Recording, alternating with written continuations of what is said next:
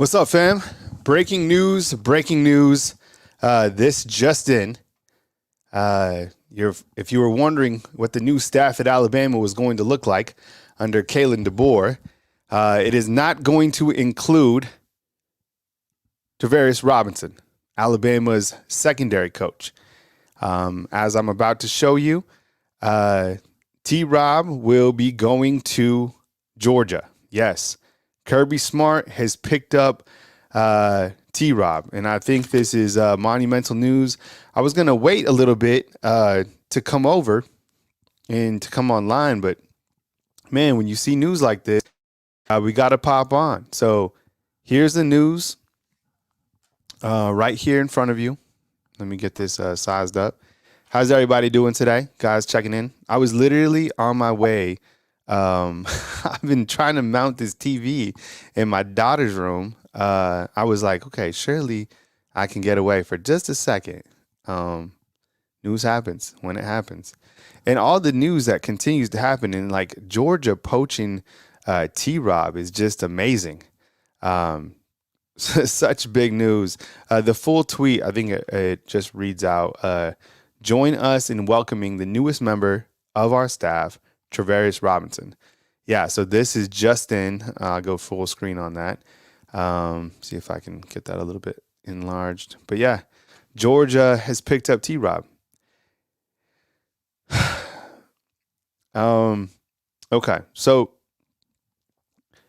I think this is certainly a loss for Alabama.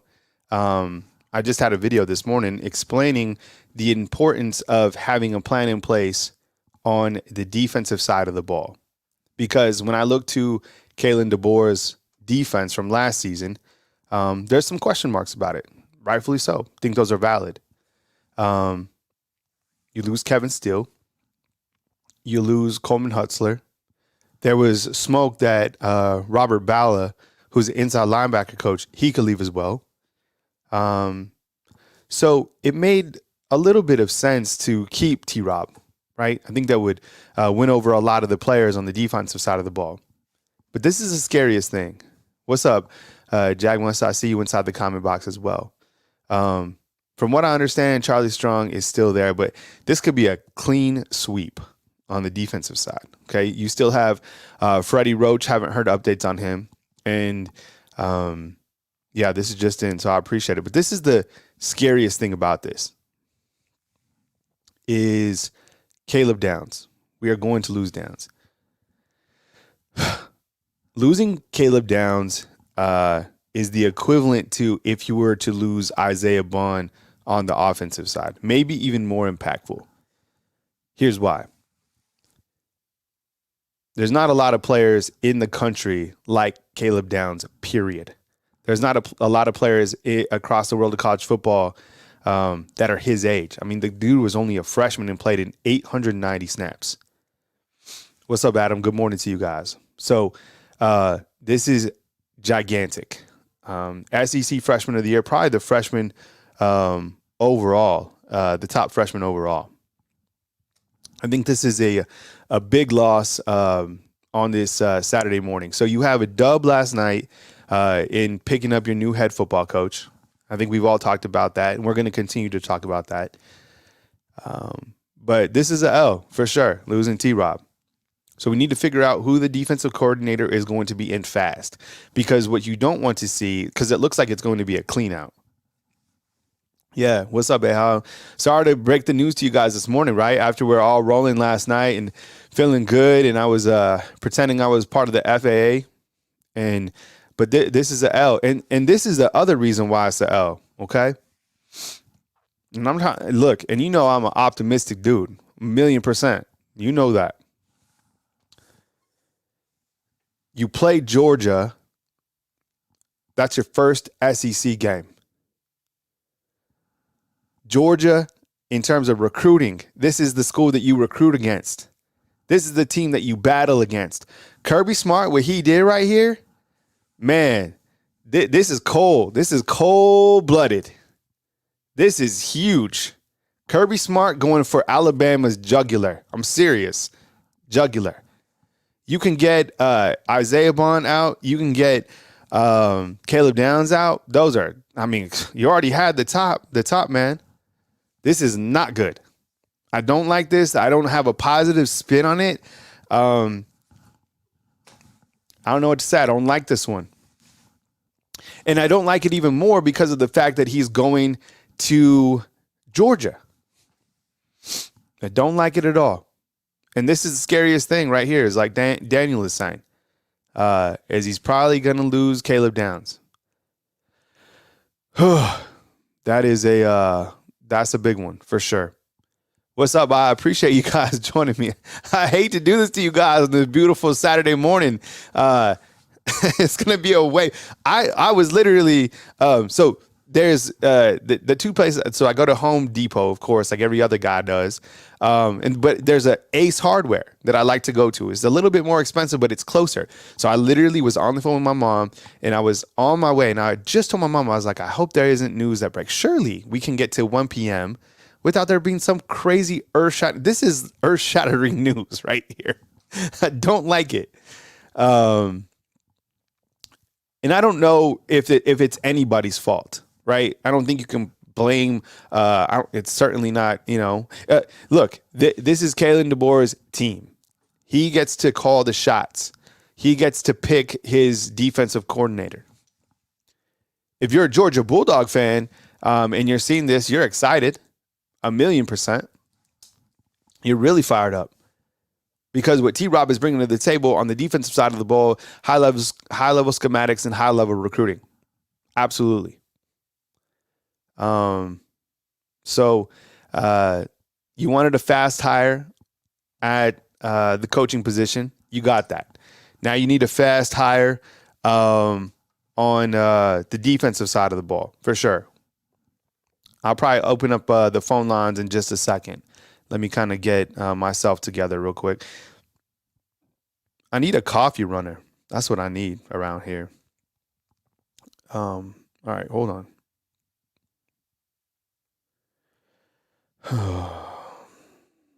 One second.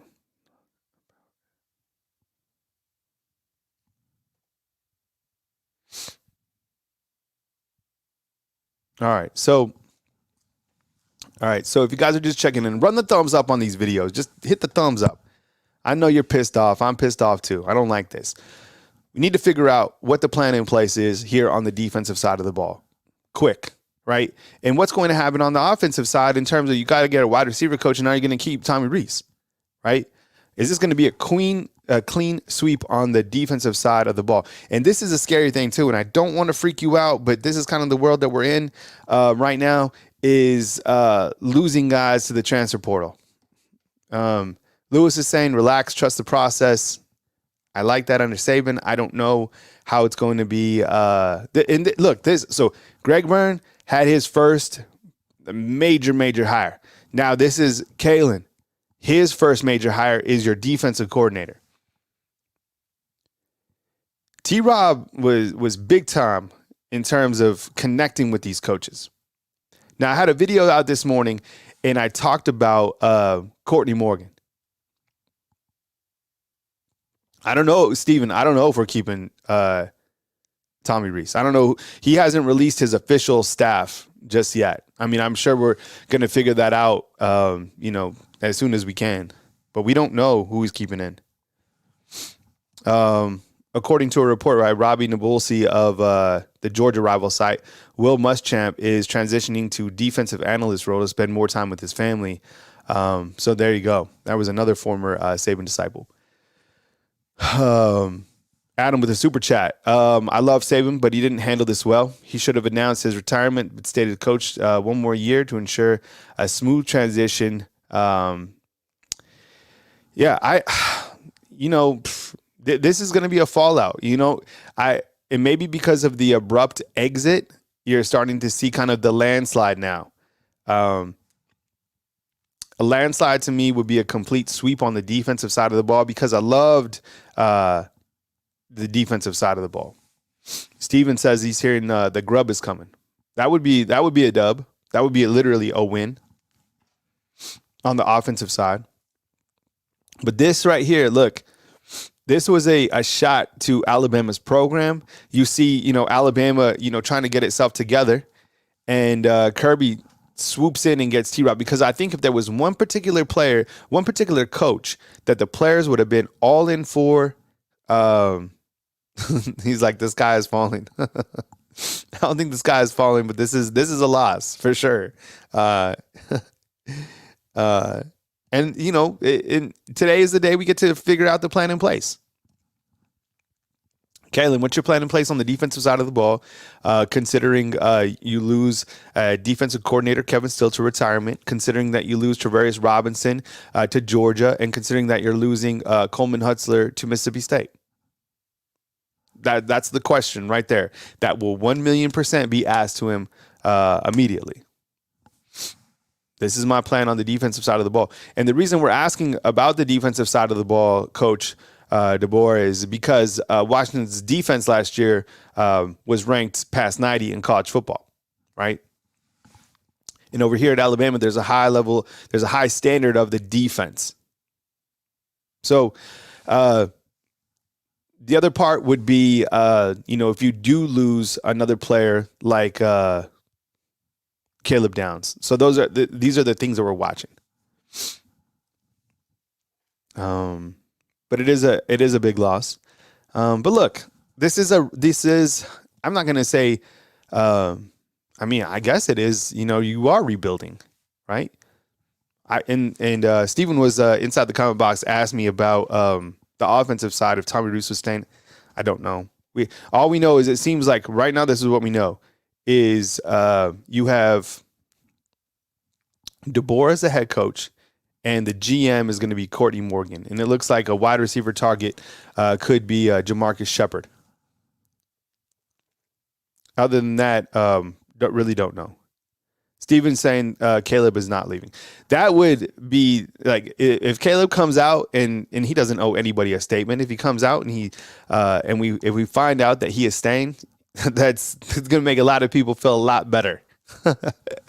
Kyle Henderson of Bama Football on YouTube. Run the thumbs up on this video. I appreciate you guys being here. Thank you so much. T-Rob is going to Georgia if you're just joining us. A lot of people just coming in, waking up, seeing the notifications from being a subscriber. What a move by Kirby, right? See, like always trying to pounce on something. Yesterday, it was Jake Pope. You saw that. I don't know where Jake Pope was going to fit in terms of being a starter, but he was going to play. I like Jake Pope. I don't like it when these transfers leave and everyone's like, oh, he wasn't good anyways. No, Jake Pope is a baller. He's going to Georgia. So everybody's like, oh, hell nah. Yeah, I don't like it. No, don't like it at all. And you guys have a reason to be pissed off and upset for sure. All right. And look, this isn't like Kalen's not going to do a good job here. That's not true. He's going to do just fine here. He has so many pieces in place that are still here on the back end. It's just like this is a loss for sure, but there's going to be a plan in place, and we're going to hear from that plan today at 1 p.m. The offense is going to be loaded. The defense is loaded. And no, Caleb hasn't announced that he is going to the transfer portal. If he does, it's going to suck. Just like it's going to suck for anybody that has currently not entered the transfer portal to enter the transfer portal. Like Isaiah Bond, you got to win over Bond to keep him here. But we move forward. But like JW is saying inside the comment box, I love the cowboy hat too. He's a poacher. Yes, he is a poacher for sure. And this is a direct shot at Alabama, 100%. So a lot of names moving around, and if you're inside the comment box asking about Caleb Downs, this is what we know about Caleb Downs is that he followed some players from Ohio State on Instagram. Dude's like, I don't even know. I mean, what is he, 19, if that? Everybody has a right to follow whoever they want on Instagram. And then people kind of reading into it, saying that he was going to transfer out. I never even saw that. And then he had a video of him saying deuces, but he's number 2. So I don't think, we're chasing everything. We're freaked out. I mean, and we haven't even really had time to think about Coach Saban exiting. That's the thing that I was thinking about that is we really haven't even had time to kind of process Coach Saban leaving. I wanted more time to think about it, to take your calls, to understand, like where you were at mentally. But we didn't do that because everything happened so quick. And now we have the new coach in, which we wanted a fast hire. We got it. And now these are fast changes. So this isn't the end all. T-Rob, I just look at it from the defensive side. Those are my questions now, right? Because this defense, what did you guys, let me ask you something straight up, okay? From the defense this past year, what did they have continually? They were consistent, right? Yeah, here or there, Coach Saban was picking himself about the way the game against Michigan ended. But for the most part, for all year, like the offense was inconsistent. Up, down, good, bad snaps, good throw, up and down. The defense, we knew that Will Riker was going to hit a field goal, and we knew that the defense was going to come with it. We knew that every single time Alabama stepped on the field. And the offense that they played, they're going to get theirs for sure. Darwin, what's up? I see you inside the comment box. How will Milroe do in DeBoer's scheme? I think he'll do fine. I think he's going to only continue to flourish. You got to win over Isaiah Bond. Clearly, he's not the only wide receiver coming back, but I think they'll be able to maximize his skill set. Jalen's ceiling is still so high. There's a lot of people that are going to disagree and be like, oh, he's no Michael Penix Jr. Michael Penix is almost 24 years old. Jalen Hurts just turned 21, right? You need a quarterback whisperer. From what I understand, Kalen is a quarterback whisperer, which is great. And the guy has won everywhere he's gone. You come in here with this loaded arsenal on the offensive side, hard not to succeed. Kenneth, this is what I've heard as well. I heard that Courtney Morgan is absolute baller. And and I heard that players just gravitate towards him. He has kind of that magnetic energy. And this is a really good move from Kalen, is having Courtney Morgan come in. Player personnel, talking to the players, keeping them on board, roster management. How do you guys feel about us calling Kalen DeBoer KD? Thumbs up, thumbs down? KD? Is that too impersonal? Coach DeBoer? I kind of like Coach DeBoer more. KD? I don't know. Kyle Henderson, Bama Football on YouTube, coming to you from beautiful Tuscaloosa, Alabama. Hope you guys got some sleep in. I know I did. I chilled for a little while. I rewatched the plane video coming in. That was hilarious. I was like, as the plane was coming in, I was having the best time of my life with Coach Sean last night. I appreciate you guys watching that. That was so funny. I was doing my best to provide some entertainment on the late tip. And as news comes in, I'll continue to have that for you right here on Bama Football on YouTube. But yeah, the news is out that T-Rob is going to Georgia. So here's how today is going to work. I didn't even really plan to be online this early, but I did get up and I feel good, fresh and clean, polished as I could be. T-Rob to GA breaks my heart. Big win for Georgia for sure, especially on the recruiting front and then on the defensive mind, because he did a great job. And Chance is right. Look, still told us about who the defensive coordinator was.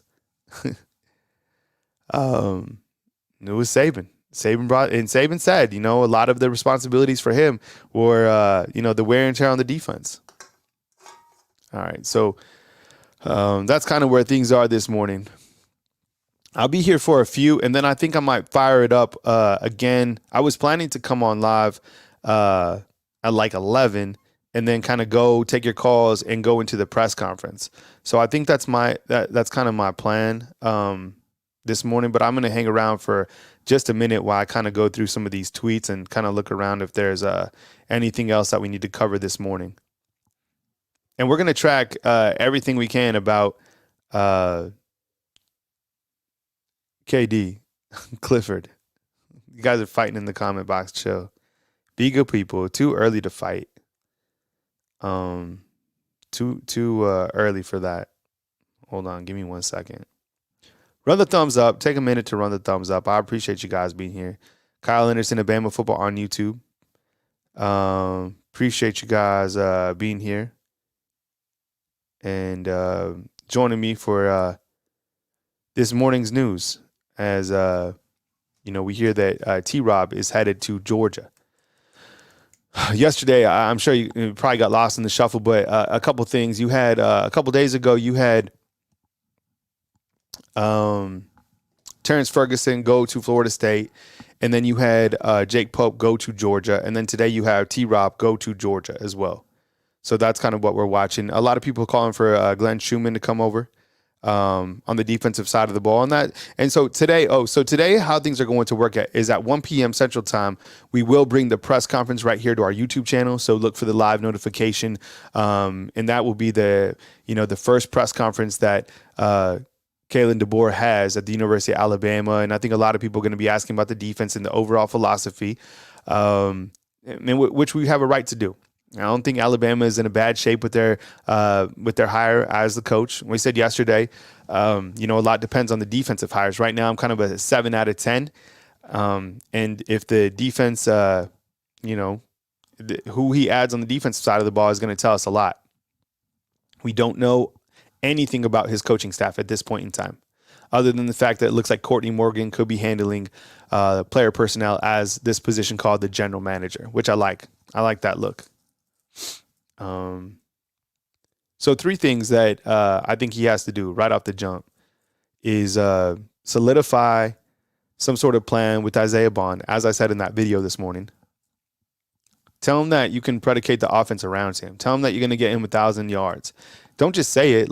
Tell him how.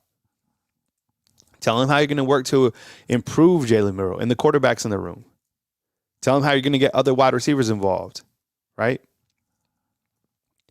Second thing you got to do, or the first thing, maybe this is more important, but I'm just saying this about Isaiah Bond because he is in the transfer portal, is talk to Caleb Downs and address this.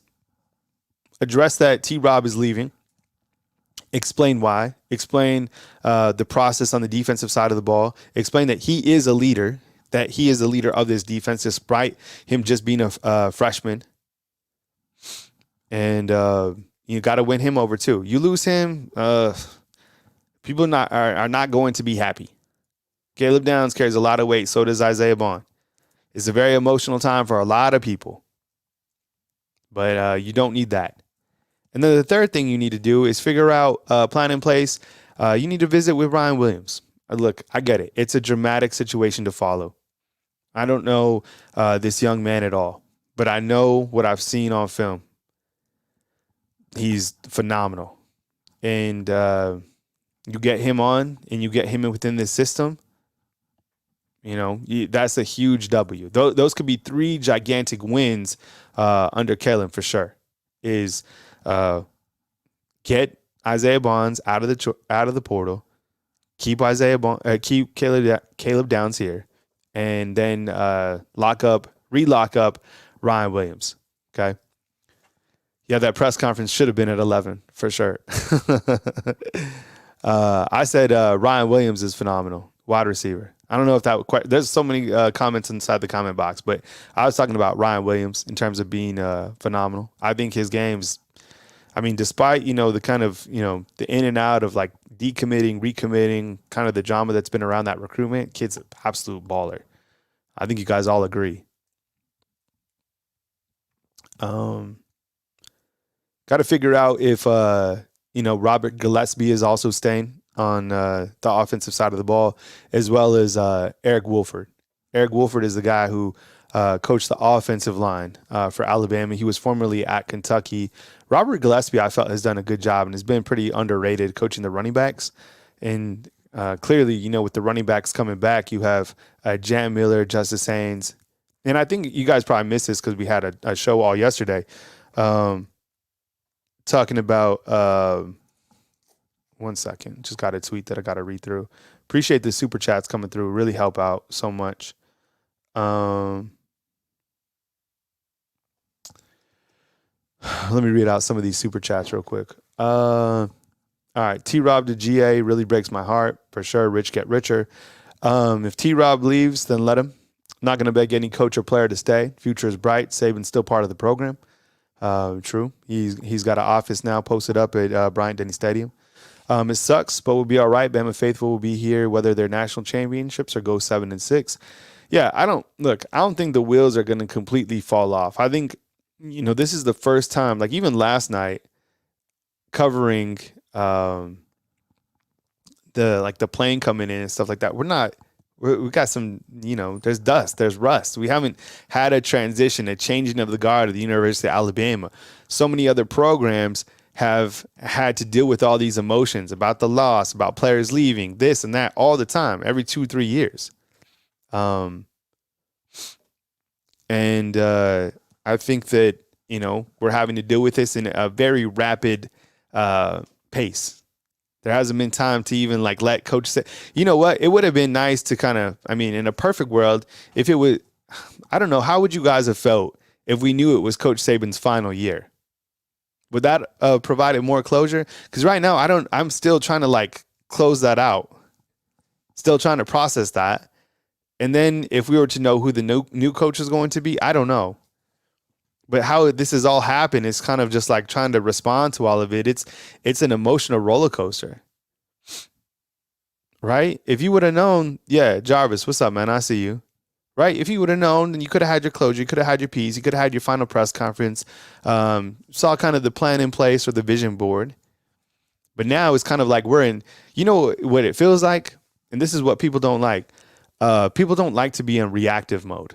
Some people thrive off of it because it's like a rush, but a lot of people don't like to be in reactive mode. And I feel that's kind of where we're at right now. But then again, the coach hasn't even had a chance to speak to anybody else other than the team and Greg Byrne, right?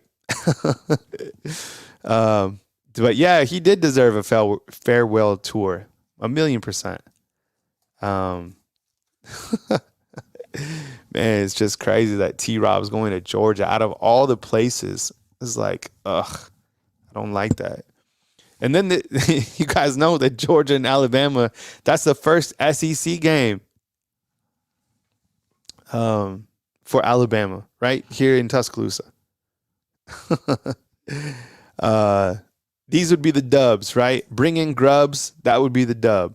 Keep Isaiah Bond, that would be a dub. Keep Ryan Williams, that would be the dub. Keep Caleb Downs, that would be the dub. Other than that, who knows? Maybe it's going to be a clean house. And I guess if you bring in Grubbs, then you let go of Tommy Rees. I think people would be fine with Tommy Rees probably staying or leaving. I don't think that there was I think people are kind of 50-50 on him. I don't know if people were even 75% happy with Tommy Rees, so I think they would be fine. The guy from Washington, Grubbs, that was the guy that Coach Saban wanted, I think, right? Kyle, need to create a dub. What is that? To keep track, man. Yeah, this is fast. Well, I had a board that kind of showed people exiting. Actually, let me bring that up, and I'll actually add some new additions real quick to that board that I have because it kind of illustrates roster management. It's a lot to go over. Let me see if I could throw a quick edit on it. T-Rob, man, I don't like writing T-Rob to Georgia. DB, God. And this is the other thing, too. Now that I'm looking at this board right here, hold on, Caleb. I don't like the fact that a lot of the I think I went full screen. I'll bring that image up in just a second.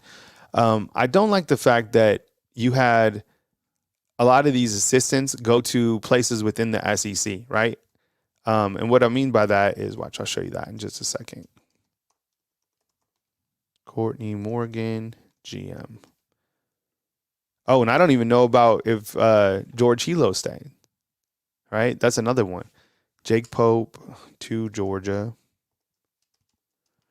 All right. I think this is where we stand right now in terms of roster management. You guys help me out in chat. I'm about to bring up a huge graphic that shows kind of the transfer portals in and out. Let me know in chat if this looks good, or if there's any other names that I missed, because there's just so much to keep track of. Share screen right here, right here. All right, you guys ready? Everybody ready for this? All right, I have to take a deep breath to read out all these names. Okay, I'm gonna go full screen. All right. This is a lot. Okay. We'll start from the left, and then we'll go to transferring, and then we'll go to the right. Okay. All right. Yeah, I'll be the shoulder to crown for sure. Full screen. Yeah, that hits, right? Full screen. Chris Braz out, NFL. Dallas Turner out, NFL. Dalcourt. I would assume he tries to make an NFL roster. Jalen Key. Jace McClellan, he's going to the NFL.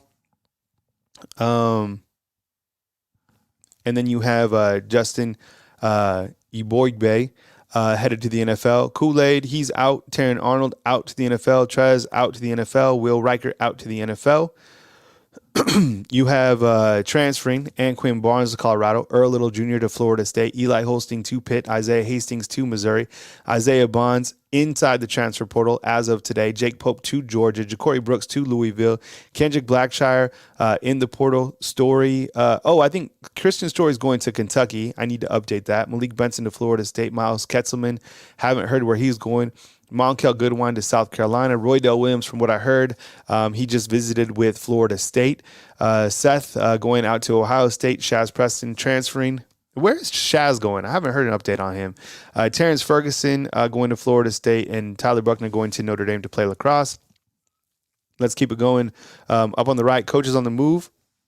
Coach Saban, retirement. Kevin Steele, retirement. Coleman Hutzler, outside linebackers coach, going to Mississippi State to be the DC. You got Holman Wiggins, the wide receiver coach, going to Texas A&M to be the wide receivers coach. You got T-Rob, just announced. Just in. Miles Ketzelman to Tennessee. T-Rob, DB's coach, to UGA. Transfers in Damani Jackson, LT Overton. He'll be a junior when he gets here. He's on the defensive side of the ball. Nyquil Bentrade, who's a tackle. Coaches in so far. Kalen DeBoer is a head football coach. Courtney Morgan as the GM. George Hilo, I don't know. Other than that, I mean, there's been some tweets out that show, Alabama's coaching roster, and it looks like just Kalen DeBoer as of right now. So that's a lot of names to track. A lot of names to track. So what we know is just on the right that you have a new head football coach. You know what? Yeah, Damani. I heard Damani was in Tuscaloosa a couple days ago. It's critical to keep these guys. What's T-Rob's position at Georgia? Did they say what it was? I'll go back and look at it real quick. Let's see. Man, Travaris Robinson already. It just says defensive backs coach. Man, that's huge. And he updated everything right away. I mean, shoot. Oof. That's a big one. All right, give me 1 second real quick. I thought there was a slight delay in kind of some of this stuff, but we're just rolling. So here I am again, back at it. Not that I'm afraid to work at all, but it's just like the quantity of all this stuff. It's like the rapid stuff. 1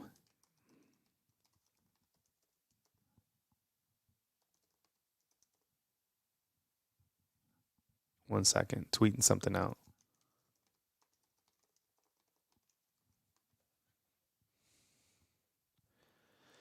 Whew. All right. Okay. Got to update a couple of those inside the middle part. Actually, I'll do that while I'm online so I don't forget about it. I like to have stuff nice and organized. When I do talk about this stuff in detail, it's just a lot of stuff to talk about. I've never had this much roster management to keep track of, to be honest. So I think I had to update Christian Story to Kentucky. And then I had Miles Ketzelman. He is to Tennessee. Tennessee. I really didn't, I mean, look, good for Miles Ketzelman. I think the tight ends that Alabama has on board are very capable. So as I was talking about on the far right column, coaches on the move, what I don't like is the fact that Coleman's going to the SEC, Holman Wiggins going to the SEC, and then you have T-Rob going to the SEC, right? You don't like guys to go, anywhere else, but when they go inside the conference, it does hurt a little bit more. All right. That's a lot. That's a lot of stuff. Damani Jackson was at the meeting last night. That's good. Yeah, I think everybody was at the meeting for the most part, right? Why would you not be? You show up with a lot of excitement and enthusiasm and questions, for sure. I think at this point in time, you ask questions. If I'm a player, I'm asking every single question. You have a right to. Kyle, it's all good. He was a great recruiter, not a great developer. Yeah, I don't know. I have to think about that a little bit more. What I don't want to do is say that he wasn't a key component of the roster, because he was. I mean, this was a guy that I felt remove the image, please. Sometimes, when people bounce out, they're like, oh, man, he wasn't good anyways. I'm not saying that you were saying that. I'm just saying I don't have that mindset because I know that a lot of people wanted him to be elevated, and that would have made a lot of people happy from the jump. Not that you have to make people happy. It just made sense because what he's done in his career, what he's done on the field. And from what I understand, the team meeting went great. And I heard even some positive things about Isaiah Bond, to be honest. Jamal is saying he wasn't a good developer. In the secondary, well, the secondary coach was Coach Saban. He always worked with the cornerbacks. And so then you look to, the safeties that were on the team. Thought he did a fine job with Caleb Downs, but I think Caleb Downs would probably do a great job with anybody. Like, that's just kind of the dog in him. That guy is just built different. He's absolutely just incredible in every sense of the word. Damani was at the meeting last night. Somebody already confirmed that. This is a large, extensive list. Is Glenn Schumann better than T-Rob? I don't know. That's a really good question. People, if he comes to Alabama, people are going to say, yeah, absolutely. Hey, Kyle, can Antonio Kite, Spooty be a key DB? Kool-Aid was really high on Antonio Kite. And you look to kind of the secondary players that are coming in for Alabama that we haven't really talked about, like Des Ricks is certainly another name coming back. You look to, I was really impressed with the highlights that Earl Little Jr.'s dad posted, right? Man, he looked ferocious. Got to put some chapstick on. When I talk, for this length, you guys get it. T-Rob did graduate from Auburn. And I think that Trey Amos will be the corner. Yeah, absolutely. It was crazy. I put up a graphic recently. It's talking about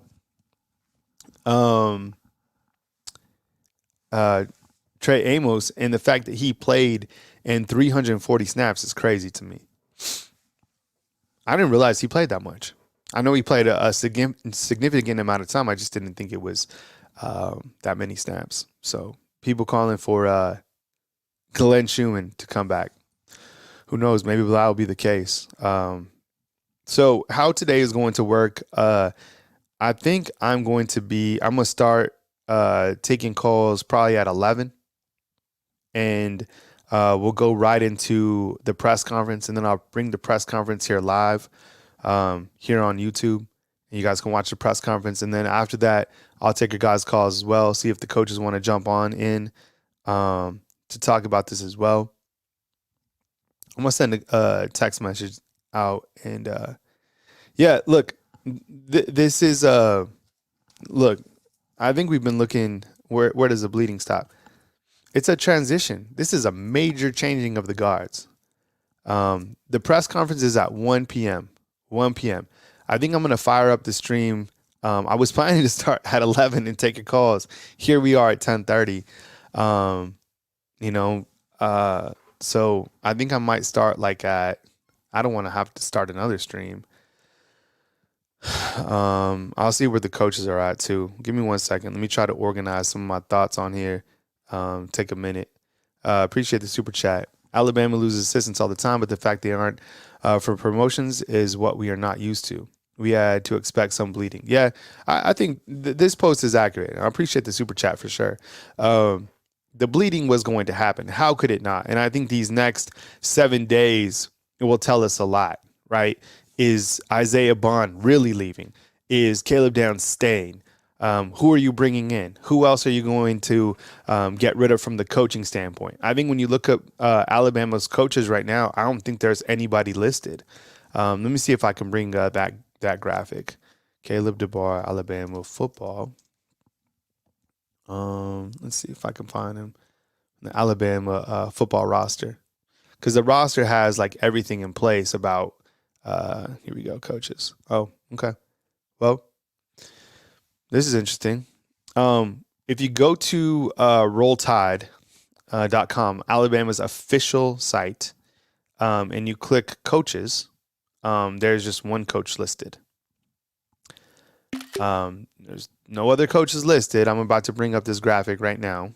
Don't freak out. This is just, this could be a page that is being in transition.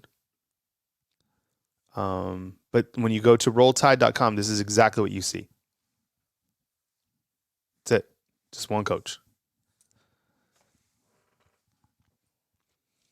So, I mean, does that tell us everything? I mean, we got a coach, we got the head coach, and that's what we know right now. There's no Tommy Rees. There's no Robert Gillespie. There's no, Robert Balla. There's no Freddie Roach. So, I don't know. That's what we know for right now. Let me send a quick message to the coaches real quick.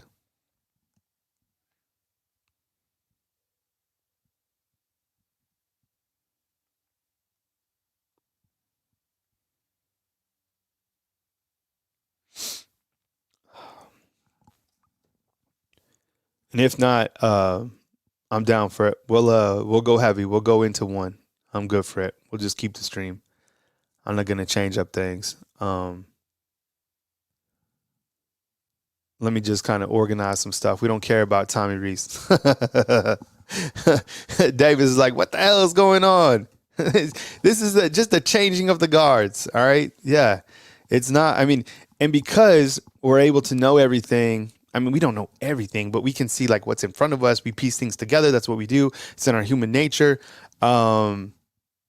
We see things unfold. So it makes us mad when we don't see other names listed. They could just be updating this page. Nothing has, we haven't learned anything more than that. I'm sending the link out to the coaches. See if any of the coaches can come on.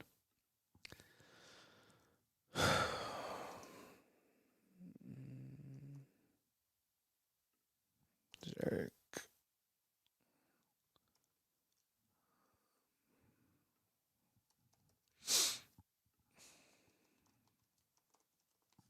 All right. All right. So to recap, if you're just joining us, best entertainment on the internet right now. Yeah. This is it. Coming to you from Tuscaloosa, Alabama. Kyle Henderson, Alabama football on YouTube. I appreciate you guys being here. Run the thumbs up on these videos. Whether you like the news or not, just, helps the content creator, which is me. Appreciate you guys yesterday supporting the coaches and myself. Always appreciate the super chats as well. Something new as well is a fan funder. How to become a fan funder. Basically, you go up to the top of this video, hit the hyperlink, or just click the join button, and you could become a fan funder of this YouTube channel for only $2.99 a month, which I really appreciate. Hopefully, I can get 10% of the 100,000 subscribers. That would be killer. Who knows? So high aspirations in that goal, but a thumbs up goes a long way. So whatever. Appreciate you guys being here this morning. I'll come back while you're on a break. Yeah, everybody, I don't think the stream will stop, so we'll just continue. I'm tied up. Let me see what the coaches can do. Cool. All right. You guys want to call in? voice out? Is there a fan finder video? All right. Texas fan here. You crushed the content. Great job. Appreciate you, man. Thanks, Alan. Appreciate you coming here and talking about the news today. Appreciate it. I was literally in my truck, did a U-turn, came through, and here I am today. And we went heavy yesterday. I think we did 13 hours yesterday. But when I went back and looked at YouTube, it said only 12 hours. I know we did 13. All right, another super chat in here. Appreciate it. I would say to offer T-Rob the defensive coordinator role, but I don't know if and how the players stayed would respect him. Yeah, I felt that he had a really good relationship. And what I understand, he had a really good relationship with the players. So, with T-Rob, if you guys are just joining in, you're like, what? I've been here for 20 minutes already. No, T-Rob is out the door. And he is going to Georgia. I know, yuck. Anytime you lose somebody, it sucks, like T-Rob, but then it's specifically to Georgia. Not good. You know what? Let's take some calls. Let's do it. Give me 1 second while I set everything up. And the press conference will be right here. We're going to carry the press conference right here on Bama Football on YouTube. Give me 2 seconds and I'll be right back.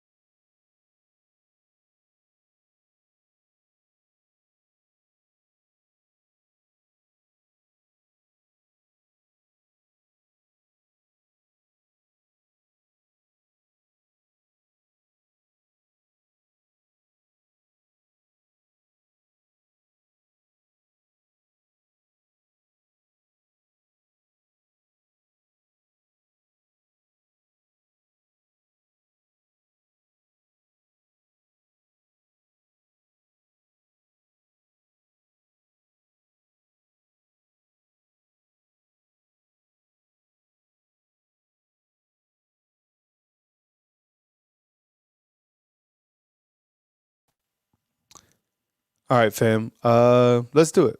Let's take calls. Let's do it. I'm gonna put the call-in line as a ticker at the bottom of the screen.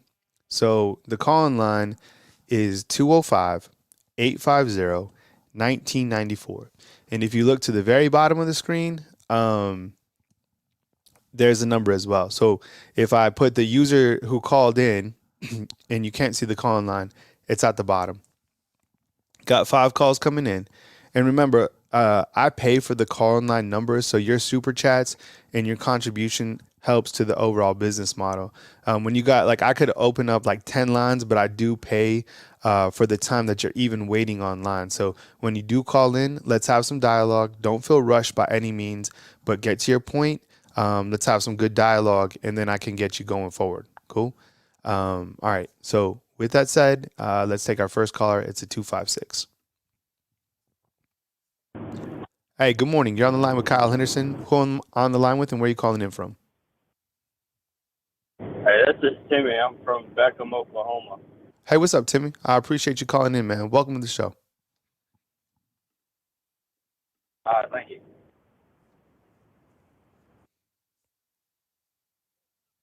You can hear me, right? I don't know if I'm at that. Yeah, speak a little bit. Speak a little bit higher. You're a little soft. All right. Can you hear me? Is that a little bit better? Yeah, that's a little bit better. Yeah, we'll try it, man. Go ahead, Timmy. Welcome on in. All right. Yeah. The news last night really excited me. Kalen DeBoer, I think, is a great coach. Fantastic. Everybody's thinking that he's gonna fail at recruiting or have some issues. I don't know. I don't know if he'll have really any issues with it. He'll lose some people, yeah, but I don't think he'll really have any issues with recruiting. Because if he's coaching with Washington, who really wants to go to Washington? And since you're now in one of the best programs in the college football, you can get really by anybody, but half the recruits anywhere go to the SEC or the Pac-12 or Big Ten. So I think that's a big win. The only thing I'm worried about is who's going to be the defensive coordinator. Yeah. I was going to send a super chat out, and I think it would be a big win. If he can do it, I don't know. If he can get Jesse Minter from Michigan, pry him out of Michigan, or Phil Parker from Iowa, I think that would be really good. And break in Ryan Grubbs from Washington. And then I don't know if Shepard can come. I hope he can. And if he can do all that, Bama's going to be crazy scary in it this year. Yeah. And I just saw the news when you said T-Rob went to Georgia. I kind of had a feeling it was going to come. Kirby knew what he was doing. He knew that T-Rob is really good at, the defensive line and the defensive backs with Saban. So I think I know that Kirby knew what he was doing. He knew that he needed to pry T-Rob out of there. And now that I hope Tommy Reese stays as the quarterback's coach, develops Jalen a little bit more, but I'm kind of leaning toward Kalen on that. The way that he did with Penix in Indiana, and then in Washington, that was amazing. But yeah, if he can pry Jesse Minter from Michigan, I think that'd be a good steal, in my opinion, because that Michigan defense was atrocious this year. The fact that they confused Alabama with all their motions and shifts and on the defensive line, I've never seen that as an Alabama fan. Like, only time I've seen that was kind of against Texas a little bit, but that was about it. I haven't really seen that in the last 3 or 4 years, so I think that would be a good hire. Yeah. If he can do it. With Timmy from Oklahoma. Yeah, I had an opportunity to talk to Jesse Minter, and man, what a bright young mind! My goodness, I mean, he certainly has a high-level career coming up. I mean, even the job that he did this past year, I mean, defense wins championship. His defense was phenomenal. He was ferocious. I mean, the guy is an absolute baller in every sense of the word. Call line is at the bottom of the screen, 205-850-1994, on with Timmy from Oklahoma. Yeah, I think those are some good additions. Iowa's defense was certainly capable. They've been a team built on defense. And right now, you come in and Kalen clearly knows that there's going to be, I guess, a rebuild in the sense of the word from the coaching standpoint. So curious what he does on the defensive side of the ball, as everybody is. I know you mentioned Jamarcus Shepard. I think that would be a great addition. I think that would make the wide receiver room really happy, specifically following the departure of Holman Wiggins. I think Washington's wide receivers, I like how they ran routes. I like how they cut. I like how they turned up field. So really good addition if they could bring him in. That would be a win for Alabama for sure. What else you got, Timmy? Not really anything else other than I hope Isaiah Bond and Caleb stays. Caleb, I don't think Caleb is the kind of person to leave. He plays that. He talks. I can't really see him leaving. I mean, he is a freshman, and he is in the best program in college football. So even if since Nick Saban did retire, it's kind of hard to see him leaving since he was the best defensive player other than Dallas Turner. But I don't think Isaiah Bond, on the other hand, if we don't get anything on the offensive coordinator soon, I think he could possibly go to Texas or, some other school out there. But like you said, if we can get Jamarcus Shepard, I think he stays. Even with Kalen, I think if Kalen talks to him and, like you said earlier, tells him that you're going to be a 1,200-yard receiver, you're going to have 10 or more touchdowns, you're going to be a Heisman contender, I think he stays. But other than that, if we do lose Bond, that'd be a huge loss to the Alabama wide receivers. But we do have great receivers, and I pray to God that he can get Ryan Williams to recommit to Alabama. That'd be, like you said, another humongous win. Yeah. If he can come in, get the defensive coordinator straightened out, and get all the people from the transfer portal, like Isaiah Bond, withdraw his name out, talk about Caleb Downs to stay and all that, I think it'd be a good win. But right now, I'm pretty ecstatic to be an Alabama fan. I haven't had this much excitement since Nick Saban was hired when I was like 8 or 9. So, and this is, I knew it was coming. I knew Yeah. this would be his last year. Just Mm-hmm. how like he ran and how he talked and how he would carry himself. I knew it was taking a lot out of him. I'm blessed to be an Alabama fan. I'm happy he's retired, but I want to see what the new age of Alabama has to offer. You know. Hey, Timmy, I appreciate you calling in, man. I'm going to slide into my next phone call, but I appreciate you calling in from Oklahoma, man. Be safe. All right, thank you. You too. All right, man. Take it easy. I think somebody inside the comment box asking about FaceTime. Is that to me? You want to FaceTime me? Just call in. Hey, Jackson, Javion, just call in, man. And you, like, if you call in, what you're going to do is just call in, like, write the number down or, you know, put it in your phone or whatever, and then call in, and then I'll take your call, like your phone to my setup here. That's how it'll work. So you won't be, there won't be like any interference when you call. So just call in like a normal person you'd call. All right, we got a 440 coming up next inside the call queue. Try to get out of that. All right, 440. Let's do it. Hey, you're on the line with Kyle Henderson. Who am I on the line with, and where are you calling in from? Jamal Jones from Ohio. Jamar, what's up, man? I appreciate you calling in, man. Welcome to the show, man. Make yourself at home. Hey, man, how you doing, man? I'm not going to take too much of your time. Obviously, I live in Ohio, so I'm surrounded by Ohio State fans, unfortunately. And the word is they've been trying to reach out to Caleb Downs, and I am honestly terrified of that. I believe and people look at me crazy when I say this, but I believe that Caleb Downs is a Heisman candidate player eventually in the future. His knack for the ball, his ability to respond, he's quick and able to process all that information that fast is not, you don't see that normally in freshmen. Yeah. I think he's exceptional, and I honestly, I think that's a key person that we have to do whatever we have to do to keep. And I hope, DeBoer knows that coming in.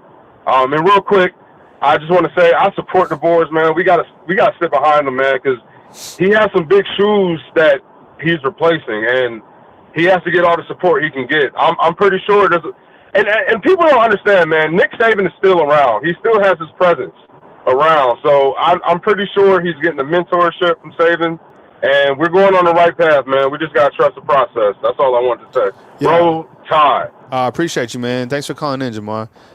Hope you have a good morning. And, of course, everybody, please remember, and I'll keep reminding you guys inside the comment box that the press conference for Kalen DeBoer will be coming up at 1 p.m., and we will bring that to you right here on Bama Football on YouTube, any shape and form that we can. So just hang tight in regards to that. So I appreciate you guys being here, hitting the thumbs up, liking and subscribing.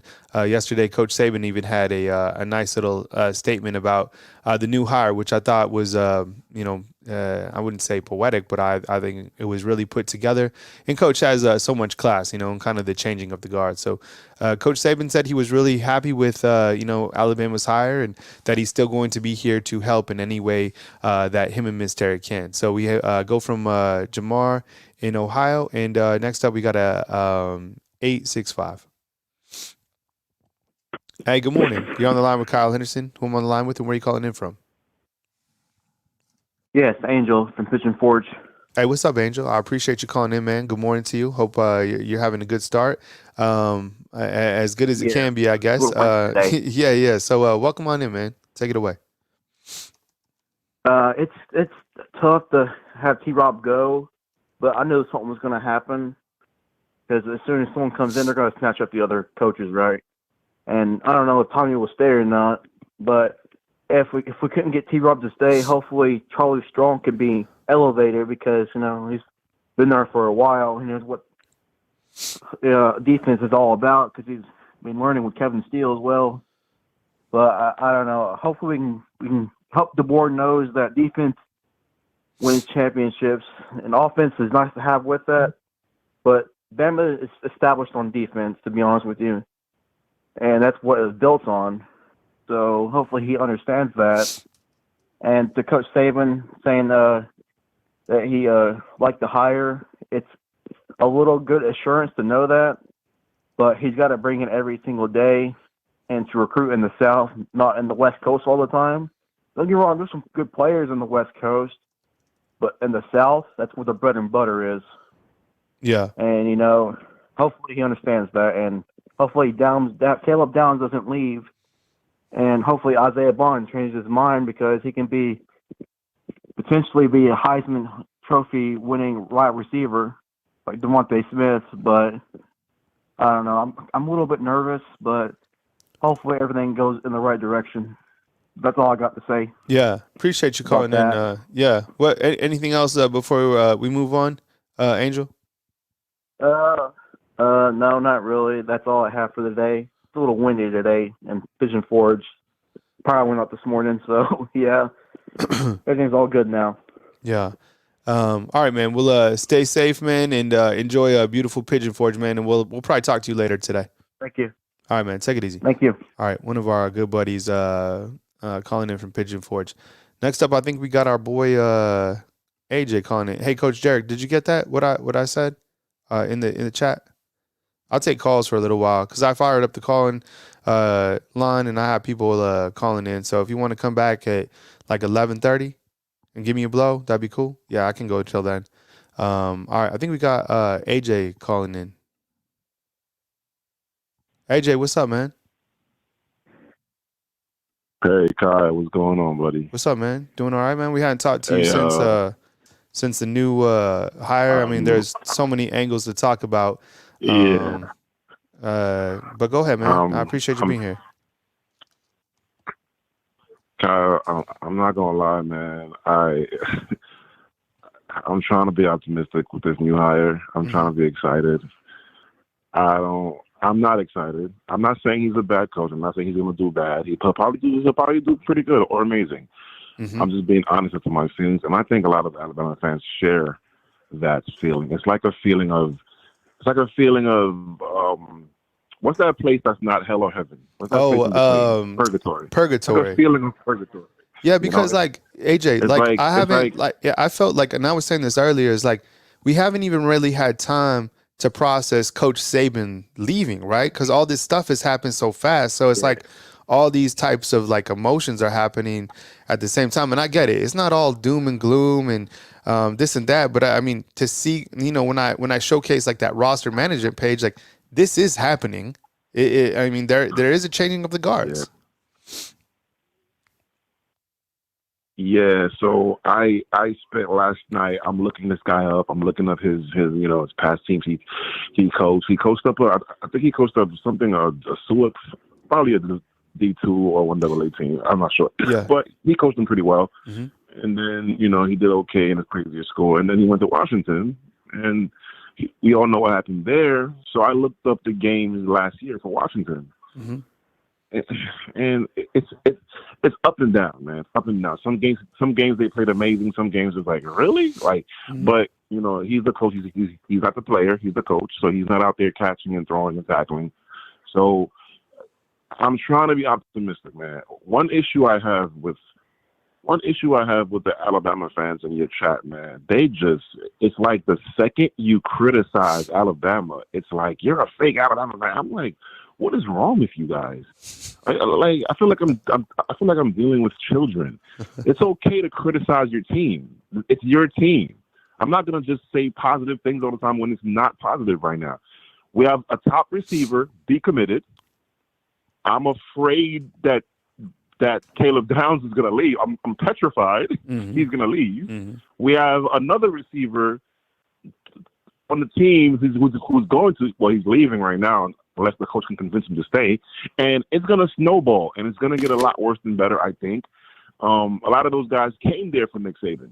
A lot of those guys, you hear Nick Saban on the phone, he's offering you, that gets you alone. Saban, the name Saban. Yeah, you know? Yeah. And I know he's still going to be there. He still has an office. But come on, let's be realistic. This guy's bringing in his new offense. He lost T-Rob. He lost the defensive coordinator because he retired. Tommy Rees, I'm not saying he's a bad coordinator, but if Jalen Milroe, if Jalen Milroe stays the quarterback, we're gonna have a pretty average season. I don't think he's gonna recruit at the level of Saban. I hope he does. But like I said, a lot of these kids just came there for the name Saban. Let's be honest. Nick Saban, the name alone. He comes to your living room and talks to your mom and dad. You're signing. This is Nick Saban. I'm optimistic. I just hope Jalen Milroe does not start next year. Mm-hmm. I hope we should start a whole new chapter. New coach, Coach DeBoer, whatever his name is, Coach DeBoer. No, it's like this, AJ. It's like this. Say it like this, like you're bored. Like it's DeBoer. So Kalen DeBoer. Oh, DeBoer. Yeah, DeBoer. I've been saying DeBoer all this time. Yeah, no, he's not French. Yeah, DeBoer. Okay. Well, I hope he starts with Ty Simpson. Yeah. And get the kid Julian Sang, get some size on him, and have him as a backup. I hope he starts Ty Simpson or Langhorn, whatever that kid's name is. Just move from Milroe. We're done with that experiment. Let's get a passer. Let's start recruiting receivers like he did at Washington. Let's get back to that offense we had with Tua and Mac Jones. Mm-hmm. Let's get back to that Alabama. I miss that Alabama. On defense, I just hope he can keep the ship stable. Once again, I'm petrified Caleb Downs is going to leave. Every morning I check my Twitter or X just to see if Caleb Downs is still here. I'm afraid that kid's going to leave. Like I said, I'm in a place right now. I'm right in the middle. I don't know. I'm not feeling good. I'm not feeling bad. I'm just watching to see who leaves. Mm-hmm. That's it. Who leaves? Let's be realistic, guys. We're not in a great place right now. I'm mad at Coach Saban, but I can't be mad at him. He's a grown man. He's 70-something years old. He has to live his life. He's given us more than enough of his time, his efforts. Mm-hmm. But I'm still mad at him because it just doesn't feel good. It doesn't feel good. It's like when your mom divorces your dad and she has a new man, and you're looking at him like, you're trying to analyze the guy like, you're not my dad, but whatever. Oh man, so, I feel that, man. I went through a divorce, man. That's a good analogy.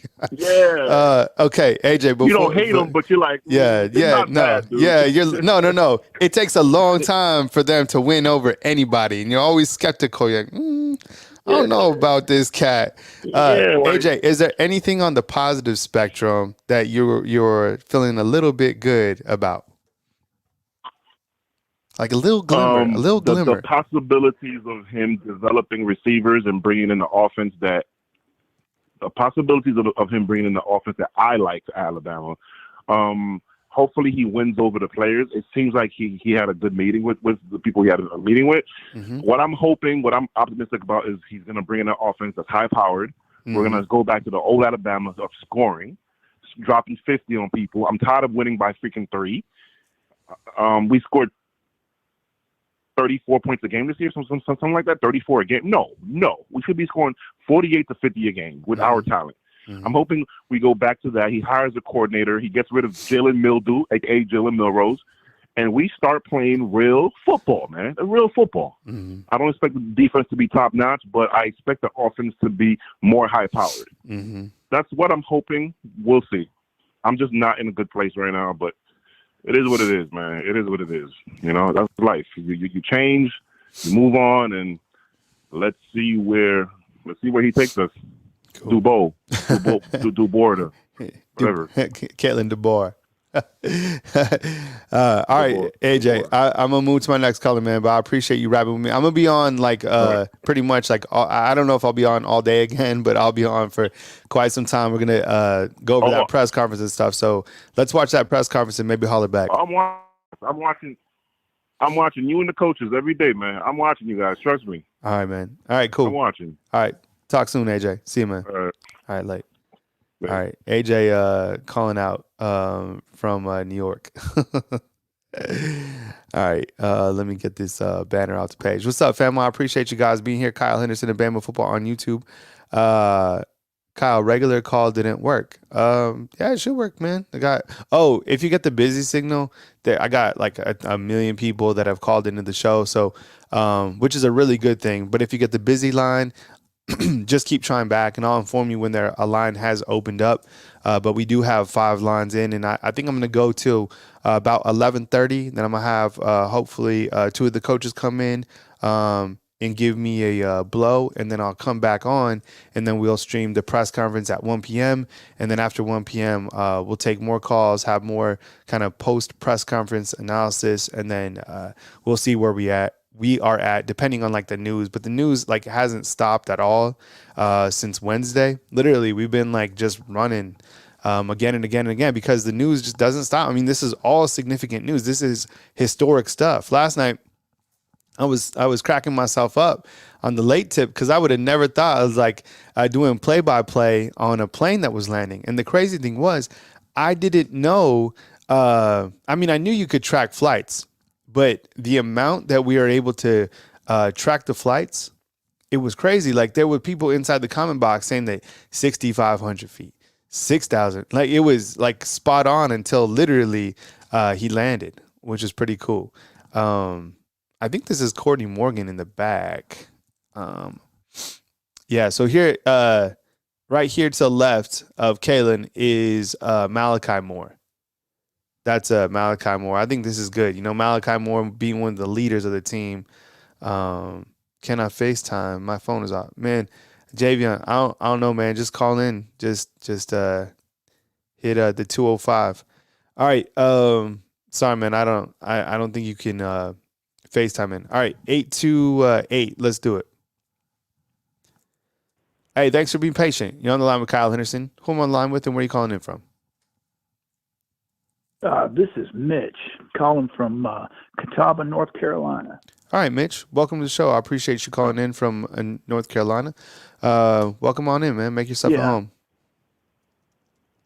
All right, dude. I go by Mitch on YouTube. Okay. Mitch Naval Aviation. Okay. You've posted some of my comments before. Yeah. Anyway, just one thing before I get off. I noticed that a lot of the comments anymore, you have to do a super chat, and in order for it to get posted. You know, I get it. I understand. Mm-hmm. But, maybe go back to the old way of posting other comments, not just super chat. But I love the show. I follow you and TDA only. Uh-huh. You guys are awesome. Mm-hmm. But as far as DeBoer, mm-hmm. everybody just needs to go back to his record. Mm-hmm. You know, he's got a pretty good winning record. And the other schools he was at, like one commenter said, he can't get top talent. So he's basically forced to develop, which will work out for us in the long run. And as far as recruiting, Bama will take care of itself. Mm-hmm. Just about everybody wants to come to Bama. Mm-hmm.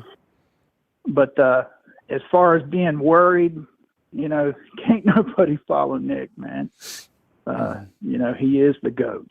Mm-hmm. And it's hard to follow in somebody's footsteps like that. Mm-hmm. But I think he'll do okay. I really do.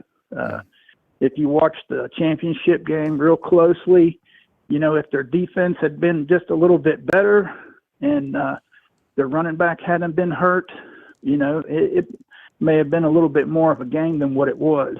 Mm-hmm. Now, as far as from what I've seen, Bama, we run the stall of running backs. We don't use just one. That's the only thing that I see may change. Mm-hmm. He might have one. He has his main guy, and then the second guy. He doesn't run through 3 and 4 running backs like we do. Mm-hmm. And he also believes in big wide receivers. So we'll just have to wait and see how that works out. But anyway, great show. Mm-hmm. Fantastic content. I appreciate you, man. I'm disabled. I have a brain injury, and I have tons of spare time on my hands. Mm-hmm. And I even go back and watch some of your old shows that I miss. Yeah. So appreciate it. Keep up the hard work. God bless. Take care. Absolutely, man. All right, take it easy, Mitch. All right, Mitch calling in from North Carolina with a call regarding new Alabama football coach Kalen DeBoer. First of all, Mitch, thank you very much for the call. Appreciate you. And secondly, we post all the comments. It doesn't have to be a super chat, so don't feel like to get your post on the screen. See, we even posting Taylor Swift's version, 1999, up on the screen. So if you can't give a super chat, it's all good. Like, we appreciate the super chats for sure. But, just post up and just feel at home. Most importantly, when you come on here, there's always going to be trolls inside the comment box. You can block them out or whatever, but, feel comfortable. Put your comfies on. It's Saturday. Enjoy yourself. Life is beautiful. It's getting really cold, but today, posted up, we got 1 p.m. Coach Kalen DeBoer's press conference. And we'll carry that right here on Bama Football on YouTube. I appreciate it. Hey, Coach Sean, I see you in the back. Come back. I told Coach Jarrett, come back at 11:30. If that works out for your schedule, and I'll take a blow at then leading up to coach. So I got it till 11:30 if that's cool, man. Appreciate you. Cool. All right. Let's keep the call line going. 470. You're up next. Hey, good morning to you, Kyle Henderson, Bama Football on YouTube. Who am I on the line with, and where are you calling in from? What's up, Kyle? It's Chance. Chance, what's up, man? Appreciate you being here. Hope you're off to a good start. I guess the best you could, but I know the news came in about T-Rob, and that was upsetting for a lot of people. But anyways, man, Chance, welcome on in, man. Take it away. Yeah, I think a lot of what you said is still, I'm still not over Saban. Yeah. I remember the day vividly when he arrived in Tuscaloosa. He gave you a reason to be proud of our football team again. Before that, it was probation. It was, I think Shula did the best he could, but I don't think that it was ever gonna work. That was that. This is just, we knew this day was coming, but you still couldn't prepare yourself for it. And I've hung on to every word Saban's ever said for the last 17 years, and applied it to my life in every way. I credit him to a lot of the man that I am today. Yeah. So this has been really emotional for me. Really emotional, as crazy as that sounds, but it has. And that was the beautiful thing in the last 17 years. No matter what was going on in your life, no matter what it was, you could always bet on Saturday. You could turn on the TV and watch your Tide play and see Saban walking down that sideline, and knew that it was, you had that no matter what. Mm-hmm. And I don't think anybody's going to be satisfied with the hire. It wouldn't have mattered who it was. Yeah. We all could have been happy with Lane or Sark, but I don't think it would have mattered who it was. But I like him. He's fine. I think that he done a great job in Washington. The board did. I mean, it ain't like he's got a bunch of 5 stars and 4 stars on that roster over there. And he, look what he did with them. So, I mean, you got to tip your hat off to him. That takes a lot. And I think knowing Saban, nothing is just the spur of the moment. Everything is calculated. Every move that he makes. So whether the AD knew or what, it was this was in motion in some way. It had to be. There's just no way that it just, I just don't believe that. Now, we'll probably never know. Maybe years later when they make a movie about it or something, we'll know. But Well, that's what I was kind of thinking is like, on Netflix, one of my favorite shows is The Last Dance with, Phil Jackson and Michael mine Jordan. too, dude. I've watched it like 3 times. Me too. And it's great because it really puts into perspective that great dynasty, right? And the greatest of all time, Michael Jordan. And I assume something, like Diamonds Are Forever. That would be something for Coach Saban, right? Or I love that title, to be honest. But that would be like Yeah. the, kind of the series of Coach Saban and everything that went through. You imagine all the back end stuff that we're going to just eat up, and when it all kind of comes together, learning about, when Tua might have been the quarterback, and even way before that, the first national title teams, how Alabama's offense used to be led by these incredible running backs. And then you transition to these incredible quarterback, and all the way up until this last season. I mean, that is going to be a hell of a Netflix series for sure. Coach Saban's that's going to be unbelievable. Go ahead, Chance. His whole career. If That's you think about it, it's storytelling. Yeah. I mean, For sure. it's like in a movie. Like Tua goes down, Hurts comes in after sitting the bench for a year and developing and gets his opportunity and brings us back and wins. Yeah, for sure. Just during the COVID year. And I don't know why everybody gives so much slack to the COVID year. Like, that just didn't matter. Yeah. Or like, it was like, oh, yeah, they won a natty, but it was the COVID year. Like, if you think about it, that had to be one of his best jobs, too, because there was less practicing, less getting to meet with people, less interaction with each other, and he still dominated. Yeah. So, one of the things that I want to know about, it's funny you mentioned that, is one thing that I always saw that I would love to know what he said to Bryce, and Bryce had a interview with McElroy and it never came up, but it was when we was at Texas A&M and we took that first loss at Kyle Field. And they go to a clip and it's Saban, like, with his hands on Bryce's shoulder pads, head to head with him, talking to him, like talking him up. And I would love to know what he said to him. That just stands in my mind. That's one of the things that I would love to find out what he said to him. Yeah, there's a lot of things that you said that I agree with. I mean, one of the things that you open with is that a lot of things that you've probably applied to your life would say, and this isn't just fancy. Like, I'm from the business perspective, like I'm a business owner. So like his words of wisdom, I think have crafted a lot of people, in the business world. He could certainly go on and give, master's talks about what you need to do from a business mindset, right? I always talk about this now, consistency and performance. That is certainly a key to success. I mean, you see it right here on the YouTube channel, consistency and performance. And Des Ricks in the portal, is that true? No, come on. Is he? I don't know. I have all these notifications set up. I mean, this is that. Let's forget all that. Like, this is going to happen. The only guy that I follow on from the portal is Matt Zenitz. That guy knows every single thing about the portal. I'm sure you guys already follow him. Shoot, he has 43,000 followers. Who is it? Matt? Who? Matt Zenitz. Zenitz. Yeah, give him a follow. Yeah. Dennis. Okay. Yeah. That guy, seriously. I'll look him up. Yeah, it's crazy. He scoops everything. Okay. Anything else, Chance? But before, I do, man.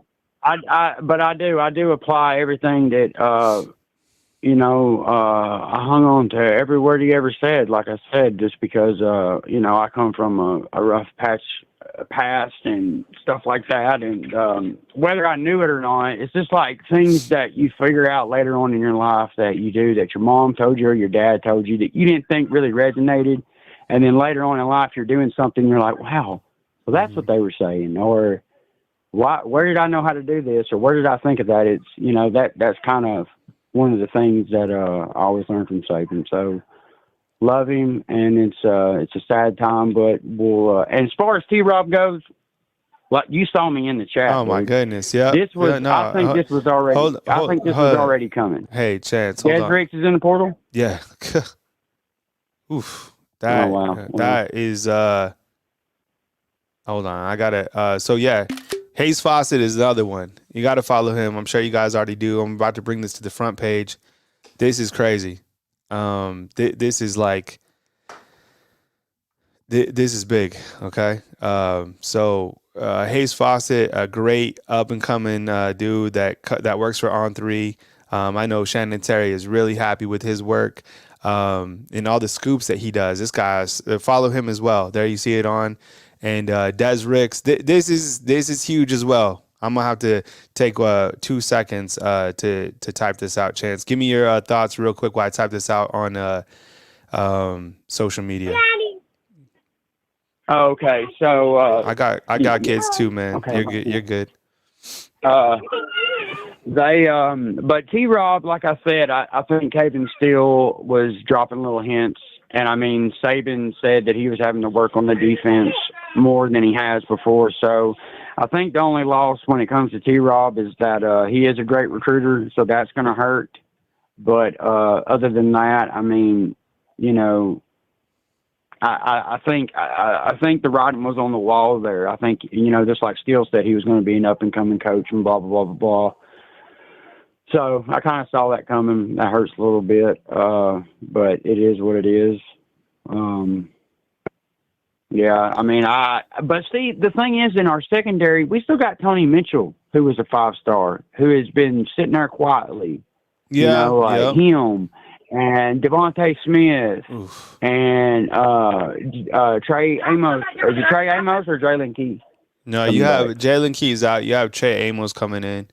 Crazy. Trey Amos is coming back. Malachi Moore. I mean, we got dogs back there, not counting what Jalen Mbakwe's coming, and not to say that DeBoer won't get somebody in the portal. Yep. So I'm not completely devastated about that because I never really saw Des Ricks play a whole lot.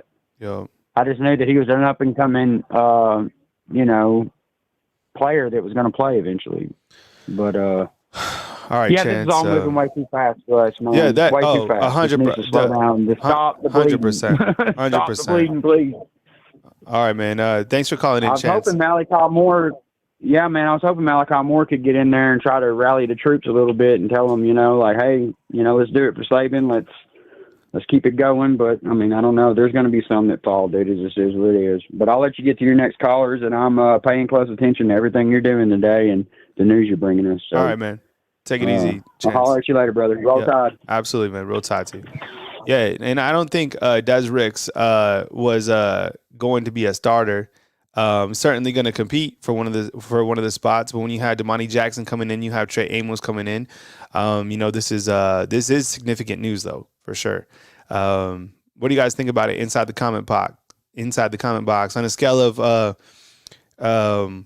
1 to 10, 10 being the highest impact, what is the impact of losing Des Ricks? 1 to 10. Don't freak out, Kyle. It's just like, man, it's like this is like a lot to keep track of. So scale of 1 to 10, 0. Robert Hicks saying 0. Gelato saying 0. 4. Okay. Yeah. Okay. Huge. Someone saying huge. 0. 0. 6.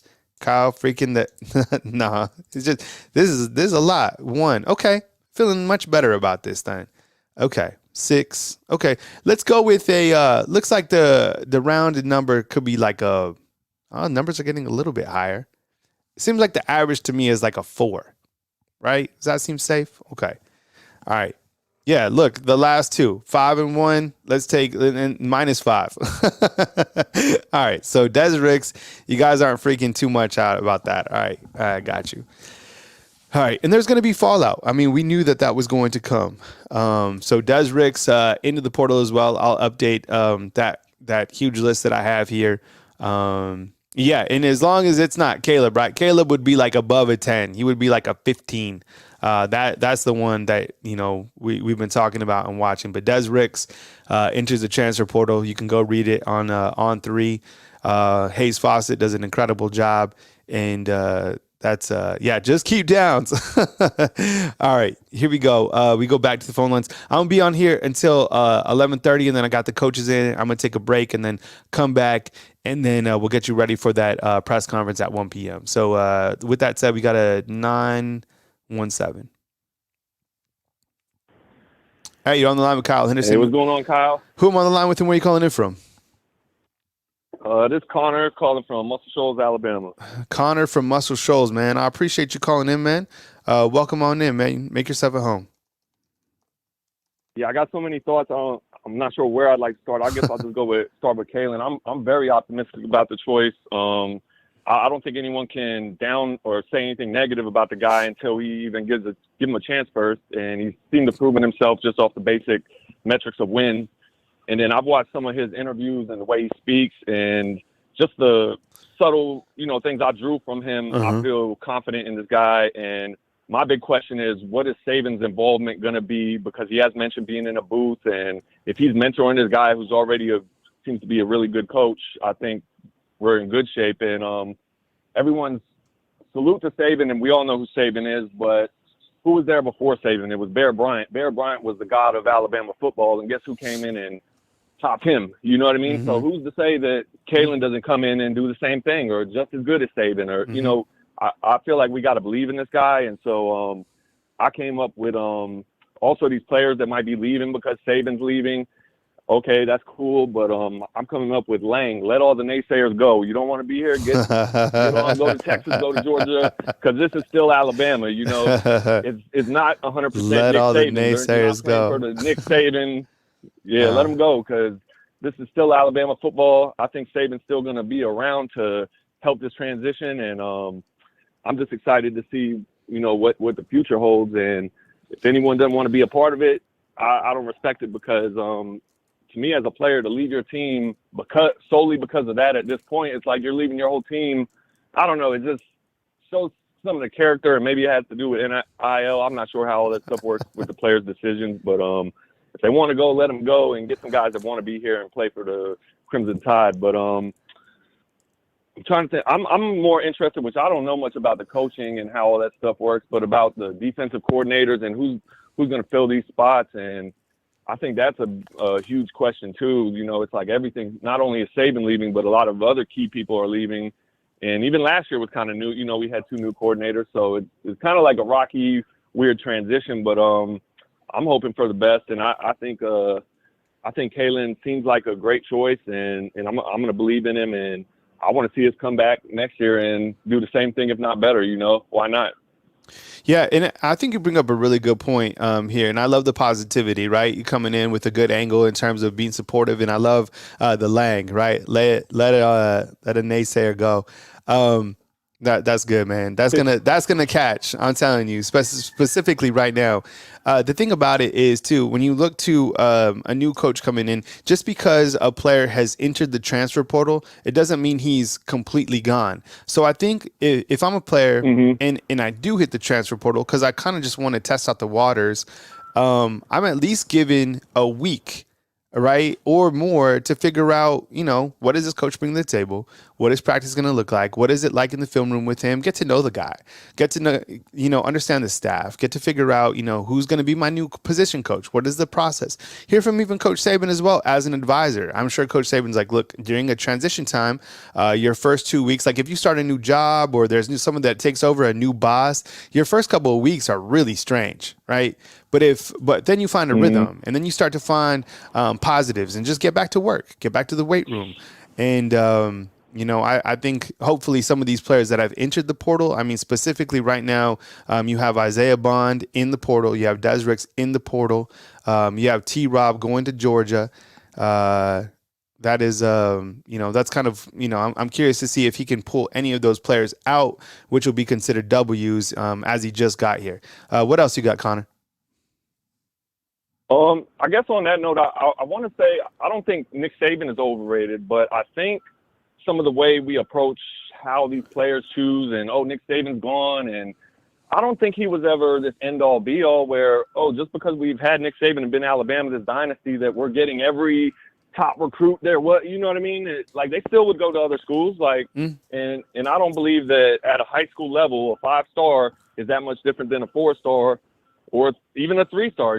To me, it's the college years, they develop, they get much better, and you get the right guys, and, you know, you could have one guy that becomes, you know, great, and in high school he wasn't considered that, you know, and I just want to see, you know, us continue to develop and grow and not look at this like, it's over, you know, it is what it is, you know, and it's still Alabama football, and I think I'm hoping they made a good choice. From my limited knowledge, I feel like they made a good choice, and I'm all in, and I'm just ready to see what we do next year. Yeah, love it, man. Love the call, man. Thanks for calling in from Muscle Shoals, man. I'll catch up with you next time. One more thing. Go ahead, man.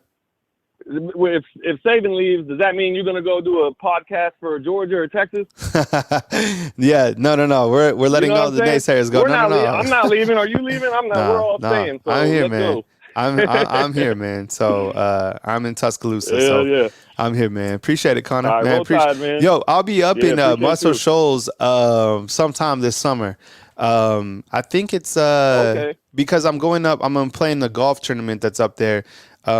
We played at Fighting Joe and Schoolmaster. I don't know if you play golf, but those are some of the RTJ courses up there, and they were I'm horrible at golf. They were hard. Those courses were hard. I'm not. I mean, Okay. I'm telling you, they was like bunker. If you played inside the comment box up at any of those, Fighting Joe, Schoolmaster, up at Muscle Shoals, I'm telling you, those golf courses were challenging. I mean, they were nice, but I'm telling you, they were man, they were hard. All right, Connor, I appreciate the call, man. Hey, salute, roll Tide. All right, roll Tide team, man. Take it easy. All right, Larry is bringing up a good point inside the comment box. These kids don't have a week, Kyle. They have to be in school and registered for a semester to be eligible. Great point right here, and I'm sure that's why some of these players trying to make decisions as fast as they can. Appreciate that comment, Larry, inside the comment box as we continue to track all the roster movements, all the roster changes, things that are happening. Everything is flying 100 miles an hour right here as post Coach Saban retiring. Today at 1 p.m., we have Kalen DeBoer's press conference, which will be covered right here on Bama Football on YouTube. We will bring that to you in its entirety.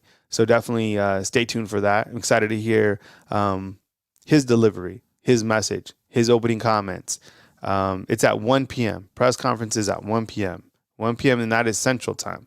We go off Central Time here in Alabama, the great state of Alabama. So 1 p.m. Central Time. If you're no, it's at 1 p.m. Central. I got the official. I show you guys. Want to see something that's official? I'll show you guys. Since I'm on the media list, they look. This is it. People said not for public release, but I saw it all over the place. This is where it's at. Give you one, just to confirm, so you guys can feel good about it. But it's at 1 p.m. and we'll carry that right here on Bama Football on YouTube. At 11:30, I'm going to take a blow. I'm going to have the coaches come in. But here's that official release, right? Oops, that's not it. Here we go. This is from the SID at Alabama. Friday, January 12th. That's when he sent it. Head football coach Kalen DeBoer to be introduced Saturday at 1 p.m. So that will be the press conference, and we'll carry that right here at Bama Football on YouTube. So definitely run the thumbs up. I appreciate you guys being here. Thank you very much. There's a lot of news to track. As this morning we opened up with T-Rob. He is headed to Georgia, and then on top of that, you saw it here. Des Ricks has entered the transfer portal. So there's a lot of roster management that we continue to try to keep track with. I mean, everything is just flying in. A big dub would be hearing something from Caleb Downs. Of course, these players don't know us anything, but that would break the internet, is that if Caleb Downs is headed somewhere else. We'll take another call, and we go to a 762. Hey, you're on the line with Kyle Henderson. Who am I on the line with, and where are you calling in from? Hey, Kyle, this is J. Ray I'm from Bama, but I live in Georgia. J. Ray, did you say? Yes, sir. What's up, man? I appreciate you calling in, man. Welcome on into the show. Thanks, Kyle. First, I just want to give thanks to Coach Saban. I'm 22 years old, and Nick Saban's all I know, man. And I just want to say thank you to Coach Saban and everything that he done for the University of Alabama, man. I'm just so astounded and astonished to witness greatness, man. Second, I just want to give you your flowers, Kyle. You're a great guy. I love your channel, and I'm Bama through and through, dog. Appreciate it, man. Yes, sir. I just want to talk about Kalen DeBoer. He's just everything you hear about him, man. He's a winner, and you love winners. That's what Bear Bryant said. He said, "I'm a winner, and that's all I know."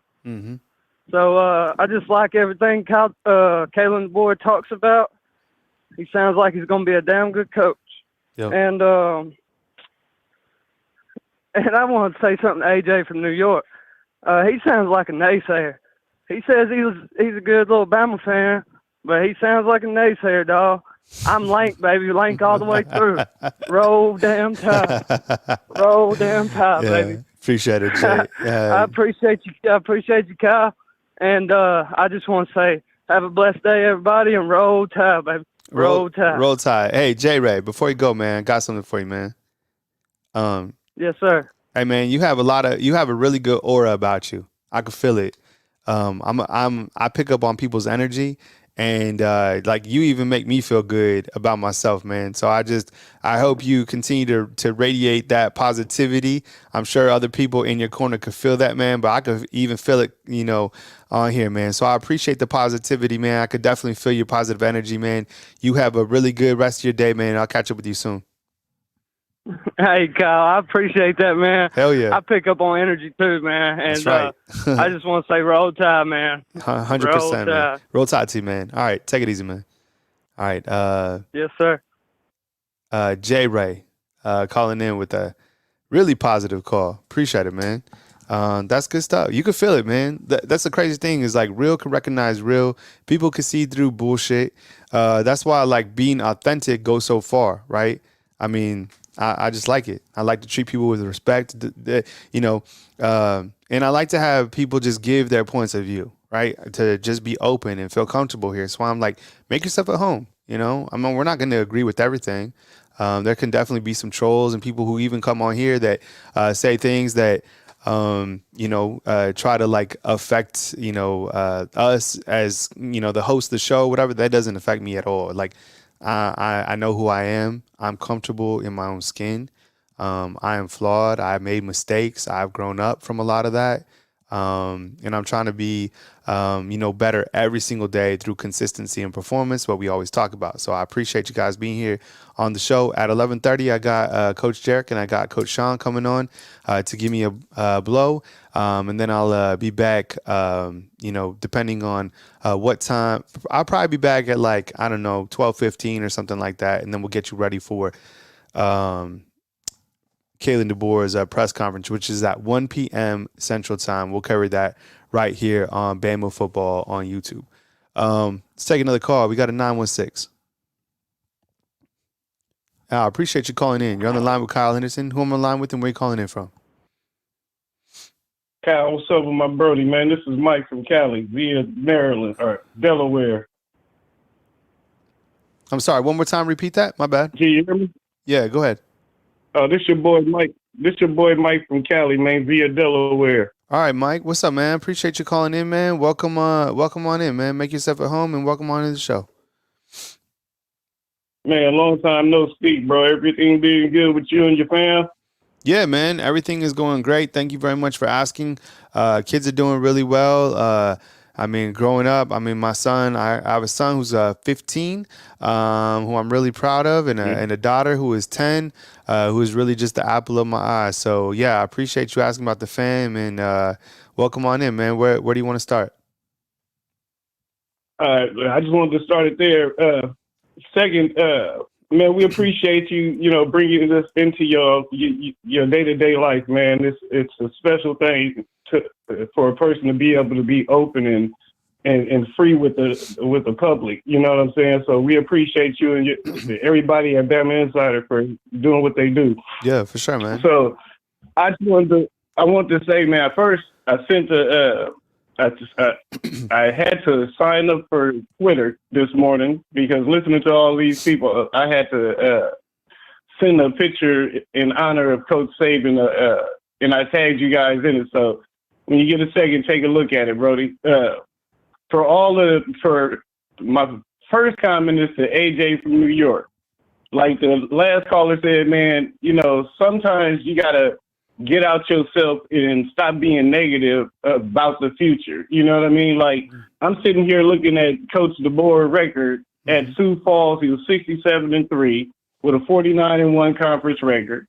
Fresno State, he was 12-6 with a 9-5 conference record. Yeah. Washington, 25-3 with a 12-5 or 16-2 conference record. Mm-hmm. The man is 104-12. Mm-hmm. He had to recruit and compete with the likes of Dan Lanning up there in Oregon, the whole West Coast. And like one of your previous callers said, man, he didn't have 4 and 5 star recruits up there in Washington. And what did he do? He beat Texas and went to the national title game this year. Mm-hmm. Yeah, it's very, very. You got to have that Bama spirit for the Bama program. And the one thing we've all said over the last 10, 15, 16 years is Coach Saban has set the Bama standard. Mm. He didn't set the safety standard. He created and set the Bama standard. Mm. Every press conference, every time the coach spoke, it was about creating value for the Bama players, creating the standard for the program. Mm. It wasn't like he was saying, everybody follow what I do and we'll be okay while I'm here. No, he set the Bama program up for success for years and years going forward. Mm-hmm. The coach that they just got, give him an opportunity, guys. Let him come in here and do what he did throughout his entire career, and let's see what the Bama standard produces. Mm-hmm. Caleb Downs, if he leaves, it'll be heartbreaking because he's a good dude. He's a hell of a player. Mm-hmm. But at the same time, it's still Bama. Guys, we are still Bama. We didn't say roll Saban. We have always said roll Tide. Mm. Come on, guys. Let's go ahead and kick off this next year in support of the Bama program, as opposed to being in support of Saban, who is still going to be on campus. Mm-hmm. Let's go ahead and roll Tide. You dig what I'm saying? Mm-hmm.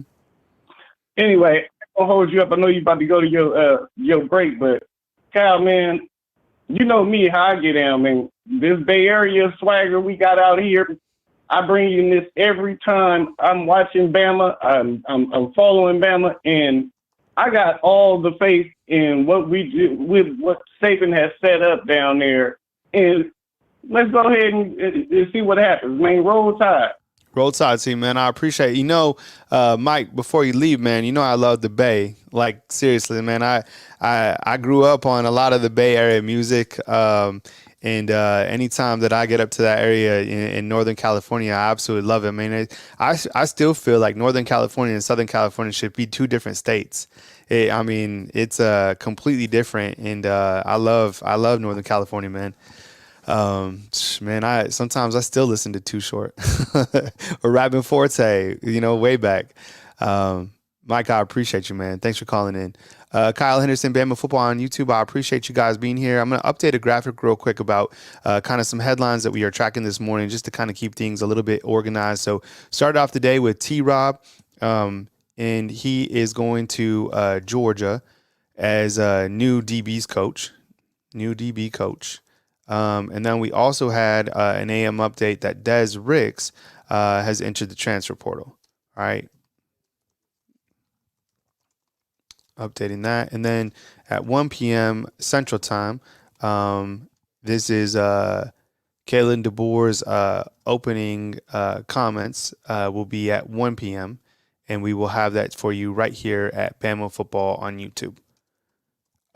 So I just wanted to kind of update this for you guys real quick and keep things organized. It helps me stay organized too, and we have kind of some focal points to talk about.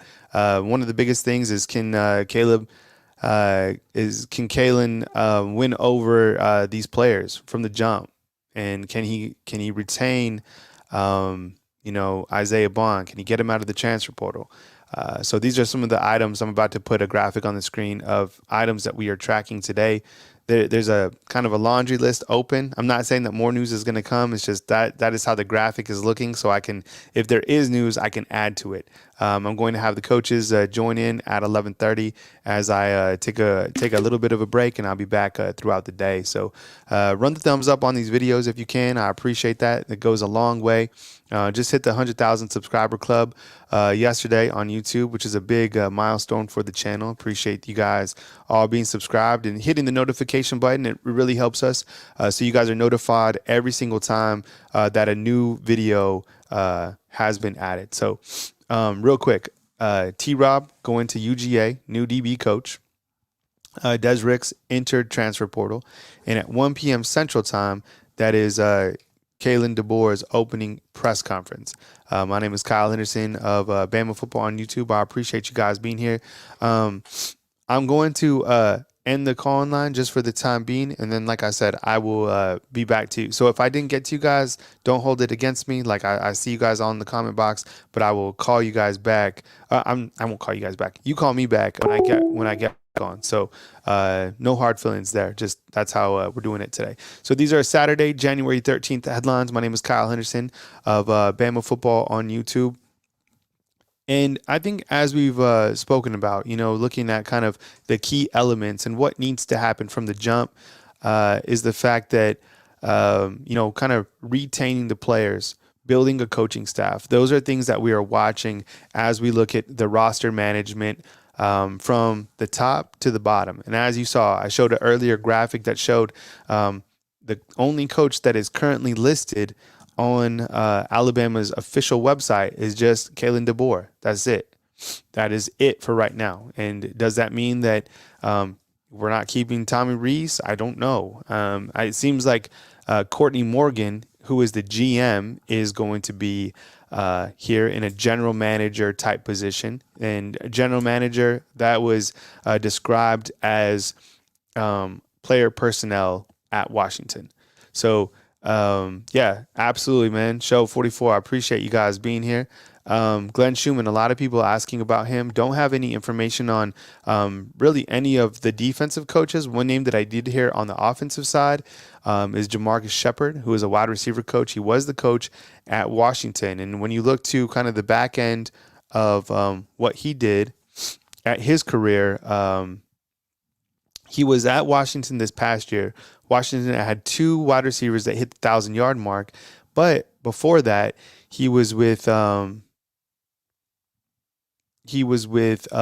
where he was the co-offensive coordinator and the wide receivers coach. And the good thing about that is he worked with Rondale Moore. I mean, we all remember Rondale Moore. Hold on, I'm sending this to the coaches.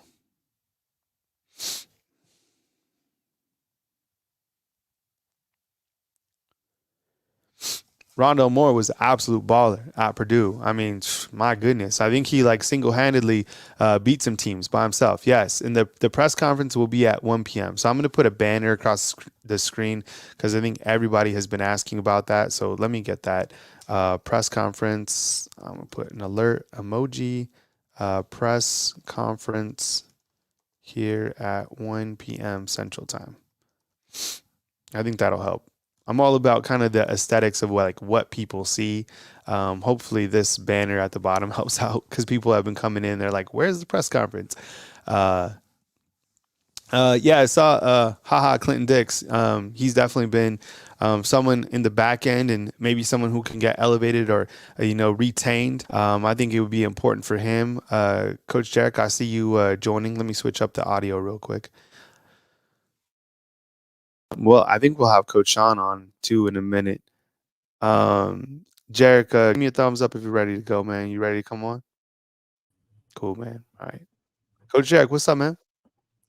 Nothing much, man. Just getting ready for this storm. I don't know if you can hear it, but it is very windy, very, very windy. So they just moved the Bills game to Monday. Yep. So that's great.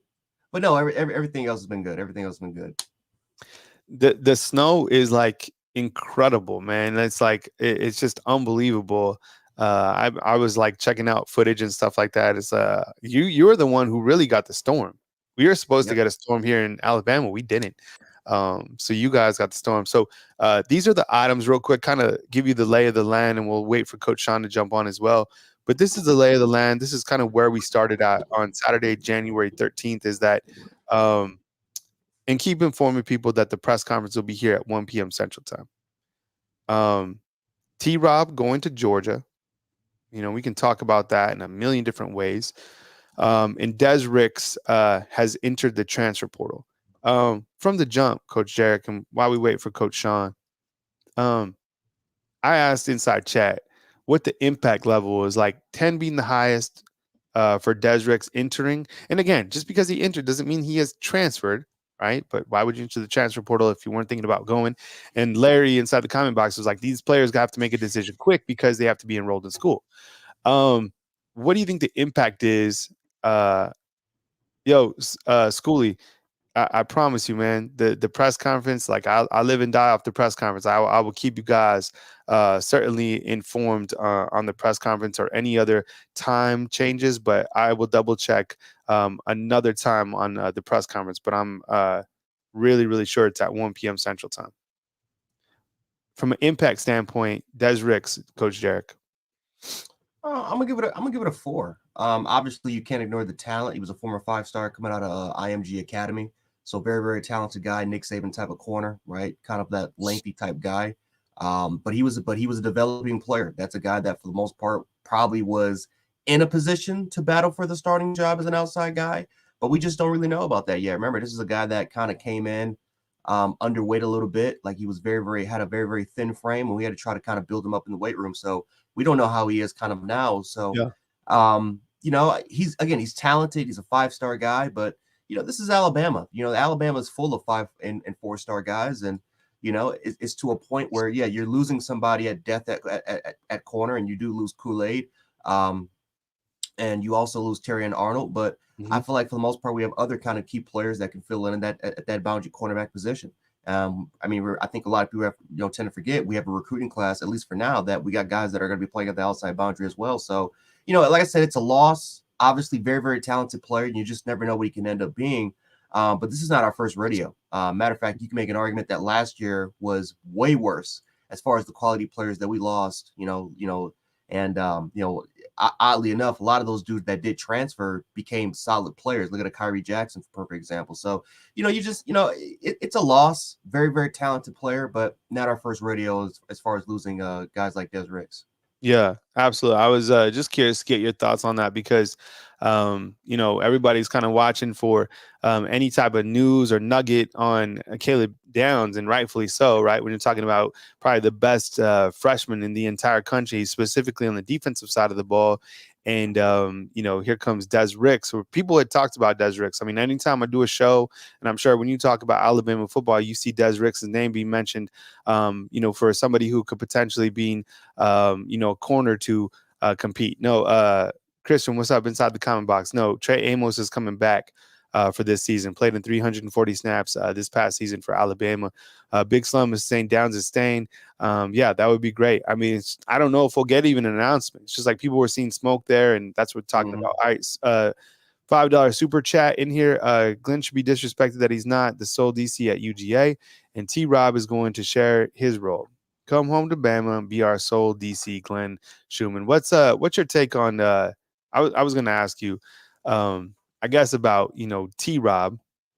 Maybe we start there, but people, let's maybe I'll shift gears just really quick and ask you about Glenn Schumann. Why is this the name people are talking about? What's your take on, Alabama in this defensive coordinator hunt, or what does Kalen have to do?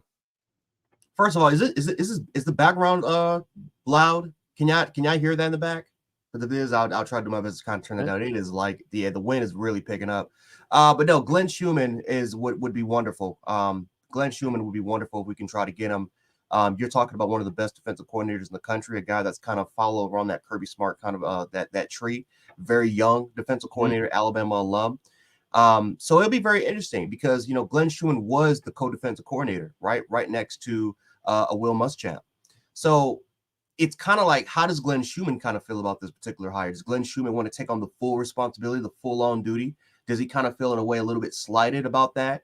That's something that we're going to have to find out about. But it would be awesome if we can have a guy like Glenn Schumann, because I think the most important part is you have the recruiter in Glenn Schumann. Now, he's not a better recruiter than T-Rob, right? T-Rob's T-Rob is probably one of the top 3 recruiters probably right now in college football. So you're not going to get the recruiter in Glenn Schumann, but that's a guy that knows the region. He knows the area.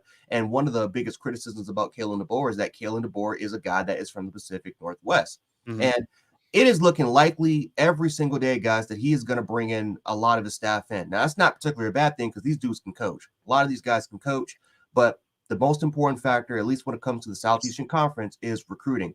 And you got to get guys that do know the region and that are familiar with the region and are familiar with the parents, that are familiar with these kids, and you can try to be able to land some of these guys here. So getting a guy like Glenn Schumann, especially if you can try to steal one of their like a tick for tack-toe, like they got one of ours, we can get one of theirs. Only except that, of course, one of theirs used to go here and used to coach and used to be under Saban, but it is what it is. But no, it'll be great if we can get a guy like Glenn Schumann. But I don't know the personal relationship between Coach DeBoer and Glenn Schumann. That's another thing, is what is, even if they don't really have a relationship, how can that potentially be formed? Is something that we're going to have to see about it. But obviously DeBoer, kind of how we talked about, is that this is a guy that's new. He hasn't even settled down yet. And so how long do we potentially get a guy for Glenn Schumann, right? Can we, if he even dials up the phone, will he even be interested about it, or will he stay? Because these Kirby Smart dudes, when it comes to Georgia, they're loyal. They're loyal to a T. So we're gonna have to find out about it. But Glenn Schumann would be a home run hit, as far as not just getting a solid recruiter, but also getting a great defensive mind that we can have here. We don't talk about highlight, I don't think, enough. Coach Jarek, he does Jan Sports. He has his own YouTube channel. Some really good reaction videos that I'm a fan of, that he does, for his beloved Bills or the Alabama Crimson Tide. So definitely check him out, Jan Sports. And then, we have some bigger plans for him here on Bama Football on YouTube. Does a really good job, and used to be a caller. Actually started out as a caller. So if you're calling out there, one day you might be on screen, who knows? You might be called up at one point. Here's Coach Jarek now, many years later. And I like it, man. You're authentic. I mean, this is who you are. We like it. I appreciate it. Be who you are. We got the press conference coming up at 1 p.m. Central Time. We'll bring that to you right here on Bama Football on YouTube. Appreciate it. We got Coach Sean coming in. People asking about Charlie Strong to be, moved from a analyst to, coach of some sort. I showed this morning. I don't know if you caught this, Jack, if you're watching, but if you go to Alabama's overall roster list of like the coaches, it just is like Kalen DeBoer. Yeah, just DeBoer. That's it. So does that clean house, right? That's what that means to me. Potentially, I think what's going to happen, and he's gonna settle down. He's going to look for these coaches, and he's going to pretty much. It's going to be like another interview process, right? He's going to look at these coaches and he's going to sit up there and say, well, do I want these people on the staff? Because a lot of people tend to forget, guys, this is Kalen DeBoer's, this is his reign. This is not Nick Saban's reign anymore, guys. Like that is Nick Saban's staff, not Kalen DeBoer's staff. So whatever Kalen DeBoer, whatever direction he wants to take the team in, people have to recognize that a lot of these dudes, it could be a possibility that none of them return. That's a big possibility, and that would hurt as far as recruiting. But you just never know, guys. I mean, Kalen DeBoer could have a clean slate, and he can bring in who he wants to kind of bring in. Doesn't mean that he's going to bring in the entire Washington coaching staff, but he does have a lot of ties, guys, to the Pacific Northwest. Most importantly, to guys that used to coach in the Pacific Northwest that are coaching in the SEC. Some are coaching in the Big Ten. They're coaching all throughout. So we're gonna have to see. But this is pretty much going to be another kind of interview. This is going to be another process that Kalen DeBoer is going to have to evaluate this coaching staff, and he's going to have to, in a way, kind of form and kind of see who he can kind of develop a relationship with, who can he trust the most with these players. And, people forget, guys, Kalen DeBoer competed for a national championship. We haven't in 3 years. So he's not going to be one of these guys that just because the players love these coaches doesn't mean he's going to keep them. He's going to find out who is the best for this football team. This is Kalen DeBoer's football team, guys. This is his reign. So we'll see what happens. We'll see what he does. Okay. I'm updating. I'm still the press conference will be here on Bama Football at 1 p.m. Central Time. I'm trying to create like another graphic of something. I need a graphic artist. I do all the graphics and stuff like that, like on the fly. I'm like checking the spelling. I'm checking the fonts. Coach Sean, give me a thumbs up if you're ready to go. All right, Coach Sean up in here. I'm gonna dip out, fellas. Okay. What's going on, Coach Sean? What's up, Coach Jay? How you doing, brother? How are you? No, I'm doing all right, man. I'm doing all right. I'm preparing. I'm trying to get ready for the storm. I don't know if y'all can hear it, but yeah, it's picking up. It is really starting to pick up. But Yeah, Coach Sean, I gotta get your reaction for T-Rob leaving. We talked about that was the guy that had to be retained. Yeah. And now he's gone. So yeah, talk to me about Coach T-Rob. Man, I hate to lose that guy, man. Me and Smook was talking about it, and if you got to leave, I understand. With everything that's going on right now, if you have to leave, I get it. But why that school? I mean, good night, man. They already got heavy hitters on the recruiting trail. Why that school? And wow, what's up, Eric D? And it's like, man, and see, I get it. You're 100% correct about Coach DeBoer. This is his reign. It's his time, right? But this is what I need people to understand, man. And I've been on those couches, bro. You talking to somebody that's been through this, right? With players and myself. Recruiting in the South. I know we keep talking about it, but I need for people to understand. Recruiting in the South. What's up with you, Dolomite? Recruiting in the South is totally different. And I'm not even talking about the stuff that the coaches do to each other and say about each other. I'm talking about people, the parents, the people in the South are very, very, very different, right? Very, very homely, very, very don't want their kids to go. What's up, Goose? They don't want their kids going far away. Recruiting in these small pockets and small towns in the southeastern United States is completely, I promise you, different than anywhere else when you recruit, man. Everything here is about relationship. Everything here is about. That's why you see some of your top coaches. What's up with you guys? George Johnson, Sam. That's why when you see most of your coaches, they recruit the parent, then they recruit the kid down this way. They want the parent on board because the family situation here in the South is such a totally different dynamic, right? You almost have to recruit the parent more than you have to recruit the kid down here. So you need those coaches to go into these backwoods, small towns, little bitty areas like Uniontown, Alabama, and places like that some coaches may overlook, right? I'll give you a quick story of what I'm talking about. It's about relationships and people knowing each other down south. I've been in this situation. Me, Smoke has too. I talked to him about it, but this is the truth of what I'm about to tell you. What's up with you, Katrina Blackman? Love you, sis. It's a kid who was being recruited who eventually went to Mississippi State that we all had. We coached him up in high school. He's went to Mississippi State. Kid was down to like 3 or 4 schools, right? Mississippi State and some other schools. Well, Nebraska's coach, which the coach that was at Nebraska is not there anymore. I could use his name, but I won't do that.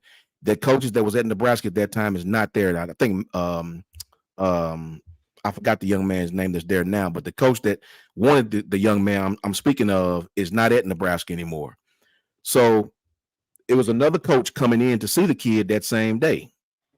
So the Nebraska coach calls like, Coach, I'm in the area. I'd like to come by and see such and such. Is it okay if I come by? So he had no relationship. He just popped onto the scene, had no relationship with the head coach, Coach Wardrop. We didn't, no relationship whatsoever. Obviously, you know who the coach is, Nebraska, but he had no relationship. Like, good guy, I'm sure, but he had no history of, with the head coach, Coach Wardrop. So Coach Wardrop tells the guy, he didn't lie to him. He was just like, well, no, it's not a good time to come by. He talked to the kid first. I was standing right there. Kid was like, well, I don't really know nothing about Nebraska. Maybe we'll talk to him some other time. Cool. They shoot him down, man. They shoot him down. They send him somewhere else. Like, they pretty much shoo the coach to the side. They didn't even acknowledge the Nebraska coach. 2 hours later, Matt Luke, well, I shouldn't use his name either. Former Ole Miss coach, I'll say that. He comes in, been knowing him forever at this time. The coach before Lane Kiffin, I'll just say that. And they make way for him. They roll out the red carpet for him, right? This goes on in high school here in the South. I'm sure it goes on in other places, but it's in the South, right? In the South, these people are religious. They understand. You got to connect with these people on a whole nother dynamic. And for us, T-Rob was that guy. He was the guy that's going to go into these areas and get these kids that some coaches may not really want to go to. T-Rob is extremely important. And if you have to leave, I get it. You have to leave, right? But I hate that he went to that school because all we did was strengthen them, right? They already got a recruiting hole on the Southeast, and now they just made it that much stronger. It's a lot of talent in the Southeastern Conference, guys, and these families are different. I go to some camps, and it's like some families from all different parts of the world. They barely even talk to the coach. It's just different. The Southern people are asking questions. The mothers over there asking, especially the African-American mothers, hey, what my son going? They asking the question that everybody want to ask, but won't nobody ask it. It's just a different dynamic. Recruiting in your Alabamas, your Georgias, your Floridas, your South Carolinas, your Tennessees, your Louisianas is very, very different. You got to have some type of relationship with people, or people will shun you. They won't deal with you. They will not. They'll talk their kids into going other places. So that's the only thing I was worried about. I wanted to keep some familiar faces on staff that understand the dynamic of recruiting here. I've seen it firsthand, man. It's a family type thing here. When you go to recruits in the South, the whole family there, the whole family at the house, the mother, the father, the uncles, the cousins, everybody out there. And it's just a really, really, really different dynamic. And I really didn't want to lose T-Rob, man. Maybe DeBoer has something else up his sleeve. Maybe he has a fallback plan. Maybe, I don't know. But to lose that guy, especially to that school, is an L. I promise you it is. Maybe we do something different to recover. And I'm hoping it's the case. But to lose T-Rob, that's big, brother. I promise you it is. We had a 199 super chat. Greg Reese, he said Marlon Humphrey ain't helping out on Twitter. Yeah, I kind of agree with that. And then let's see here. We got Run 'em Up. Let's see, Run the Table Sports TV. So one with the 499 super chat says Courtney Morgan will be the key, y'all. Those who don't know who Courtney Morgan is, he's the former player personnel for both Michigan and Washington. The dude is probably the best player personnel guy out there. Could be the Alabama general manager in a way. So yeah, we'll see what Courtney Morgan can do. He is very renowned, very, very good when it comes to setting up recruiting dates, especially when it comes to knowing particular areas, knowing particular regions. Courtney Morgan's one of those dudes, guys. He knows, I guess the good thing about it, he knows every region, every single region out there when it comes to recruiting. The dude knows his homework. He's very, very good. So we'll see what happens with Courtney Morgan. But I do agree. I think that he is going to be a key piece, but so is T-Rob. Like T-Rob was that key piece. That was that dude that was going to do the dirty work when it comes to recruiting. And it sucked. Now, there was some rumors. So like I said, don't take it granted from me, but there were some rumors that T-Rob wanted to kind of know his role very early. So as soon as Kalen DeBoer got there, he wanted to know, what's my role? What's my fit? And it's not just with with Coach K, KB. He wanted to know this was even before KB even came on. He wanted to know specifically what was my role, because Kirby Smart in Georgia, they're pretty much, they're not begging, but they're offering me, they're giving me an offer that I damn near can't refuse. So I got to know my future, and Kalen DeBoer, rightfully so, he doesn't know he probably doesn't even know who Coach T-Rob. Or maybe he's heard of T-Rob, but he doesn't have that relationship established yet, so he can't judge. He can't make a decision right on the spot. So I can't blame T-Rob for taking a much better opportunity. To be honest with you, I'm not gonna lie to you. I kind of blame our Alabama our athletic administration for not making him the defensive coordinator, because he was, a lot of people forget, guys, he was damn near calling the plays. It's a fact. He was calling the plays, guys. And so that's on us. That's on us for not making him the defensive coordinator as soon as possible. We had a humongous opportunity to do that. We didn't do it. So T-Rob decided to take an opportunity. Can't blame T-Rob. And best of luck to him in Georgia. I know he's going to succeed. I think the question is how does Glenn Schumann kind of feel about this, right? Because Glenn Schumann has been the co-defensive coordinator for the past couple seasons now, for the past season, a couple seasons now, since Dan Lanning went to Oregon. And pretty much it's been Will Muschamp and Dan Lanning, or Will Muschamp or Glenn Schumann. So how does Glenn Schumann feel? Does he feel like he want to own all of the responsibility? He doesn't want to have a co-defensive coordinator? Because with co-defensive coordinators, you got to be on the same page as far as calling plays, as far as like scheming up, against particular teams, like the X's and O's, player personnel, about which players can start, which players don't start. And Kirby Smart has a hand in it. We all know that Kirby Smart has a huge hand in it. But how much responsibility does Glenn Schumann have? And if he doesn't have that much responsibility, does he want the full responsibility of being a full-time guy? Because I can say this about Kalen DeBoer. DeBoer is not going to interfere with the defense. He's rarely going to interfere. If it's working, he's not going to do it. His primary focus is the offensive side of the ball, right? He is, as far as like with what Nick Saban is to our defensive backs, that's what Kalen DeBoer is going to do. He's going to focus on the receivers. He's going to focus on quarterback play. He's going to focus on the X's and O's and schematics. His hand is going to dwell right in that offense. This is why I say, guys, that with Washington, it would be huge if Cliff Kingsbury is the new coach.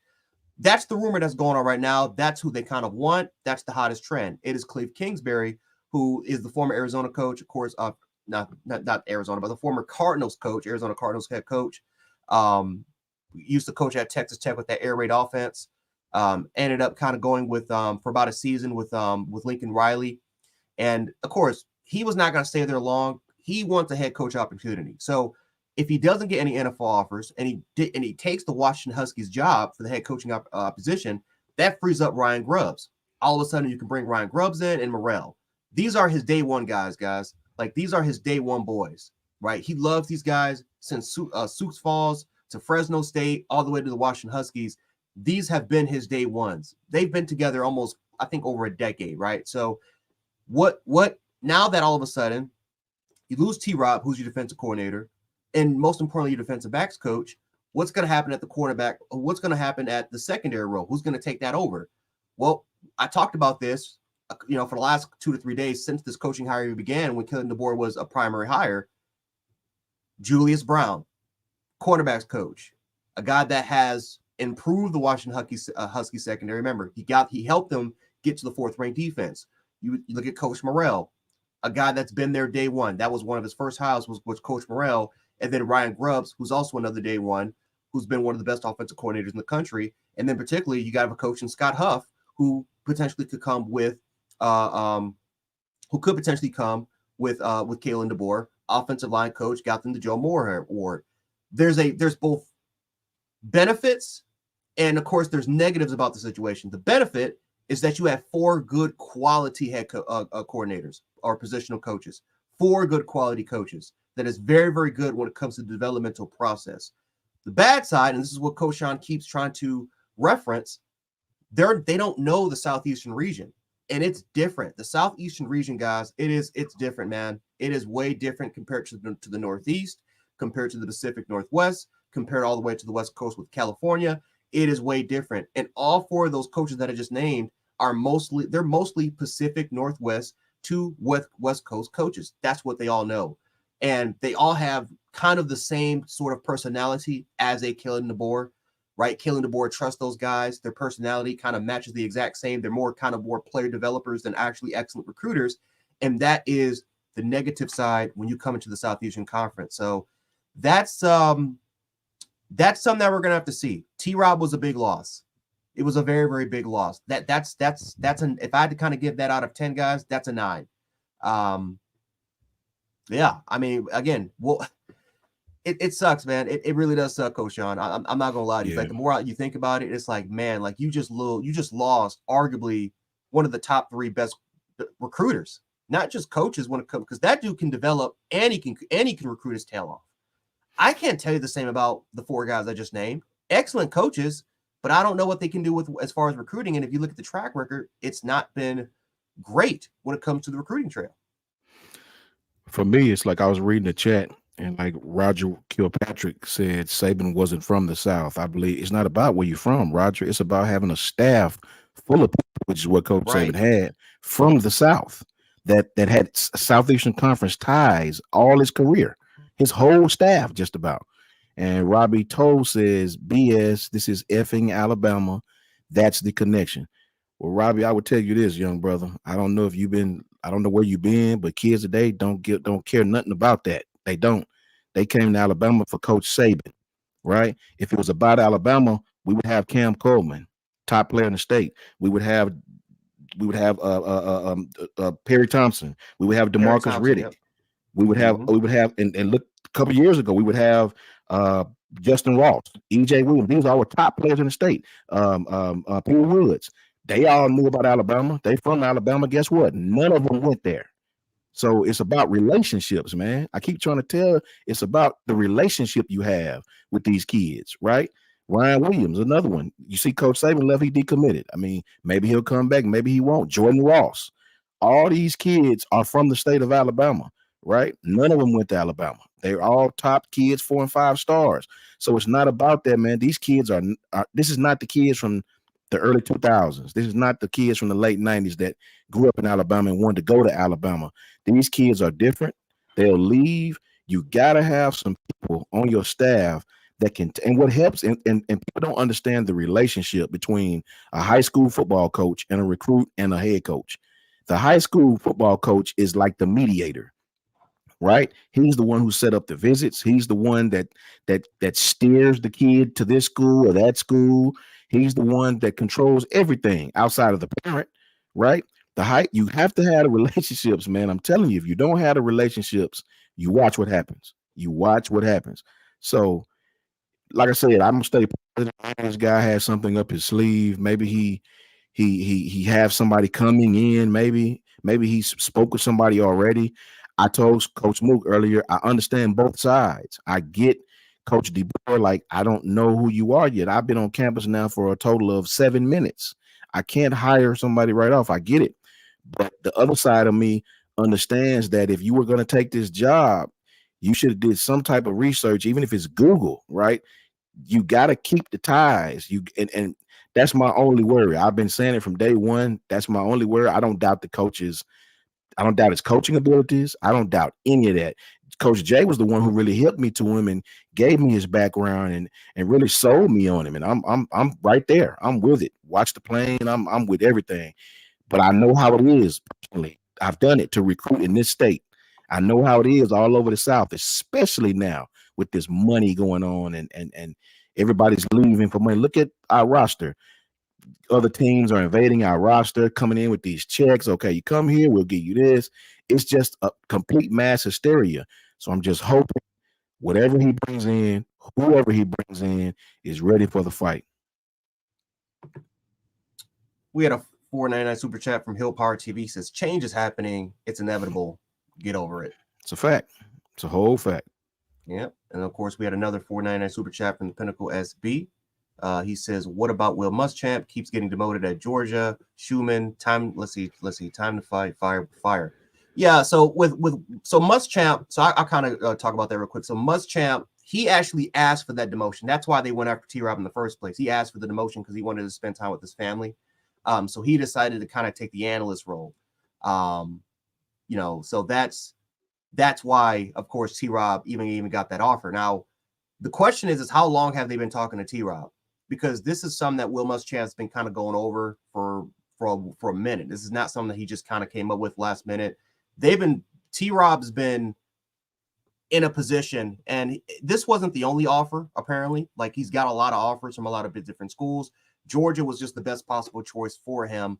But how long has this been going on? That's kind of going to be the question as far as the conversation with T-Rob. But, whatever it is, I mean, this was a big deal for Georgia.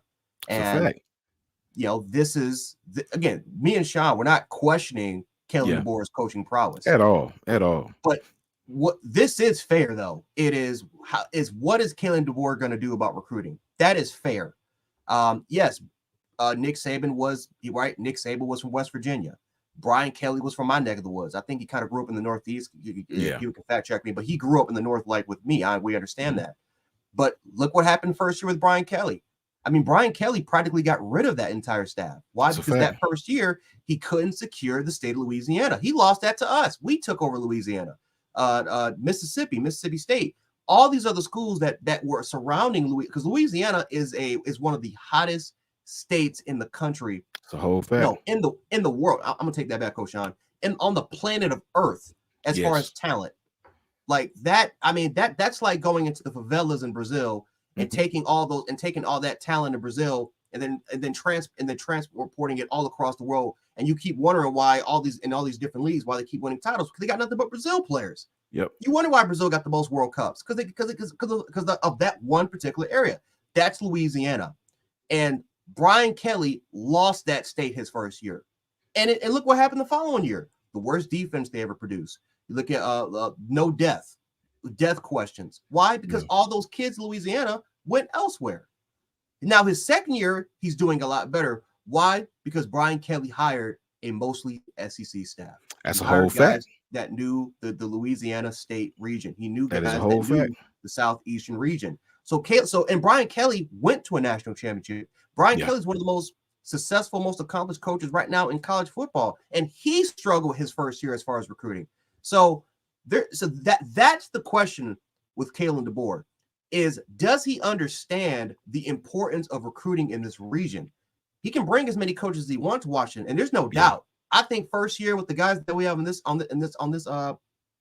roster, I think we're going to have an immediate turnaround as far as offensive productivity, and I think defense we can be fine. But what about the future?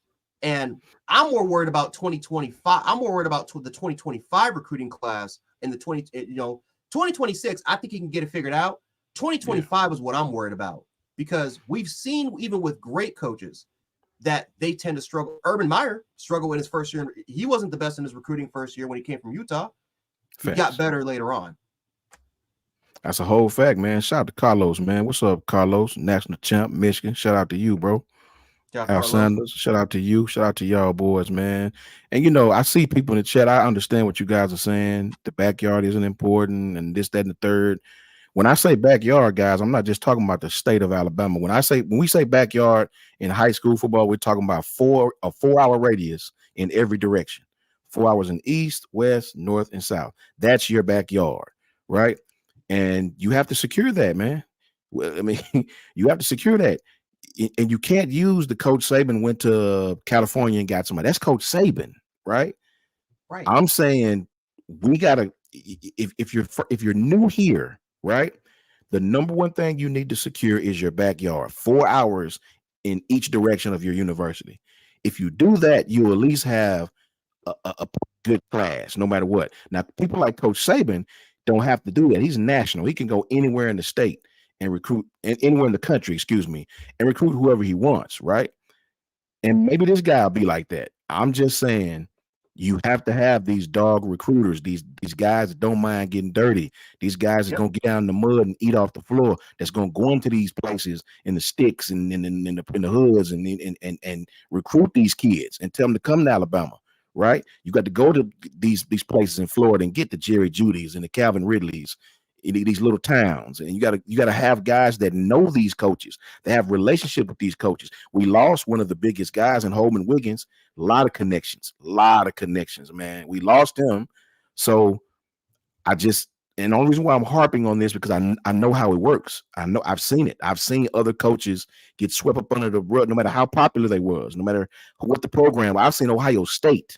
This is my right hand on everything I love. I've seen Ohio State get the cold shoulder in a camp in Florida. They acted like Ohio State was Ohio University, all because they was from somewhere far and they didn't even know who the coach. They didn't have no relationship with Ryan Day at that time. He had just got there. Urban had just retired. They didn't know him. They treated him like he had the flu or something. Like nobody wanted to talk to him. They want to talk to these people they know. And so I'm just telling you how it works, man. I just really hope he gets some guys that understand the landscape of the South. And it's really bad. Like Alabama and Georgia is bad, Florida, but Louisiana's might be the worst. If they don't know you or have a relationship with you, oh my goodness. Oh, it's a wrap. Ask any high school coach about the people in Louisiana. They will treat you like, man, they don't care, man. They especially like around you, like University Lab, like that Baton Rouge University Lab area. Oh, it's a wrap. They're done. Yeah. And there's a reason why LSU gets those kids. Why? Because they make it a priority to get to know these kids at 7, 8, 9 years old and then watch them grow up. Because like a lot of these schools, especially in that Baton Rouge area, it's like 15, 20 minutes. Like you can have a whole hoverboard and get all the way to the campus. Like, man, there's a reason why they locked that state down. But when Brian Kelly got there, oh, it was over. It was Nick Saban, Georgia, Mississippi State. Everybody went in that state and got everything they wanted. It was pickings. That's a whole fact. That is so much the truth. Yep. So That's all I'm saying, guys. I know the recruiting landscape. I know how it go. I just want Kalen to please hire some, even if they're not coaches, get you some analysts or something that can. I'm not even sure if analysts can recruit. But get you some, get something to get you some guys that understand the finer nuances of recruiting in the Southeast. That's all I'm saying. We was hanging our hat last night on T-Rob, and for this guy to leave, okay, cool. He going to that school, no problem. Let's get somebody in and know the landscape, and let's see what happens. Oh, let me address this, Coach Jay. Oh, go ahead. I saw, and I hope this message makes it to that guy. I hope my homegirl in the chat, she's good at reposting what we say. I seen this tweet where Reggie Bush said some very disrespectful things about Coach Saban. Very disrespectful. I couldn't even believe it, man. I was like, why y'all wait till this guy retire to talk crazy about him? He's old. NIL ran him off. Now he can't get all the 5 stars. So what are you saying? Now that you can pay him illegally, now that makes it illegal? That's the stupidest thing I ever heard. While he's talking about Coach Saban, I want somebody to tag Reggie Bush, and you tell Reggie Bush, meanwhile, your Heisman is somewhere in turnkey San Diego, California, collecting dust, and somebody turned into a coat hanger rack. So please stop hating on Coach Saban, bro. Like, stop it. Your run been over. I know y'all hate Coach Saban because you couldn't beat him. I get it. I understand it. That's usually what happens when you're mad and angry. You lash out on social media, right? So, I can't believe these people are hating on Coach Saban, talking about 5 stars. Coach Saban been dominating this sport for over a decade. Please stop, man. Move on along, Coach Jay. It's insane because Nick Saban finished number 1 and number 2 in recruiting his last 2 years. So I don't know. Top 10 in the transfer portal last 2 years, but it is what it is. He can't recruit. Exactly. Can't do it. It's ridiculous. We had a couple. Let's see. We had a couple super chats actually from Matt 3112 with the 199. He says, "Who can we get as a defensive coordinator?" Sean, you want to take that one? Me personally, if it was me, if you're going to take T-Rob from me, I'm going to be right on the phone with Glenn Schumann. Will Muschamp. I'm going to be right on the phone with these guys. Right on the phone with these guys. Those are my first 2 right off. Give me the Georgia guys because the Georgia guys understand what it means to play defense. Those 2 before anybody else. Nobody from the pros. Nobody from. Give me Glenn Schumann. Give me Will Muschamp. Let's holler at those guys and see what we can come up with. You know what? And this is not maybe for a defensive coordinator position, but this is for cornerback. I want Fran Brown. Yeah. Give me Fran Brown. Because Fran Brown is he's not T-Rob as far as recruiting, but he can develop. That dude has a track record of developing, and he can recruit. Maybe not as high as level as T-Rob, but he can recruit. And you got to think about this, like T-Rob he's going to be coaching those defensive backs. He's going to be a co-defensive coordinator and a defensive backs coach. So what's kind of the point of them? So what's kind of the point of them having that dynamic between having the defensive backs coach and then having mostly a cornerbacks coach? Right. T-Rob can coach safeties and corners. What Fran is primarily going to be more of a corner. So this is if I'm Kalen DeBoer, this is a good opportunity to meet kind of fire with fire. I am trying to take Fran Brown. I got to have somebody that understands the Southeastern Conference. I cannot especially because if this is true, if Gillespie goes, that's another big time recruit. Are they talking about him leaving? It's a rumor. It's more rumor than anything like that. But like I said, everything's on the table because Kalen DeBoer, you know how the coaching process works. He's gonna evaluate these coaches, and he's gonna figure out which one he wants and which one he doesn't want to stay. Fact. And it's like which one he trusts. And if Gillespie's gone, then you got to get somebody. You can't keep getting everybody from like the Pacific Northwest or the Northeast or the Midwest. There's you can't, not in this conference. You can't keep doing that. Can't keep doing it. Southern people are different, man. They very keep it in-house type people. Shout out to Mike Ford. Shout out to Michigan national champs. Mike Ford, what's up with you, man? We had another simple chat. Let's see. Timmy Grant with the 499. He said, "Hey coaches, who would y'all feel if Kalen DeBoer brought Ryan Grubbs and Coach Shepard? And what are your takes on Jesse Minter as a defensive coordinator in Alabama?" Jesse Minter, brilliant defensive mind, brilliant. Used to coach, I think, with the Baltimore Ravens. John Harbaugh literally gave him to Jim Harbaugh like a Christmas present. And then all of a sudden he's literally running the exact same defense as the Baltimore Ravens. What the Baltimore Ravens are running now on defense is literally what Michigan's running now. And it works. Like it's an NFL defense. Like how these guys are passing off defenders, the constant communication, the stunts that they do. It's stuff that honestly, you can see it on tape. It's a different animal. You see it you see it in the game. It's one of the hardest things to try to replicate. It's one of the hardest things to really try to defend against. So Jesse Minter, brilliant defensive coordinator, brilliant young mind, but not an excellent recruiter. And that's the thing about it. Jesse Minter's biggest weakness is his recruiting. He is not a strong recruiter. And so if you get Jesse Minter, you get Ryan Grubbs, you pick up Jamarcus Shepard. Now, Jamarcus Shepard can recruit. I will give Jamarcus Shepard that. I'm not worried about receiver recruiting. Yeah, that's a dude that I've seen him go in the South or in these different regions, and I've seen that dude can recruit his tail off. So I'm not worried about Jamarcus Shepard. That's a guy that can relate. He's probably the only coach out of all of them that I think personally can relate to the players.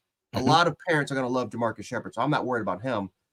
But everybody else on that list that including the Julius Browns, or that we could potentially get, the Scott Huffs, the Ryan Grubbs, the Jesse Minters that was just named, they're just not great recruiters. They're great developers. That's their job. They love to develop. They love to focus on the X's and O's. They're more closely related to NFL style to NFL coaches, where they simply want to focus on the grown men. I don't have to build relationships with these grown men. If I want to, of course, some of the best coaches do that, but you don't have to do that because everyone understands it's a business. But to a lot of these parents and these kids, it is personal because that's their future. Just in case the football doesn't work out, you want the best education. How are these guys like? You want someone that can mentor them to the next level. So that's why developing personal relationships is so important. That's not what these guys do that best. Like these guys focus on the X's and O's and player development as far as how to send these guys to the next level. But as far as the emotional state and the connections that they can form that way, it's not what they're not the best at it. Let's just say, I'm not going to say they're not good at it, but they're not the best in that particular category. So it's like what I said earlier. We can't just keep getting nothing but coaches from the Pacific Northwest, the Northeast, and the Midwest, because you got to have somebody that's tied. Hey, it's Kyle Henderson, Bama Football on you.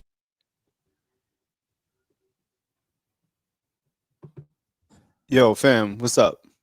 What's up? What's going on?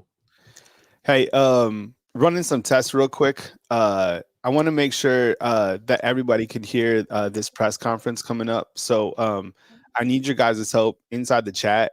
So coaches, I'm going to just minimize you guys to the background. I need you guys inside the chat because I want to make sure that we're buttoned up for 1 p.m. Central Time when we have Kalen DeBoer's press conference come in, that everything goes smooth. So just give me a thumbs up if the audio is clear when I play this video of myself right here. So you're just going to see this video, and I need you guys to give me a thumbs up. I want to make sure that we're all tightened up on the audio. So I'm going to remove all of us real quick, and then you guys inside chat, tell me thumbs up, okay?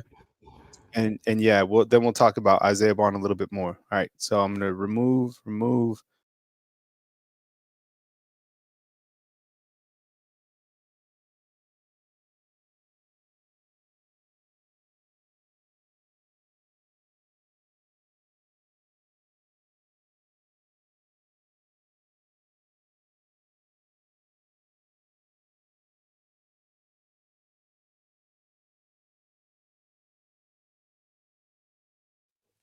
Hey, it's Kyle Henderson, Bama Football on YouTube. Run the thumbs up on these videos. I appreciate you guys being here. A lot to dive into this morning of January 13th. First day on the job for new Alabama football coach Kalen DeBoer. And I think the first order of business is to make sure that you keep Isaiah Bond here at the University of Alabama. As you know, he landed last night in Tuscaloosa and had a team meeting. From what we hear, things were very positive at the meeting. And from what we understand, there could be some good news with Isaiah Bond. Again, you've seen it as well as myself, that he is forecasted to transfer from Alabama to Texas. Cannot let that happen. Have to have a full. All right. Okay. Appreciate it. Thank you. I was just checking. I wanted to make sure that we have everything a plan in place for everything that we have in terms of like streaming and whatnot. So my bad. I'm gonna pop back off and get ready to go, and then I'll pop back on, coaches. So thanks, guys. No problem. No problem. You know what, Coach? You know what? This is actually interesting. What do you think about Patrick Surtain? Patrick Surtain's dad, potentially. DP. Yeah. He's awesome, man. He's awesome. You see what he did with Florida State. I mean, if I'm not mistaken, I think he was at Florida State. Yeah, I mean, the guy played the position. NFL vet.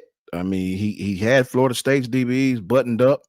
Yeah, I don't have any issues with Pat Surtain. Any issues? Shout out to James Richardson. Shout out to UGA, man. Yeah, y'all getting strong over there, man. Y'all getting strong, James.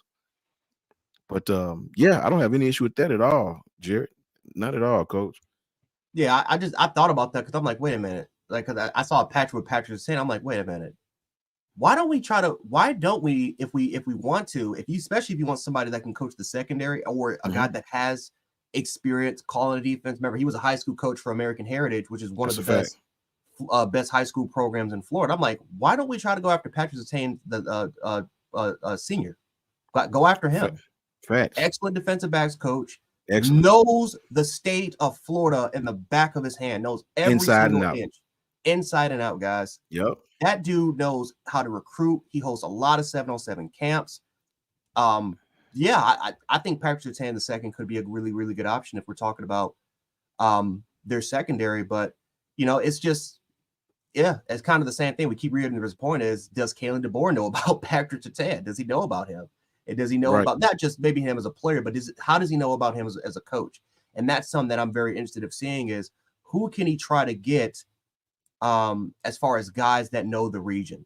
And, Kalen DeBoer brought some, Kalen DeBoer did bring somebody that handles the recruiting aspect as far as player personnel.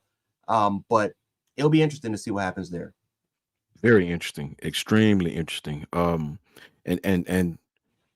the people need to know this too. Recruiting nowadays, now that all these rules have changed and all this leeway is being given, now it's a 24/7 game. It's not just certain, like we just wrapped up the 2024 class.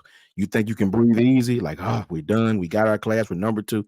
Nope. You got to hop right into 2025 right then. I've seen some people talking about Ha and Antonio Langham. The thing about it is, if I can explain it this way, Coach Jay, correct me if I'm wrong.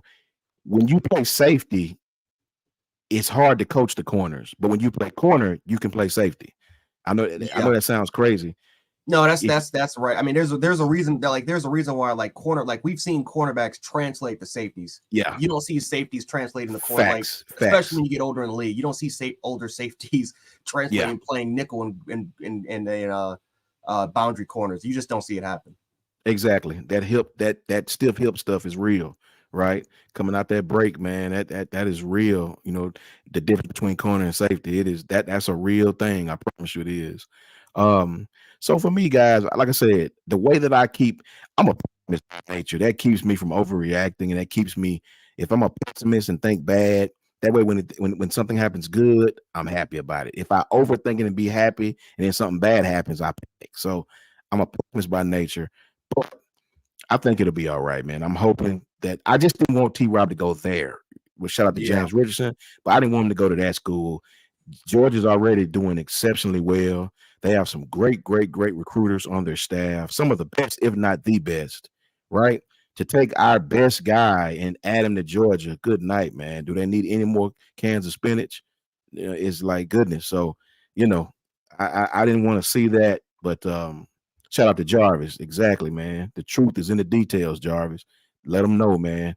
The truth will always be in the details, no matter how we feel about it. The truth is in the details. And that's something I did not want to lose, T-Rob.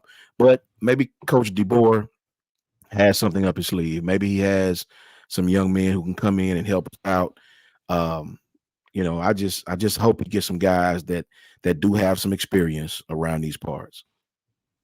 Yeah, and if he doesn't, if he wants to bring in, let's say, some of his own guys, like I said, if he brings in, let's say, a Jamarcus Shepard, Julius Brown, or a, again, Jamarcus Shepard, I have all the confidence in the world that dude can get a Brian Williams. If he personally becomes his primary recruiter, I think Jamarcus Shepard can land Ryan Williams. That out of all the coaches, that dude is the most relatable out of all of them. Especially because Coach DeBoer coaches receivers, right? He used to play like he was an All-American in college or in D2 level. So that's a primary focus I can see. But Julius Brown's another one, pretty relatable to the players. But again, for the most part, we're gonna have to see kind of what happens with that. I'm just trying to I look at Georgia staff, and I think their tight end coach, if Kalen DeBoer, let's say, wants to be not say petty, but let's say he say, you know what, I need to try to upgrade the staff. I got to try to match it. I need to get their tight end coach. I need to get their cornerbacks coach if I possibly can. I need to get something. How can I take down the giant? Because right now Georgia they're the big dog right now of the SEC, right? They're just is right now as far as we look at the last 3 to 4 years. They're stacked as far as their coaching staff. Great developers. All of them are great recruiters. So what can I? And now that and I think the most underrated part is their analyst room. Their analyst room, all of them can recruit. All of them go out and do the dirty work. And now that you add a Will Muschamp, who already was a solid recruiter himself, I kind of look at them and I say to myself, who can I take from that roster and add to this coaching staff? That's some that, Kalen DeBoer, again, he's more focused on the X's and O's and player development. But I do wonder, very, very similar to how Brian Kelly had to find this out very, very quickly, guys. That's a fact. Only reason why I keep bringing up Brian Kelly is because he's the most recent coach from the North, winning record and everything, one of the best coaches. And he found out real quick how the SEC does it because he got murdered on the recruiting trail in his first year. Murdered. So we'll see. We'll see what Kalen DeBoer can do. Are there any particular coaches, as far as positional coaches, that you would like to try to see from maybe other from the Southeast that you would like to see Kalen DeBoer try to get? I wouldn't mind having. I mean, I know I was going to say this guy, but he just started a new job. Well, we'll be starting a new job next year. I wanted to get, even if we keep Freddie Roach, I wanted to get Bo Davis back in to help out with that defensive line, maybe because Freddie played middle linebacker at Alabama. He didn't play D-line. He was a middle linebacker, him and D'Amico Ryans together. That was the middle linebackers those years. I would love to get Bo Davis back, but he's just now at LSU. Bo Davis, big Southern guy, got roots in Texas, Bama, Georgia, all over the South, right? I wanted to shout out to Travelpreneur Sports Podcast. And also I see Cars for Normal People was saying Charlie Strong. I keep hearing Charlie Strong, but this is just my humble opinion, JMHO. I'm not as high on Charlie Strong, guys, as most people. I'll tell you why. Because I hadn't seen Charlie be a true defensive coordinator since Florida. I mean, true, he was a head coach at Louisville. He was head coach at Texas, right? But I hadn't seen him have to really, really, really get down and dirty and be a defensive coordinator and stop offenses alone since Florida, since him and Urban were together. So I don't know. I mean, it's different when you're the head coach and then you're the DC and all you do is, it's a little different. You're the overseer of the whole team. You're the overseer of the defense. I mean, Charlie's awesome. Don't get me wrong. I would love to keep him on staff, right? And maybe he'll be a great DC. Maybe he'd be a great DC, but I just hadn't seen him have to really go out and stop anyone. I hadn't seen him have to put together a game plan by himself since Florida, right? So I don't know what you're getting right there within a DC nowadays with the offenses as different as they are. Maybe he'll do a great job. I'd love to keep him because I know he's been on staff at Bama. He knows the ins and outs of what we do. He's got super ears in football. So yeah, I love to keep him. I just don't know what you're getting at DC anymore because I hadn't seen him really have to do that in some years. It's several different coaches I would love to see at Bama. It's some linebacker coaches I would love to see at Alabama, at LSU. I would love to see at Bama. And me personally, man, I would take Will Muschamp as well. Will Muschamp has a wealth of knowledge, right? And how many co-DCs can you have? I mean, you got Glenn Schumann, you got T-Rob, got Will Muschamp. James, I would love to ask James Richards, is Will Muschamp still co-DC at Georgia? I know it was him, and he's an analyst. Yeah, he asked for the downgrade. He asked to be downgraded to he asked to be downgraded. Okay. Yeah, he Okay. he wanted to spend more time with his family. Okay. So Will is in that mode. Okay, got you.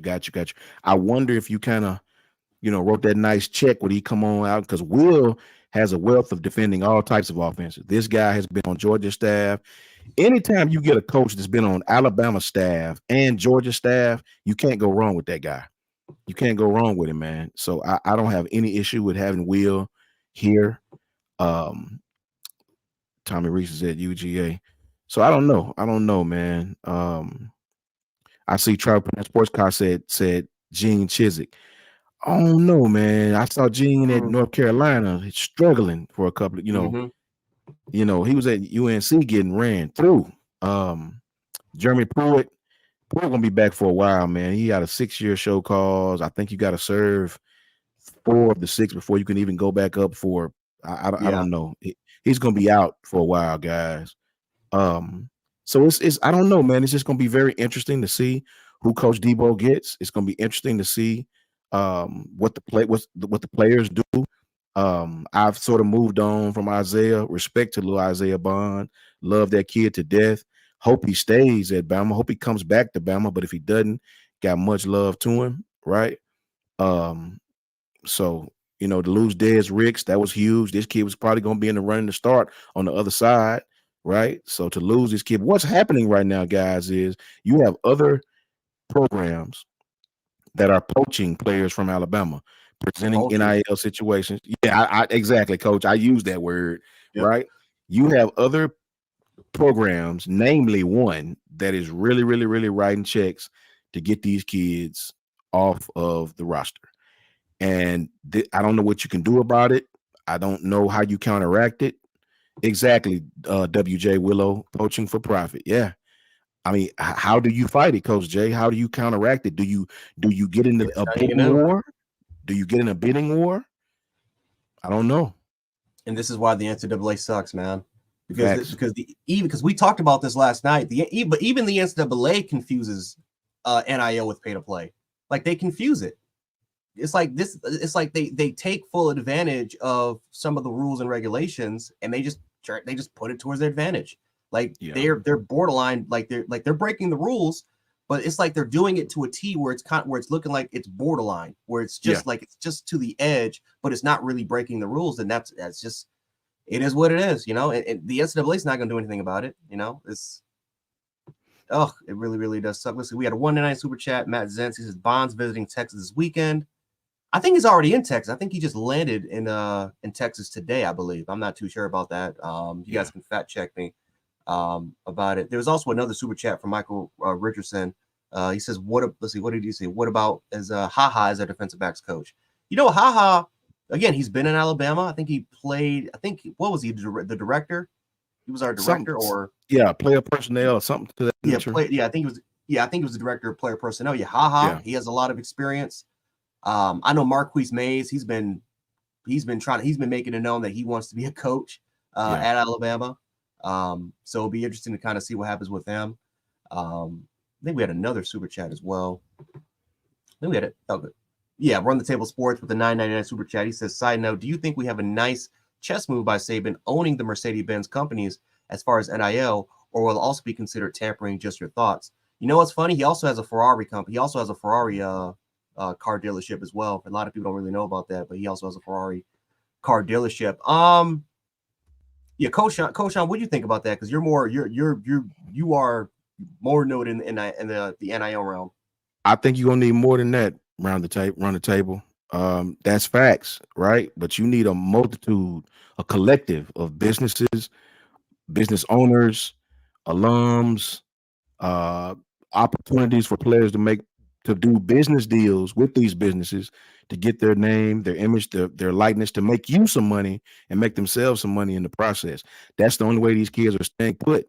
And unfortunately, this is why it's so unfair, because different states have different rules. In Texas, you can do this. In Alabama, you can't do that, right? So you have these other states like Texas that are able to pay California, pay high school players, players from other states to come here. It's just so unfair right now, man. It's a whole cluster of things that they say the playing field is level now. No, it's not. The playing field is more off kilter than it has ever been right now. Ever been, right? So until they get some guardrails, guys, you're gonna see this. You're gonna see this. You're gonna see Texas come in and buy Alabama players. You're gonna see a bunch of Alabama players go to Texas.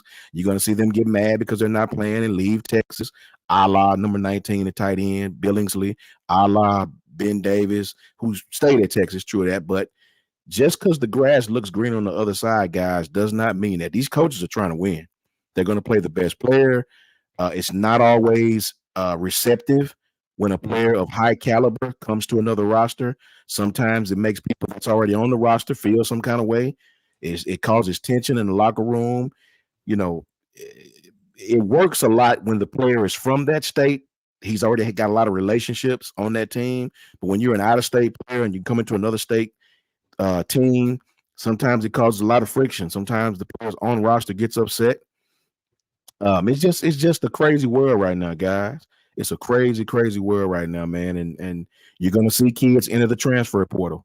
You're gonna see kids who are promised things by other universities enter these portals, sign these deals, and they're out, right? So the freshman class at Alabama, if anybody has any ties to those freshmen, you guys are a key to stay at Alabama because a lot of you are going to play. A lot. Jalen Mbakwe is probably going to play. Yep. Xavier Brown is probably going to play. Xavier Mincy is probably going to play because for Kite, they're saying Kite is in the transfer portal. I don't know if that's true or not. For Ricks to be in the transfer portal, that's two corners that could have started opposite Trey Amos, right? Along with Damani. So holes are being created, Coach Jay. Big holes are being created. So we got to keep as many of these youngsters as we can. Let's see, Rogan with the $2 super chat. He said, "Do you think DeBoer will meet with Saban?" Probably met with Saban today. I probably met with Saban as soon as he got there. To be honest, exactly. You know how Saban is. You know, Saban he's one of those people, man. You don't meet with him, he meets you. That's Saban. You know, so he'll meet him. If he hasn't met him yet, he definitely will meet with Coach Saban. And trust me, I mean, literally, DeBoer went through a very similar situation with Chris Peterson, almost the exact same situation as far as Peterson just being an advisor. So that's what Saban's going to be. That's going to be his particular role. He's going to be in DeBoer's ear here and there. He's going to be giving him some advice. He's going to be you're going to see him on the football field. That's just how it goes. So, if they probably haven't even met already, they'll definitely will meet very, very soon. But yeah, I mean, I think Coach Sean, you make a very, very good point. I mean, this is just how it is. NIL works in different states, like Ohio. Ohio and New York, two completely different states. Mm-hmm. Ohio, Massachusetts, or I'll even give you a better one. Ohio and Michigan, as far as the NIL. Yeah, Michigan. Way different. Mm-hmm. Too different. Matter of fact, Ohio probably has the advantage when it comes to NIL. Now, the University of Michigan, one of the richest universities on planet Earth, way richer than Ohio State. But Ohio State has that advantage because of the Columbus area, because of there's so many local NIL businesses, like so many, not just local NIL businesses, but regional and national NIL type businesses that are getting these players that Michigan just doesn't have. And that Michigan, and quite frankly, they don't want to do. Now, Michigan is Michigan, right? So Michigan's one of the, they're one of the most known universities on planet Earth. So you will see a lot of sponsorships. You'll see a lot of endorsements. Like Blake Corum, he was with Subway for the last couple of years, right? He was with a couple other national sponsorships, but it's different. It works completely different from every single state. And Texas is just, it's a realm of its own as far as NIL. It's just a realm of its own compared to Alabama that we simply we can compete, but it's not like it's like Sugar Ray Leonard going against Mike Tyson. Like, it's just, you would think on paper it looks competitive, but then you look at the weight difference and the size, and it's like, nah, this is just not it.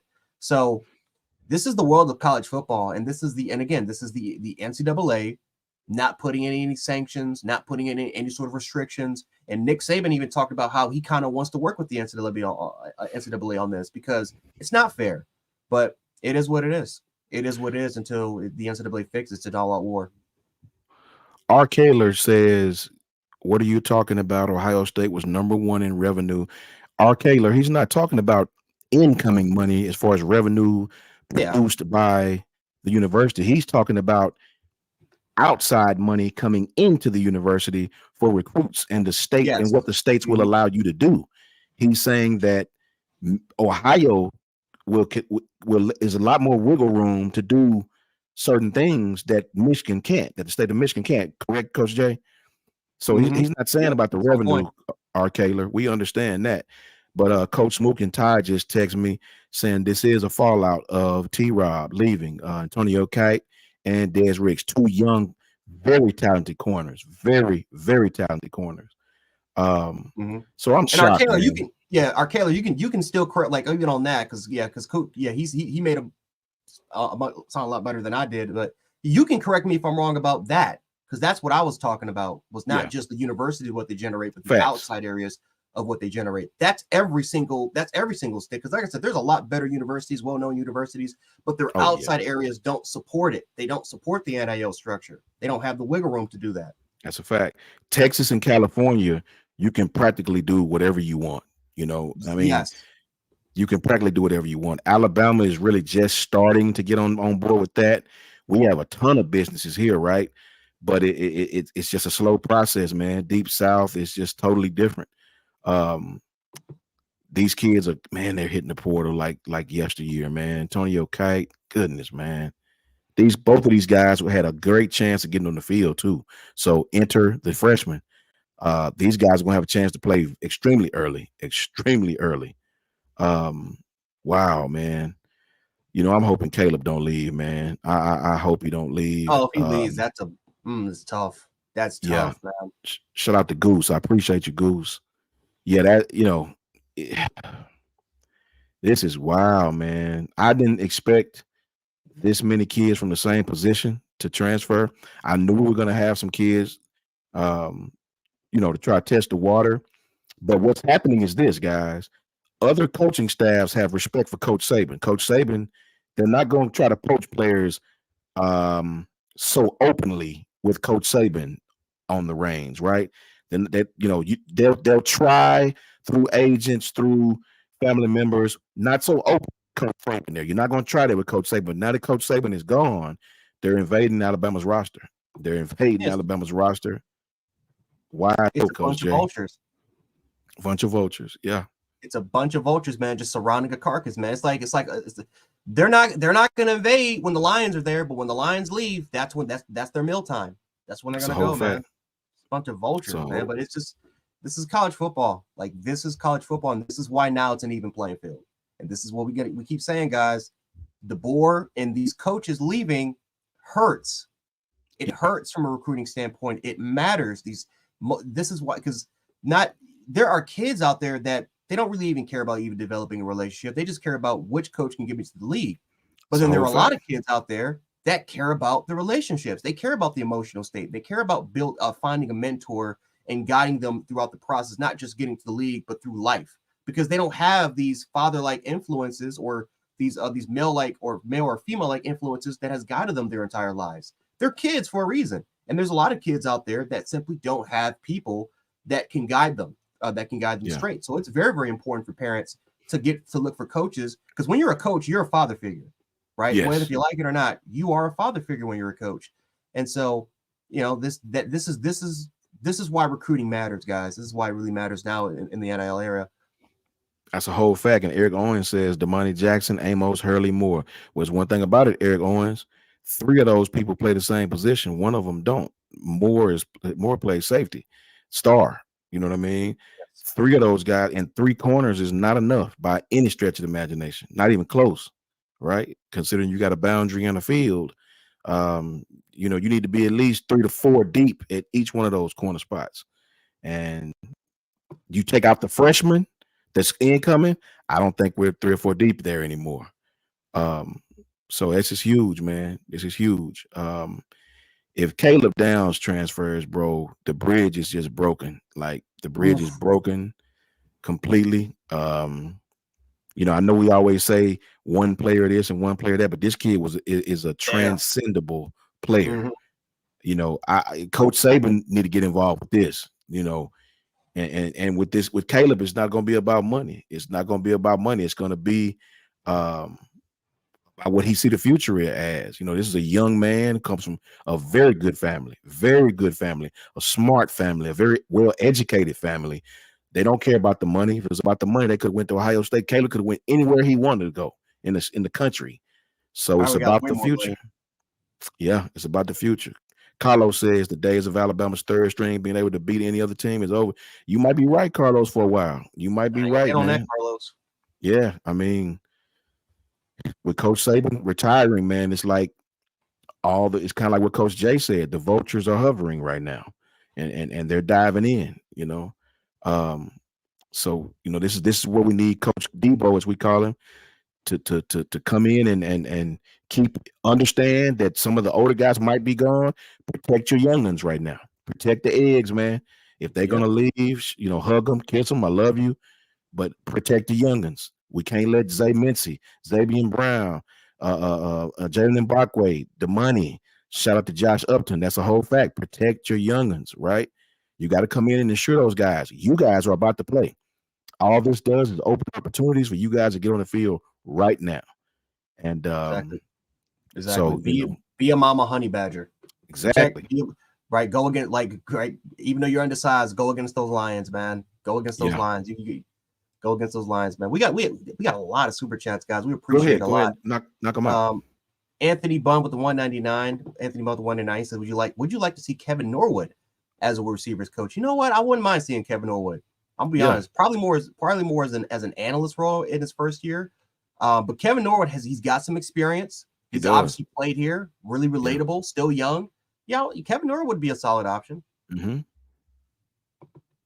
Let's see who else got here. Let's see. We got Todd Atkins with the 499. He says Brock Hurts said DeBoer will bring most, if not all, his staff. You think Saban discussed this with Barn? Let's see, with Byrne as a reason to hire him.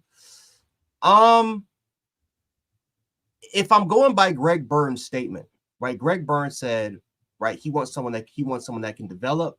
He wants someone that knows the X's and O's, and he wants someone that can recruit, right? He right. There were some more things he said, but he pretty much described Nick Saban, right? All those things he wanted to describe Nick Saban, right? Because that was the standard that Nick Saban left. And it's hard to go back to what you were before, which was Mike Du Bois, Franchione, Mike Shula, Joe Kynes. I mean, the list goes on and on. Yeah. So I personally don't think that they discussed that with Greg Burns. I mean, that they discussed it with DeBoer. I think DeBoer negotiated maybe could he potentially negotiate some coaches to come along with them? Maybe, but we haven't even heard confirmed coaches. We would have been just heard of confirmed guys that were there. So I think DeBoer is playing everything out. I think DeBoer simply wants to see who can he keep on his staff or which guys does he want to let go of, and then he can think about the hiring process as far as, do I want to bring in a Morrell? Do I want to bring in a Ryan Grubbs particular in? Because we haven't heard nothing. It's just been, I'm here on campus. I'm just kind of seeing it out. I don't even know where I'm going as soon as I get to the Melmore facility. I need to get a tour. So I think he's just trying to fill everything out. And then I think if he wants to make that decision, then I think he'll kind of go towards that. But I think we'll see. I think we'll kind of see about it. But no, I don't think he wants to bring that majority of that staff over. Just not quite yet. I think he wants to evaluate. I personally don't think. I mean, if Caleb was going to leave, Caleb Downs could have left the first day. Time out real quick, fam. We have 3,600 in the chat. What's up, everybody? Kyle Henderson and Bama Football on YouTube right here. You got Jarek up top. You got Coach Sean, and you got Ty Hayes at the bottom. So how this is going to work, so it's organized and everybody knows what's going on. At 1 p.m., we will pull the feed of Kalen DeBoer's new for the press conference. We will bring that here. If you have any audio issues or whatever, I will make sure to take care of those. So just let me know inside the comment box if there are any issues, but I'm going to let the coaches keep going. Kalen DeBoer scheduled for 1 p.m. from the University of Alabama. He's actually at the North End Zone today. They usually have their press conferences in two different places. Again, it's been a long time since we've had a new press conference here. So coaches, just stand by, just keep doing your thing, and then I'll come in and what you're going to see instead of this graphic right here that says Saturday, January 13th headlines, it'll be the press conference, and then we'll go from there. So if you have any audio issues inside the comment box, let me know. We'll fix it, and then we'll have some dialogue after that as well. So that's kind of what to anticipate now as we get closer. We're 10 minutes out. Just wanted to come on here. I'm doing technical stuff in the back. Okay. What's up, Todd? What's going on? Man, oh man, I've just had to come in here and pop in. Heading to Dallas. Oh, man. What's cracking with you, Ty? Heading to Dallas here in a few hours, and man, news this morning, news that's followed, some transfer portal news, T-Rob being gone. There's a lot of questions, guys. I mean, but we expected questions. I just didn't think we expected that question.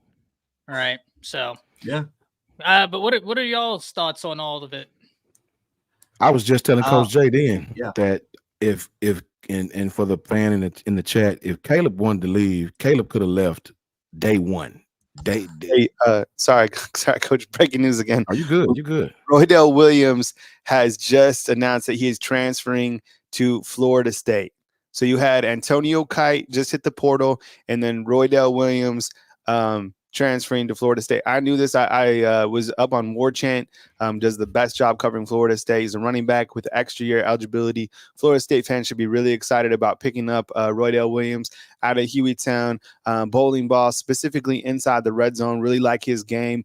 Really like his personality as well. I don't know if he's like an every down back per se, but man, a lot of people have, can say a lot about him. I really loved his game and him going to Florida State. What is that, their fourth pickup from Florida State? I'll dip out. Yeah. You know what? For a university that talked a lot of crap about Alabama, they sure love to pick up our players. Sure love Bama players. Yeah. Sure love Bama players. Good night, man. I think, unfortunately, we knew that was likely to happen. Yeah. Right? Mm-hmm. Like, yeah. Knew that was likely to happen. But, Coach, I'm sorry. Continue. You were telling. What was I saying? Caleb. Yeah. Caleb. What I was saying to the fans is if Caleb Downs was going to transfer, I think he would have been gone. He was probably the first guy they contacted, right? And for this kid to still be here, it should tell I don't think he's going nowhere. You know what I mean? I don't think Caleb's going anywhere. He could have easily went to Ohio State or anywhere else. I think Caleb is looking forward to being a leader in that secondary because him and Malachi will be the leaders of that secondary. So I don't think so. I don't think that he's going anywhere. Chris Short, $1.99 super chat says Freddie Roach as DC and Mel Tucker special teams. I don't think Freddie has DC experience. Chris, if he was a DC, this would be his first DC job. Not saying he couldn't do an awesome job, but I don't know. I mean, I don't know, man. That's tough, That's tough. What do you guys think, Ty and Coach Jay? No, I like Mel Tucker, but I think Mel Tucker has kind of played. Yeah. It's time. Not to mention, I think the rep that Mel Tucker kind of has now. Of course, it's coaching Rehab University, but it's Kalen DeBoer. Is he one of those dudes that can rehab some of these coaches? I just don't know if he's going to be that person. I don't know if that's going to be one of your first hires, just to get a guy like Mel Tucker that's had a little controversy added to his name. I don't know. I don't know about that one. Yeah. And then Freddie Roach. I think Freddie Roach needs a little bit more time. Yeah. I want him to see the coach, like you just said. I want him to coach the linebackers because he played as a linebacker. He can coach defensive linemen, and we've seen him do solid at it. But I want him to coach linebackers first. Get a little bit more of a feel about that before I want to promote him defensive coordinator. I have nothing else to add. I think I echo exactly what he said. I'd love to see Roach at inside linebacker coach. Yeah. I mean, even if he's defensive line, that's cool. Like he's done a really good job there. But I mean, it's just one of those things, guys, where this is interesting. And I have a question to both of you, and I apologize if you guys have already talked about it, but the timing of this.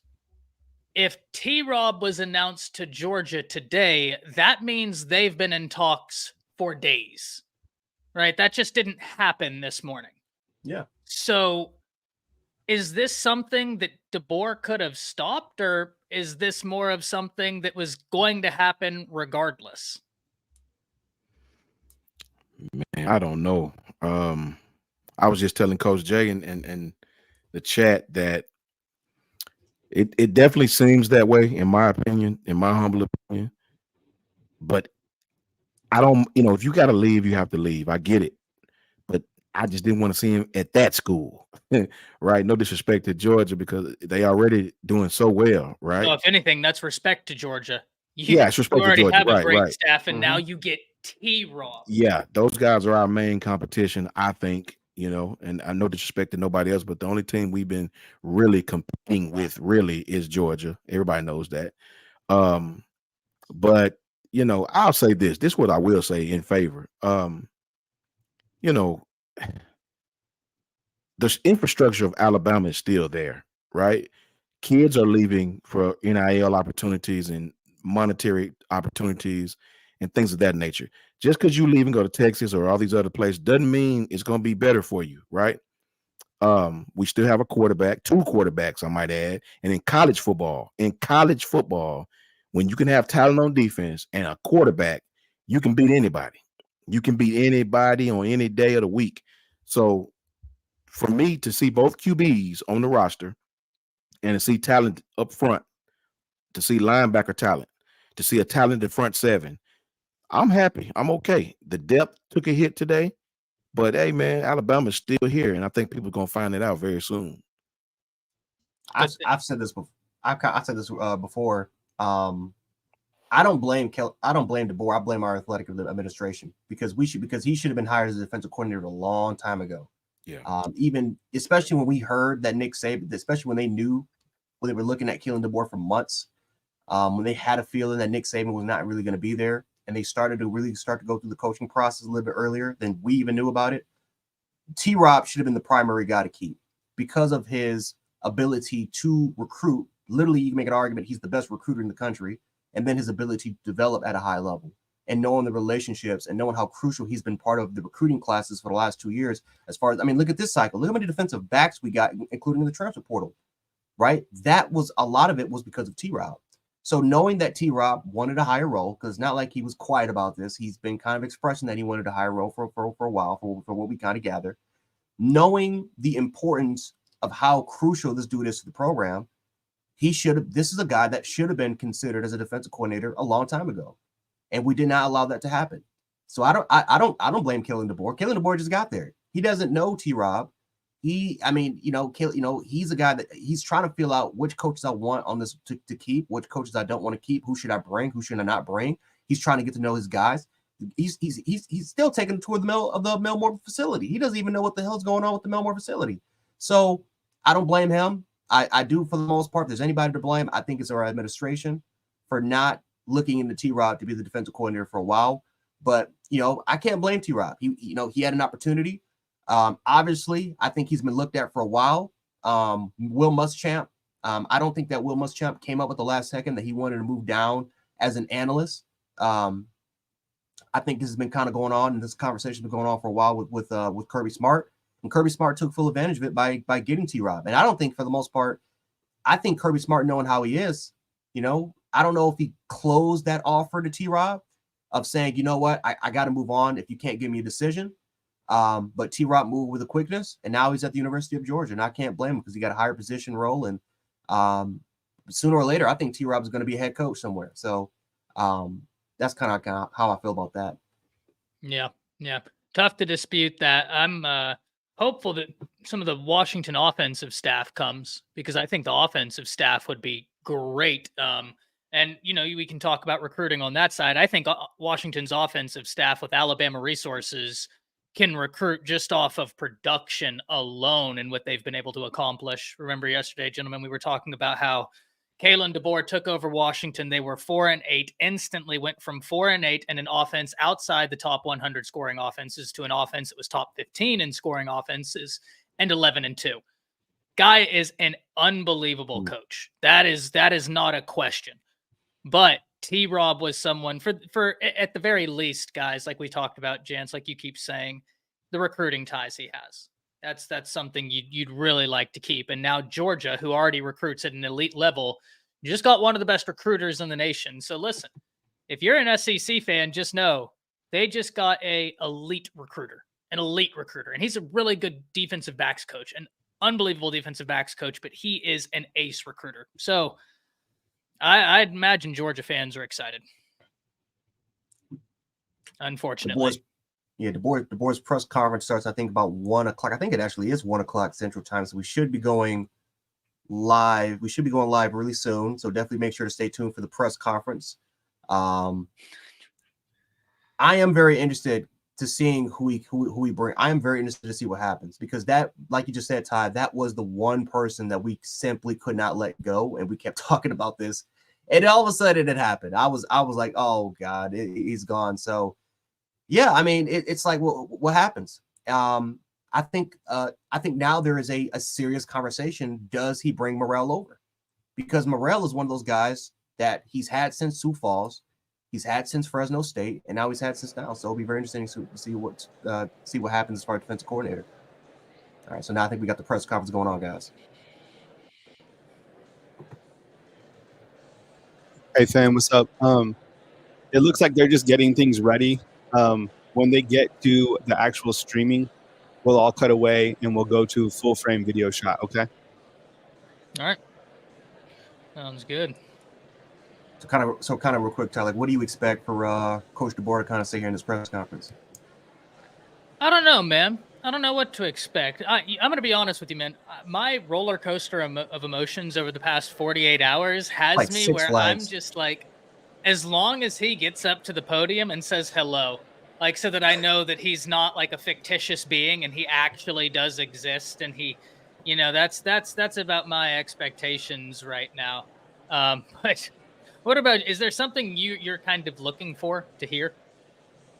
I want to hear about the coaching staff. I just want to see what he's willing, not who he's going to bring, but what characteristics is he looking for? Like, who is he willing to bring? And if I hear him say, I want people that know the Southeastern region. I'm not ignorant about recruiting. I understand how important it is here. I'm good with that. That's a great Self-awareness is unbelievable. Yep. Yeah, if you're self-aware, you can improve. Mm-hmm. That's a phenomenal statement if you can make that. Of course, every coach is probably going to talk about, hey, this is Bama, this is the standard, Nick Saban. We're gonna, I want to compete for national titles. But I think addressing recruiting and addressing the importance of recruiting is huge. Even the portal, transfer portal. Like, this is a guy that's not a stranger to the portal. He's not afraid to get guys. Jabbar Muhammad came from the portal. Michael Penix Jr. came from the portal. He's not afraid of it. But notice, Ty, and this is something that I kind of smiled about this. Look at the kids at the Pacific Northwest.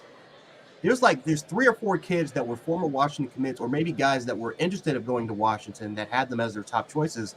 All of a sudden, they had Alabama graphics. All of them had Alabama graphics because they had an offer, but they weren't interested. They never were. Now all of a sudden, they got the Bama graphics with the question marks. I think one of it was I think Tua's cousin actually was committed to Washington at some point, or I think he was interested in Washington. So even though Southeastern, we may lose it, those West Coast, Pacific Northwest kids are interested now in Bama because of Kalen DeBoer. So that's interesting. I'm very interested to see what kind of happens in the future with that, because we've gotten kids from the West Coast and the Pacific Northwest, but we haven't controlled that area. We haven't really controlled it yet. So that's a lot of talent. A brand new region of recruiting. A lot of talent, Coach, to your point, flies under the radar out there until they hit the college ranks. Mm-hmm. And then it's like, who is this guy? Well, interesting to see. I'm looking because I know Notre Dame got a really talented player. There we go.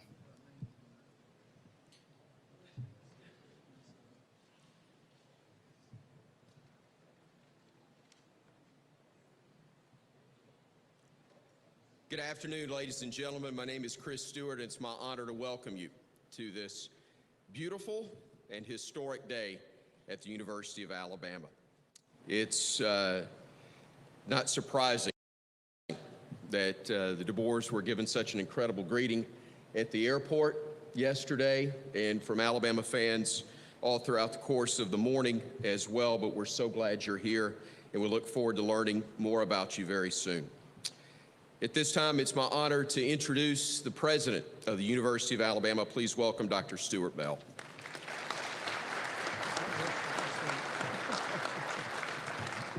Thank you, Chris, and good afternoon, everyone.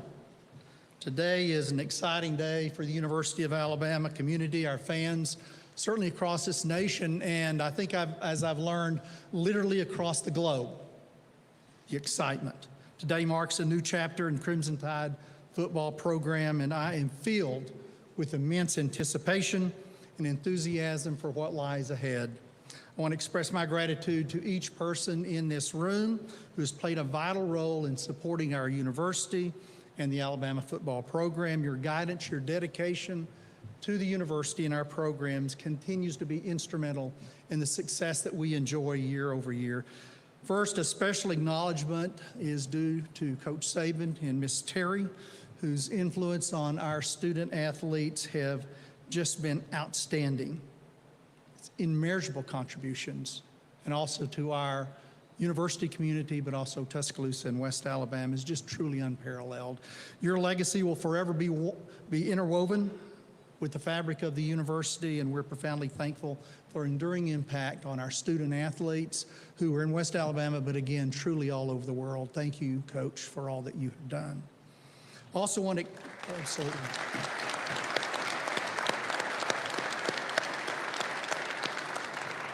I also want to express my appreciation to Athletic Director Greg Byrne, whose leadership and hard work, and I don't think hard work really captures the last few days, but he has been instrumental in identifying the right person, the perfect person to lead our football program forward, to develop our student athletes, and to represent our university. Greg, thank you for all you've done.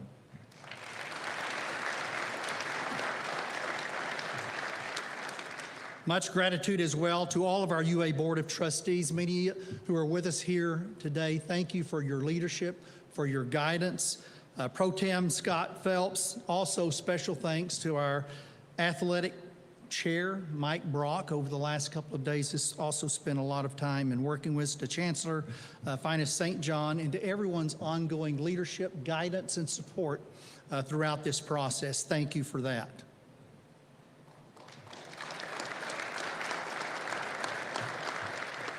So as we embark on this next exciting chapter, I am truly thrilled for the future of the Crimson Tide. Our elite student athletes continue to represent our university with distinction and demonstrate excellence both academically as well as on the field. Their success remains a pride point and a hallmark for this university. Without further delay, I'll now turn it over to Greg Byrne, who will officially introduce our new head coach, share more details about the transformative moment that we're at for Crimson Tide football. Roll Tide, Greg.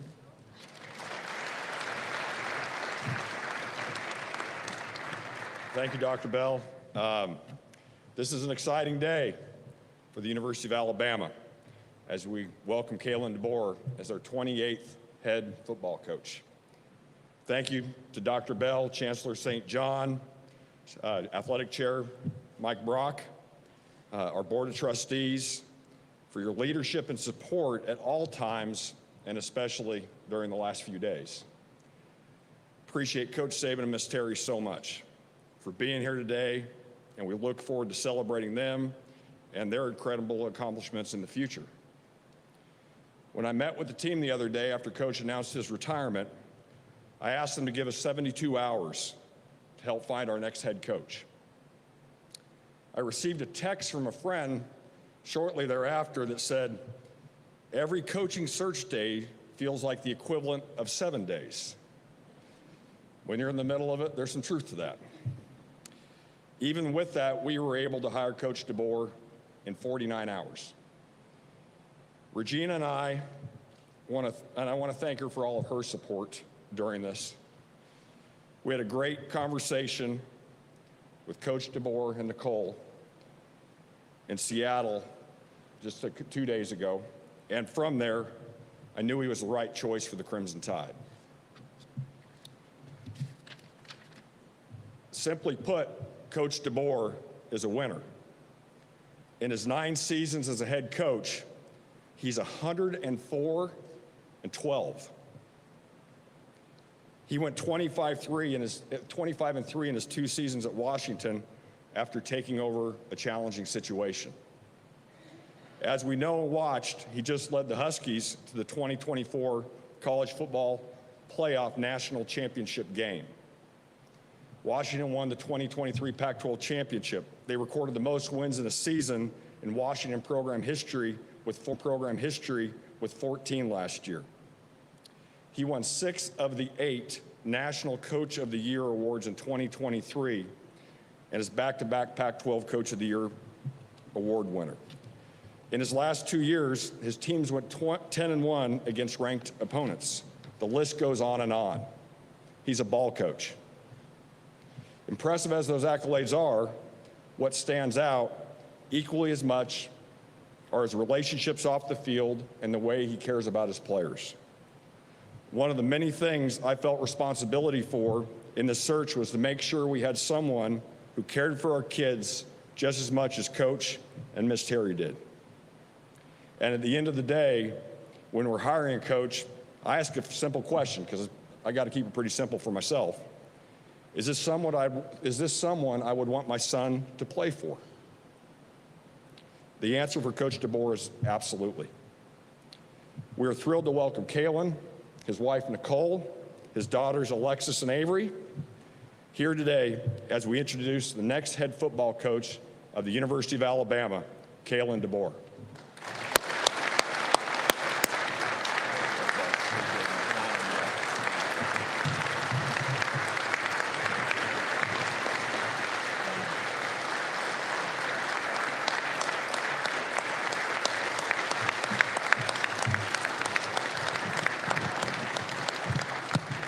Thanks, Greg. Yeah, this is exciting. This is really exciting for myself and my family. As they were introduced, I first of all, I got a lot of thank yous and people I want to show some appreciation to. But Nicole, Alexis, Avery, you know, this journey that we're on called life, right? It's special. And, you know, special days like this are the ones that we're never going to forget. And I can't thank them enough for their support, their love. They're the ones that allow me to each and every day leave the house, go to work, and give everything I have to our players, our staff, to help us be the best we can be. So I appreciate you guys. I love you guys, and thank you. Thank you. I want to thank Greg.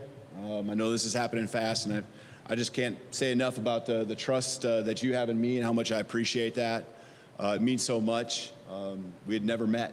You know, and, you know, to do your due diligence and all of that and go through the process, you know, I really appreciate it. And I just, I'm so excited to lock arms with you, as I am the rest of the athletic department, all the head coaches here, and continue to build on the great tradition of Alabama athletics as a whole. You know, so many championships, so many great coaches I cannot wait to meet. We're going to continue to strive to make this thing better all together. President Bell and Chancellor St. John, appreciate you guys as well, and looking forward to building this university together. And it's special, and thanks for this opportunity. I could go on and on about the next person I need to thank, show appreciation to, love, and you all know who that is, and Coach Saban. We just talked for the first time yesterday. And I've been in his ear a couple times already here, and man, I can just feel in his voice. You know what I'm talking about. You've seen it for many years. You know, this place is special. It's special to him, but it's special to all of you because he's what he's built it up to be. It's not just about the championships. I met with the team last night and heard from them and heard why they came here. Okay, a lot of great reasons, all tied to the Alabama brand, the education, playing here, you know, each and every Saturday, and the support that they get. But obviously there was a major piece of that where they came here because Coach Saban and Miss Terry, you know, poured everything into them, and they just saw the vision and wanted to be a part of it. And you know, it's a privilege to be chosen to be in this role. It's one I don't take lightly.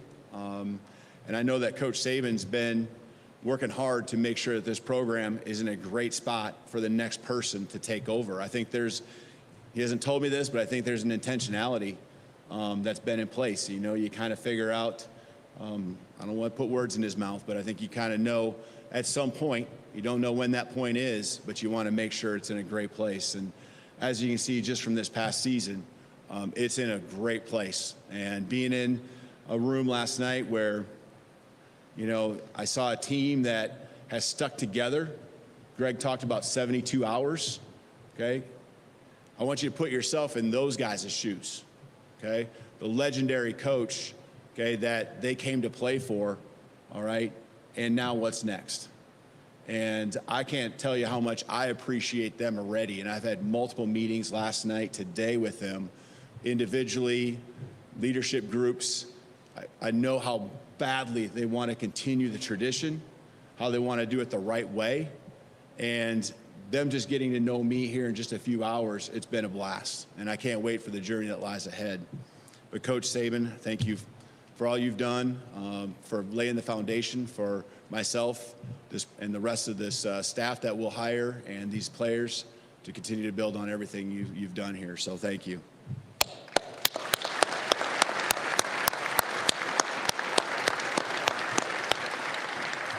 He's the best in the business to ever do it. I'm just going to make sure that's all known, that that's how I feel. And 100% access, okay, to everything. I would be a fool if that wasn't the case. I would be a fool. And I'm going to ask him that he shows up and make sure he gives me at least one thing every day. I'm sure he's going to have 10. I'm going to be good with that. But at least one thing that he sees that we can get better at. And so I also think it's so important to understand that most programs don't just have, they don't even have one legend, right? That's in their program or have come through the years. And we have probably more than two if you really want to talk about it, but Coach Bryant, right? And when I talked to Coach Saban yesterday, he spoke of that. And, you know, that just right there told me just how humble he is and how grateful he has been to follow in someone else's shoes and continue to build on what we have here at Alabama. You know, I have so many mentors that have helped me get to this spot. I'm not going to get into it, but every player or every coach that I've sat in a film room with, a staff room, when I was an assistant, when I've been a head coach, the head coaches I've worked for, they hold such a strong spot in my heart because they've all helped me get to the place where I'm at today. And I'll get into the players and what I want to see out of them and how we want them to grow while they're here at Alabama. But I also want to make sure that the coaches that I continue to have the privilege to work with each and every day, each and every year, that they understand the commitment I have to them to help them meet their aspirations and goals. Many of them want to be coordinators, many of them want to be head coaches, and I'm looking forward to that journey for them. When I think about different words, and I'll have a few here that I'll bring to you. One of them's embrace, and I think you get the sense that embracing the tradition and embracing the athletic department is something that's very special to me. I also want you to know that you as a community, everyone here, I can't wait for my family and I to embrace you and you know, feel that same thing back to us. I know that that will be the case. I don't have to look much past last night when we flew in and the welcome and the reception that was there. It was so awesome. It was not overwhelming, but it was very close to it. And I appreciate that. I think, want to make sure our alumni know that I'll embrace them and that this will always be their place. This will always be their home. I know that so many have gone through and played for Coach Saban, and that should not change as far as how they feel about this place. And we need you. And, you know, the investment hours that have been put in by me compared to what has made this place what it is, for me, it's very little. And I want to learn the stories. I want to learn all the great moments. I know many of them. I've watched from afar. But I know there's so many behind the scenes and things that are just important to the tradition and the alumni, and can't wait to have you here and hear all your great stories along the way. But I just want to reiterate my excitement. And, people ask, I've already asked, like, why would you go to Alabama? Why? Well, I think there's a lot of really obvious answers, right? And I've touched on that. When it comes to tradition and the history of the program, it's second to none, okay? And when I look at places that I want to be, it's about winning championships. And that's an expectation that I cannot wait and accept as a privilege to try to uphold, winning SEC championships, winning national championships.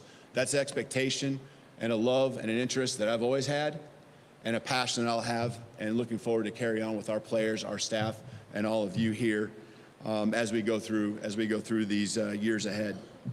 The resources, the facilities, everything that can be here to support our players, our staff. That's my role as a head coach, is to provide that atmosphere, that environment. And when you have resources like we have here at Alabama, it makes my job easier, okay? And looking forward to utilizing and showing off these resources to those that want to be wearing the crimson. A belief of mine when it comes to just athletics is that it brings people together.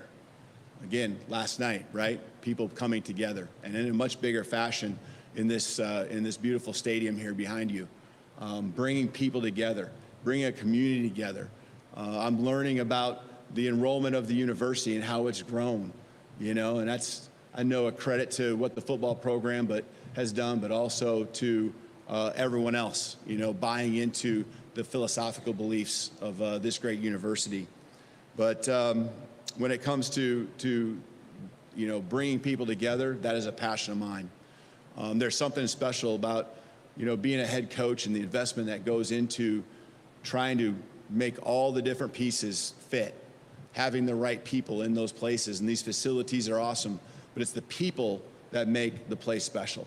It truly is. And I felt that, and I've heard that from Greg as we talk, that you here, you all, you have made this special. And it's not just about these beautiful resources, these beautiful facilities. So I'm looking forward to getting to know each and every one of you. I think alignment is important. So when we're talking about, why Alabama, alignment from president on through to Greg, to the head coach, and on down, I just think that the alignment and, just everything that we're all trying to accomplish together in locking arms and fighting the same fight that we all want, and knowing that our passions are all the same, that alignment is critical. And the programs and the universities and all the different sport teams that have success, there's usually some sort of alignment. And we certainly have that here on a very strong level at Alabama, and I'm 100% convinced of that. When it comes to our goals, I shared with you it's to win the SEC and a national championship. But how are we going to do that? We're going to do that with class. We're going to do it with integrity, okay, with academic excellence. And that is my job, to make sure we uphold the standard that has been set here at Alabama and continue to build on that. When it's about winning, it's also about a culture. And I will share with our guys that as we already have here a culture that is contagious, and you'll hear me say that many times, I cannot wait to add to that, continue to make it to where you can feel through the TV screen when someone's watching a game how hard our guys play and how much they love each other and care for each other and how badly they want to win for all of you. And, the culture will be contagious, and more people, just as it's been, will want to continue to be a part of this. And the last piece, when it comes to developing players athletically, academically, socially, and even spiritually, okay, and that being our focus as a staff, we, in the end, want to make sure that we're building better men. We want to build better men because someday, okay, football will be over, okay? Someday, real life will hit you in the face. And building better men, and this time that we're going through, this phase in their life, it is one of the most influential that they will have. And it is a privilege, it is an honor to be someone in a position that can have that influence. And I don't take that lightly, and I will surround myself with a staff that will be great husbands, great fathers, great people, provide a template for our great players that come through here to understand what it looks like to be a man And that's an awesome goal. Our staff will have a lot of attributes and qualities, and that will definitely be one of them. And so, developing athletically, academically, socially, and spiritually. What's next? As we build our team, last night, just got to hear from some guys. Wasn't a lot of questions, especially as a whole team, but you break off into the little segments, and then they start talking, and that's what I want to hear. I want to hear what makes this place special. I want to hear about the traditions that I'm unaware of. I want to hear about all the things that really matter to them, and ingrain myself into what's been special about Alabama football. But it all starts with the relationships and communication, which builds the trust that we must have to step on the football field with great chemistry, as you've seen years upon years upon years. Okay, it isn't just about talent. Talent gets you a long ways, but the championship teams have something special. They have that it factor, and the relationships that we will build will help us have an accountability for each other. Okay, accountability to ourselves, accountability from coach to coach, coach to player, player to player, player to coach. We'll also form a brotherhood that is so tight, okay, that anything that comes our way will not break us. And we'll be tough. And we call these our 3 non-negotiables that we will stand by. And the toughness piece, it's not just physical, okay, which is what Alabama football prides itself on. It will also be mental. Mental toughness, understanding how to handle adversity, because we understand the challenge that it takes to win a national championship. We understand that it's not easy. It never is, but anything at all is hard. And we're looking forward to that journey and to those challenges. When it comes to a style of football, I don't know what you've seen about how we've played, but obviously playing hard is a big piece of it. But what we try to do, it's always going to be around our personnel. It's always, yes, we're going to recruit the best, the highest character guys, but we're going to be able to have concepts and systems that are able to be adjusted to what we have and what our strengths are. As much as we have great players at every position, there are some positions that are stronger than others from year to year. And we will be explosive. I can promise you that. We will be aggressive. We will attack. And, we understand that the game was meant to be played one way still, and that's to be physical and dominate in the line of scrimmage and control it from both sides of the ball will always be a staple of our program. And as we go through utilizing our personnel and having a dominant offense and defense along with fundamental special teams, I hope you guys enjoy coming to games and seeing how we play and enjoying, wanting to come in and cheer on and understand the guys that are wearing those helmets, they have a lot of talent, but they're really special people and pouring everything they can into it. When it comes to recruiting, and I can go on and on about how we will recruit, I understand it's the lifeblood of our program, and we can have great coaches, but the guys on the field are the ones that make the plays. And a relentless attitude, starting with first and foremost myself, and then leading to our staff. It's what it's going to take to be the best of the best here with tough competition here in the SEC and to win a national championship. I'm looking forward to rolling up my sleeves and going to work. And I want to say one more thing because this is something that's very important to me, and I wanted to say it last because I knew I might get emotional. I'm not sure, but I need to thank some people, okay, back at Washington. And it's a special place to me. It really is. And this was one of the few places, maybe the only place, that I would have ever left to come coach at. Because I understand what Alabama football is all about. And those guys that I sat in front of a room yesterday, I know what they're going through because I saw the same thing less than 24 hours ago. And I just want to tell everyone, because I know they're watching, I just want to tell you guys I love you. I will miss you. And, I want nothing but the best for everyone back there. And the journey of the last 2 years have been special. And I'm looking forward to it. I'm looking forward to the new journey that lies ahead. I'm looking for those new challenges here. Cannot wait, like I said, to roll up my sleeves with all of you, with our team, okay, and go to battle each and every day, each and every week, each and every year. So thank you, and roll Tide.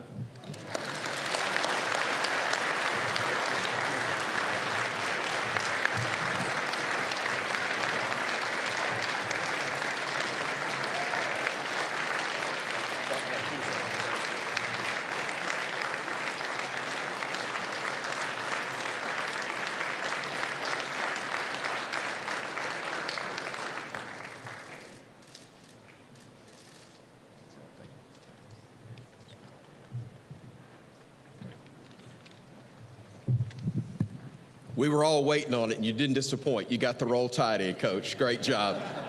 Fantastic. At this time, would like to ask the media that will be attending the breakout question and answer sessions, if you would make your way to the west elevators to my right, your left. Print media will be in the recruiting room. Cameras will be in the media room. So again, if the print media would head to the recruiting room and the cameras to the media room, again, to my right. Guests that are attending the reception, if you would make your way to the elevators downstairs to the locker room. Thank you again so much for attending, and I can't do it as well, but roll Tide.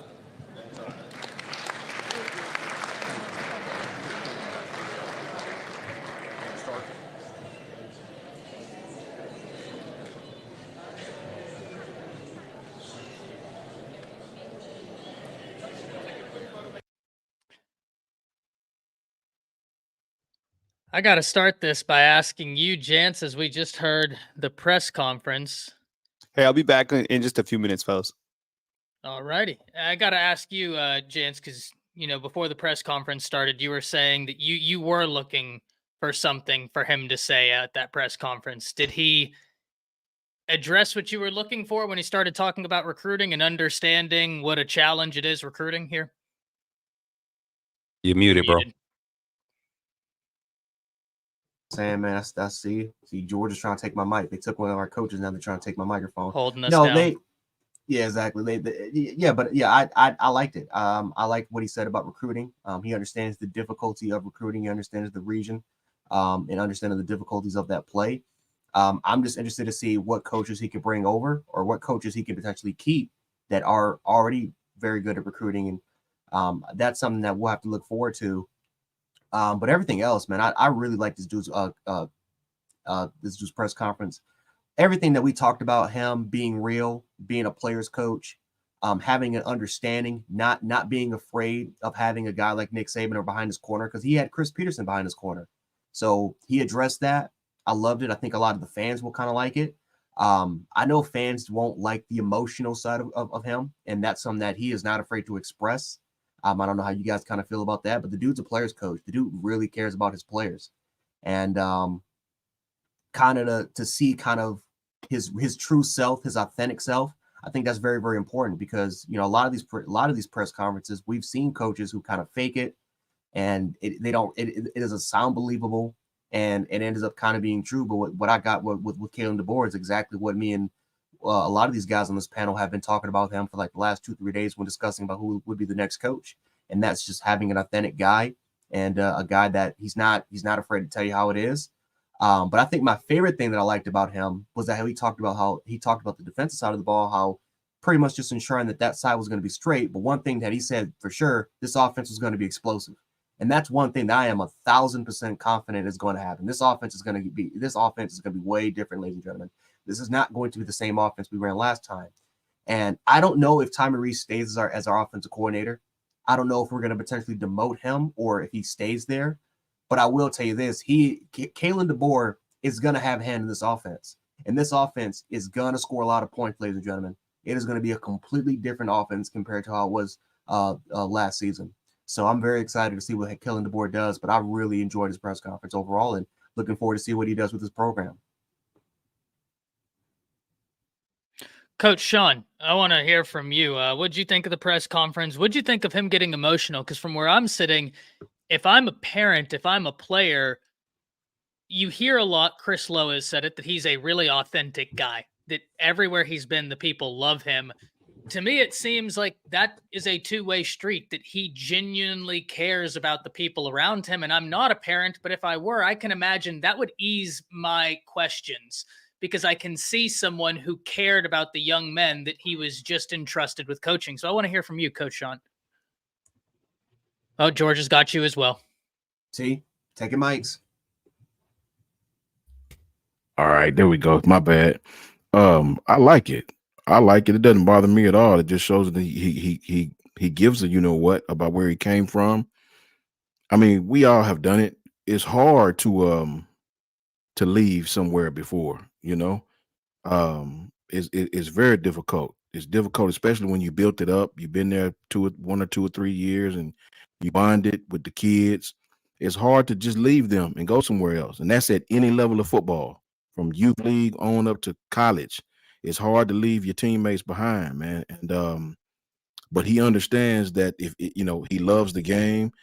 Alabama is the pinnacle. Alabama is one of the schools that's a pinnacle, and to have the opportunity to come here, he could. It's like I said, it's a few jobs you just can't turn down. It's only about 4 or 5 of them, if that many. But it's a few jobs. If you get the opportunity, you can't turn them down. So I love this emotion, man. I loved it. It showed me that he cares. He's going to be entrenched, and it's time to roll the sleeves up now.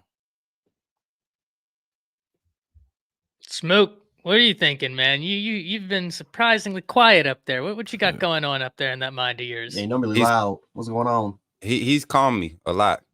I like, for real. I'm on the side of Jared. The T-Rob loss is why I'm really quiet though. And it has me in high suspicion of what out there has Coach Saban giving him the confidence to really address some of the rumors that we've been hearing about, you know, the departure of T-Rob. To have the confidence to come in and be himself, and just to display that passion for wanting to do what's best, was right by the University of Alabama. But first and foremost, the players, man. That was what I wanted to hear. I didn't want to have this winning pitch. He said about, you know, living up to the standard, national championships, SEC championships. He mentioned that, but you saw the change of emotion when he started talking about the players, developmental players, connecting with the community. Understanding that he's not playing like he don't look at the whispers and don't listen to the media. Like, he know people want to test him and see if he's gonna be able to assemble a staff and be able to recruit in the SEC to be able to reign, you know, in the top tier. So I think he's up for the challenge, but the passion for the players is what got me. Everything sounded good, but for him to stand at the podium at the University of Alabama and take a moment to really appreciate the people at Washington for helping him get to this level of his career.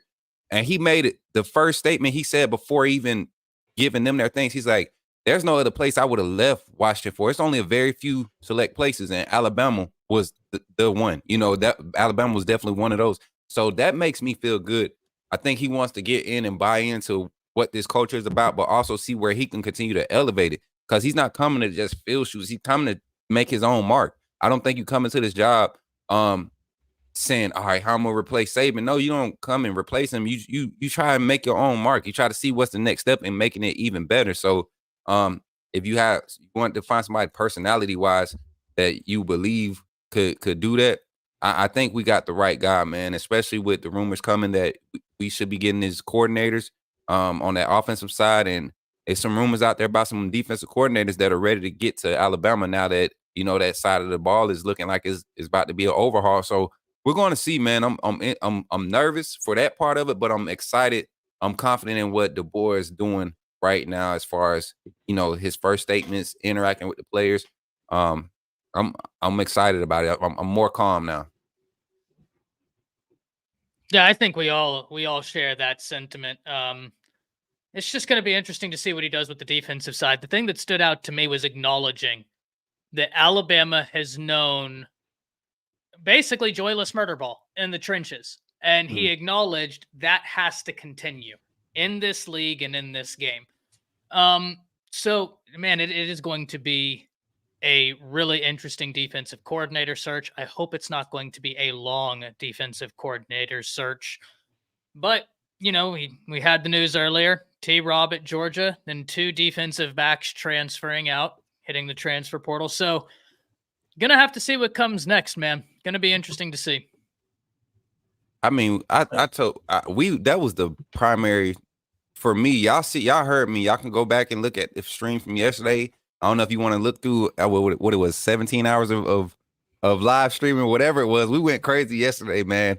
But that was really a highlight from the panel. Everybody that rotated through the stream yesterday. T-Rob to me was like allowing him to be the DC would have been like the key to keeping the roster intact. And for this hire for me, I can't speak for everybody else, but this hire for me to be a solid 9. You get what I'm saying? On a scale of 1 to 10, I was going to, if T-Rob gets the DC, you get a 9 for me. It ain't a 10 because we definitely want to see how the recruiting thing works out with him being the head coach, offensive change up, system, schematics, all that being implied. Definitely want to see how he develops and transitions everybody into what he's bringing. But T-Rob, to me, keeping him would have been great. But, every time something doesn't go what we speculate should happen from the outside looking in, that's when things start to get leaked and you start to get the real intel behind certain things. And it kind of, like with DeBoer, I wasn't really on DeBoer's train until, Coach Jay put me on and was like, man, just take out his resume. And you go, not just look at the numbers, but go and look at some of the film, some of the games from when he was coaching at Fresno State, when he first got to Washington. You look from the first year of Washington to the second year, it's like a good team to a great team in a matter of 2 years. He didn't have a lot of roster turnover. He hit the portal, got a few guys, but he didn't kill it and recruited it or nothing. He just coached up guys that were willing to show up and play for him.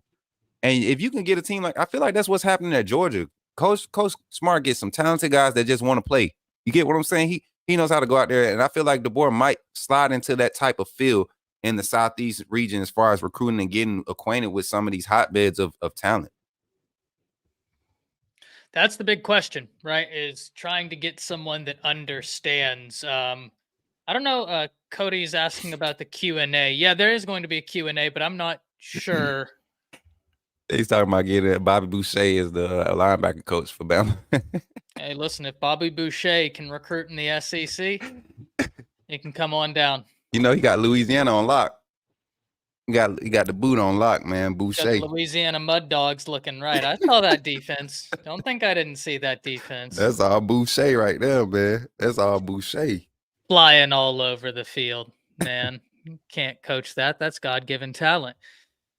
Well, what comes next, guys? That T-Rob loss, man, it hurts. I think it's still we won't see the full impact of losing T-Rob until this first bed of recruiting class process is through. I'm telling you, man, it's gonna be tough to compete against that staff at Georgia right now. What they currently have standing right now in recruiting, it's gonna be tough. And I'm hearing Coach G is on their radar. I'm hearing they really want to come to Bama and really get those guys back together. You got to think a lot of these guys were grad assistants.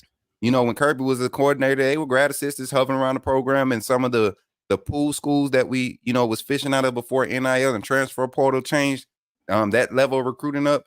So Kirby's doing something special over there. He almost doing what Saban did when Saban started off early at Bama. So yeah, I'll say this, man. Go ahead, Coach Jay. You good? No, I was about to say real quick. Yeah, this me and Coach Sean, we talked about this before. There's gonna be a lot of vultures, man. It's a lot of vultures that's gonna be circling around trying to get the carcass. But yeah, I mean, this is reminiscent to Brian Kelly. Oh my goodness gracious, forgot about Cadillac. Yeah, we need a running back coach. Bring in Cadillac. You get a running back. Yeah, get a running back coach. Can you imagine that? Getting Cadillac Williams, a guy that knows the Alabama State area, that knows the region, that knows the Southeastern Conference region. He is an Alabama great, bro. The state of Alabama respects, even though he had on that blue and orange.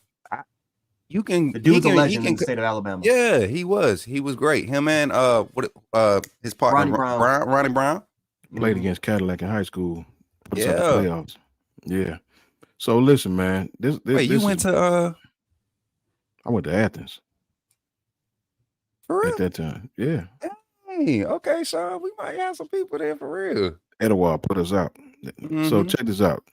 So let me say this, man. This is my take, real quick. I believe in Caleb DeBoer. I believe this guy can coach football with his eyes closed, right? I don't have no worries. I said this a while ago, but I reiterate it. I don't have any worries about the schematic standpoint. Coach Jay did an awesome job and really put me on to Coach DeBoer and really what he brought to the table, right? I knew he was a good coach, but I didn't know to the depths of his background. And really, Coach Jay was the first one to really put me on that. So I don't have any worries of that we're going to be good on offense. We're going to be schematically sound. I don't have any problems with that. Again, my only concern is I'm positive, or trying to be positive, I guess I should say, that he bring in the right guys to not allow us to get ran over in the recruiting landscape of things. I understand in other conferences you can develop 3-stars and lower tier guys, but I'm gonna tell you something, in this day and age, in the NIL days, if you fall behind 1 year, It's you're set gonna back be 3 behind the now. next year, and the next year, and the next year, because of the landscape of the NIL. If you let a team set a tone and run you over, it's it's not like regular recruiting years where you can have a down year and then next year you can excel. With this NIL stuff, you see what's happening with Texas and all these other schools right now. People poaching from your roster, talking to your players during the season, just all kind of backdoor stuff going on. You got to establish yourself, especially him being a new coach in this part of the state. You got to establish yourself and not allow guys 4 hours in every direction to run you over. If you do, it's going to set you back for a couple of years. I remember earlier Coach Jay was talking about the 2025 class and beyond. That's kind of what I'm saying. You want to go ahead and put your foot down right now and do all the things you got to necessarily do to establish that. You can't let Kirby and them come in and run you over from jump, because they're going to try to do it. They're going to go after the same players you're going to go after, because you can't go to the West Coast to recruit everybody. You got to recruit here in some shape, form, or fashion, right? So that's my only concern. And I think I'll feel better about it once I see who they bring in defensively. I think we all will, actually, once we see who they bring in defensively and some position coaches to aid him in recruiting. I just sent you all the graphic. I got something interesting too. Maybe it's the same, maybe it's not. Football Scoop published that another key move is expected for Kalen DeBoer's new Alabama Crimson Tide football staff. Jarrett McElwain is expected to join DeBoer and Courtney Morgan. A history at Alabama. So we talked about that yesterday, Coach Sean. That's a good move. And Coach Sean, I have to hear your opinion on this, because we didn't get to talk at this point. You guys were watching it. Courtney Morgan. have y'all even gotten to unpack that Kalen DeBoer didn't come alone? Courtney Morgan walked off that plane with him. Guys, that's the big guy, right? Yeah. That's Rick Ross. Yeah. Ladies and gentlemen, the two teams that were in the national championship, he was basically the GM of rostered player of Michigan before he followed DeBoer to Washington. Two teams that were in the national championship, he was at both of those places. So Coach Sean, I want to start from you, talking about hitting the recruiting trail. Now there's the Football Scoop report that McElwain could be on the way. What'd you think of the Courtney Morgan edition? I mean, I did some research on the guy, and he's been successful at a la compliance with the players and player movement roster. But again, man, I'm not trying to be the Debbie Downer, right? I just think this way. I think this way, bro. And I'm usually not wrong about this. Dealing with people in Michigan and Washington is completely different than dealing with people in Pokey, Florida, right? I can confirm. I can confirm with you about it. I'm telling you, dealing with people in small pockets in Detroit is different than dealing with people in Central Phoenix City, right? These people have known each other all their lives. They've been in the same area all their lives. Everybody in the whole town know each other. So you have to bring a family aspect to it, right? When you recruit these kids, it's not just the mother and father. It's the uncles there, the sisters, brothers, cousins, everybody over there. The recruiting in the South is just different. right? And I respect the guy. If you got to have somebody to put together a roster, Courtney Morgan's the one you want to have do it, right? But I think he's going to face some challenges here, because here it's more about that relationship. Well, who are you? These mothers and these grandmothers, they want to talk to you. They're gonna call you in. Well, what you gonna do? Well, how my son go? Like, they're gonna ask the questions you probably hadn't been asked before. Here, down here, these high school coaches, if you don't come in and, I hate to say kiss they, you know what, but if you don't come in and stroke their ego, they'll turn their back on you, right? They won't deal with you down here. We talked about that. Yeah, your bigger high schools like Hoover, they will, but these little small high schools with all the talent, like Tanner, and these schools with these 4 and 3 and 4 school 4A schools, they're a very tight knit group, man, very very tight knit. And if they don't have a relationship with you, they don't deal with you. It's a reason why Georgia don't get Buford kids. I ain't gonna get into it, but it's a reason why. And Buford is right there. So I think they're gonna face different challenges in this, but that's not to say that they won't still excel. What he does obviously works, right? And people are people.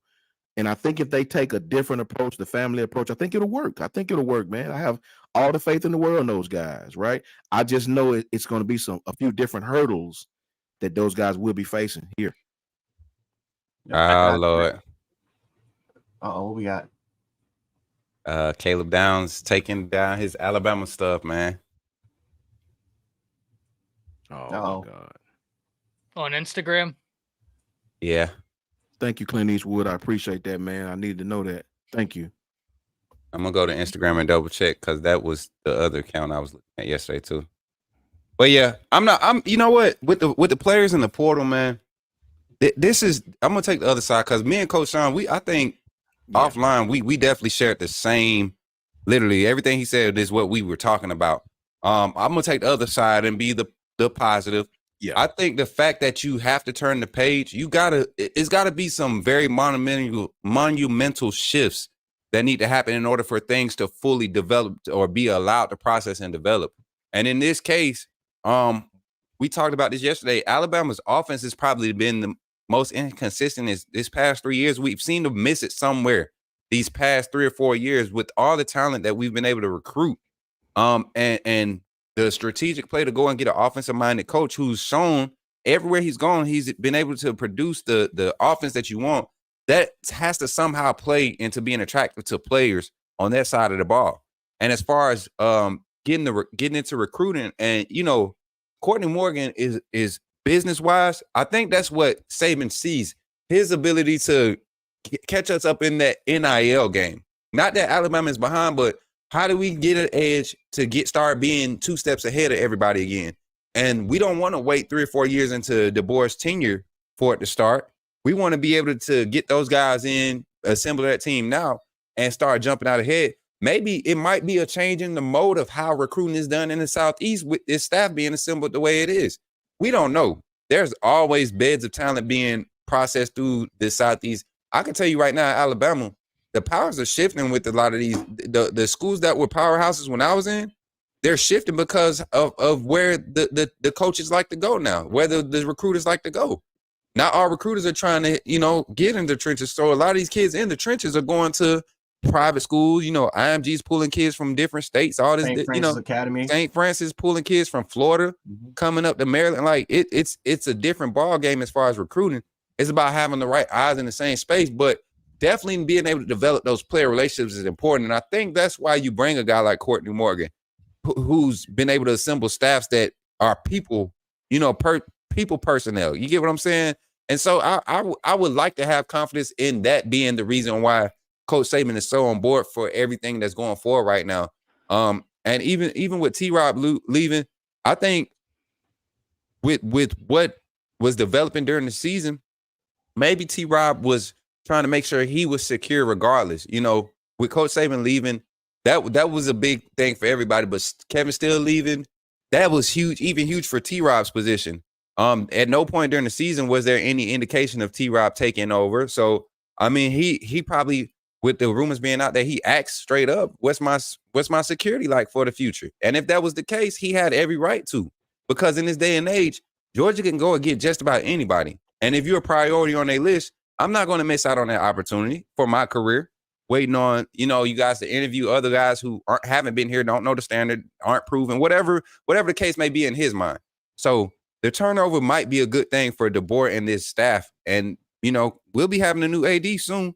It'll be 2 or 3 years from now. We'll be seeing a new AD announcement. Guarantee it. It's just the evolution of the game, man. And time will tell all. Time will tell all. Shout out Chad Anderson. Shout out to Chad Anderson. That was a few years after me, Chad. About 2 after me. Yep. We was with Mike. We was with Jason Lucas, Jason Holden, myself, BJ, David, several guys from Johnson High School all the way back to Athens High School. Much love to you, brother. Go ahead, Coach J. My bad. No, you good. Yeah, I just checked it. Terry Simmons, my fault. I just checked it. It was his Twitter. That's the screenshot I got. It was a Twitter page. Yeah. Mm-hmm. Yeah, it wasn't Instagram. He's been, like I said, he's been posting some stuff, but I think that's more, I don't know. Like, he's Twitter. been posting. I don't want to talk about Yeah, no Twitter. I don't know. They laughing at me. Y'all could have told me it was like that on Twitter, man. You ain't even say nothing though. That ain't even bad. All right, real quick, 10 seconds. I don't even know what you call it. Suspended. He got banned. He got put in Twitter jail, bro. And I didn't even say nothing, dude. It was a dude hating on Coach Saban, talking about some Reggie Bush, and I just told him what it was. You mad now? You know what I mean? And they told me he suspended for 12 hours. So, bro, trying to hold you down, Coach. Yeah, they don't want to see you shine. He got talking about Reggie Bush, man. That's a wrap. Snitching. You go right on Twitter, Joe. Yeah, man. We got some super chats. Nicholas Bailey with the $9.99. He says, "Are y'all worried Downs and Haynes are leaving? They were seen in Athens, Georgia." That's the first I've heard about that. Yeah, I ain't heard that either. But yeah, where are you seeing that, Nicholas? But thank you for the super chat, my man. That'd be interesting to see where you heard that from, so we can check into it. Davis Lewis Love, $5. He said, "Coach Kalen DeBoer is all about family and creates a family atmosphere for his teams. He's also very spiritual. He'll be a better fit in the South than out West." Listen, he seemed very family oriented, and I think that authenticity is king in everything you do. And he came off incredibly authentic in the press conference. And being as I am in the South, he's going to have some growing pains, but you can do it if you're authentic. And people will be able to see what's real and what's not. I think we had one more super chat, or was that Gavin Kane with the $4.99. He says, "Bros, we gonna be fine. Let me tell you why. Because recruiting isn't as important as it was when Saban about to become our #1 NIL sponsor. Just watch." I agree that we're going to be fine, but what I will say, Gavin, is recruiting is still king. If you look at the teams that have won a college football national championship, there is a theme. And that theme is that they're typically a top 5 recruiting class in the nation. Unless you're Clemson or Michigan. Unless you're Clemson or Michigan. But yeah, but Clemson was more deceiving because their player average per recruit was way low. It's way low. Because they had a lot of 3-stars, but then when you take a look at the first hand, that was those 5- and 4-star guys, some of the highest recruits that year. And it's way deceptive, way more deceptive. Michigan is the anomaly. That's the anomaly if we're talking about the last 15, 20 national champions. We got Doug Fresh with the $1.99. He said, "Shout out Coach Smook and JMHO. Y'all authentic." Thank you for tuning in, Doug. Man, we all authentic. I appreciate the love, but I feel like we all authentic. I think y'all get a lot of our takes mixed up with us, what we believe all the time, but you don't get good content by just agreeing. I learned that the hard way early on in this industry.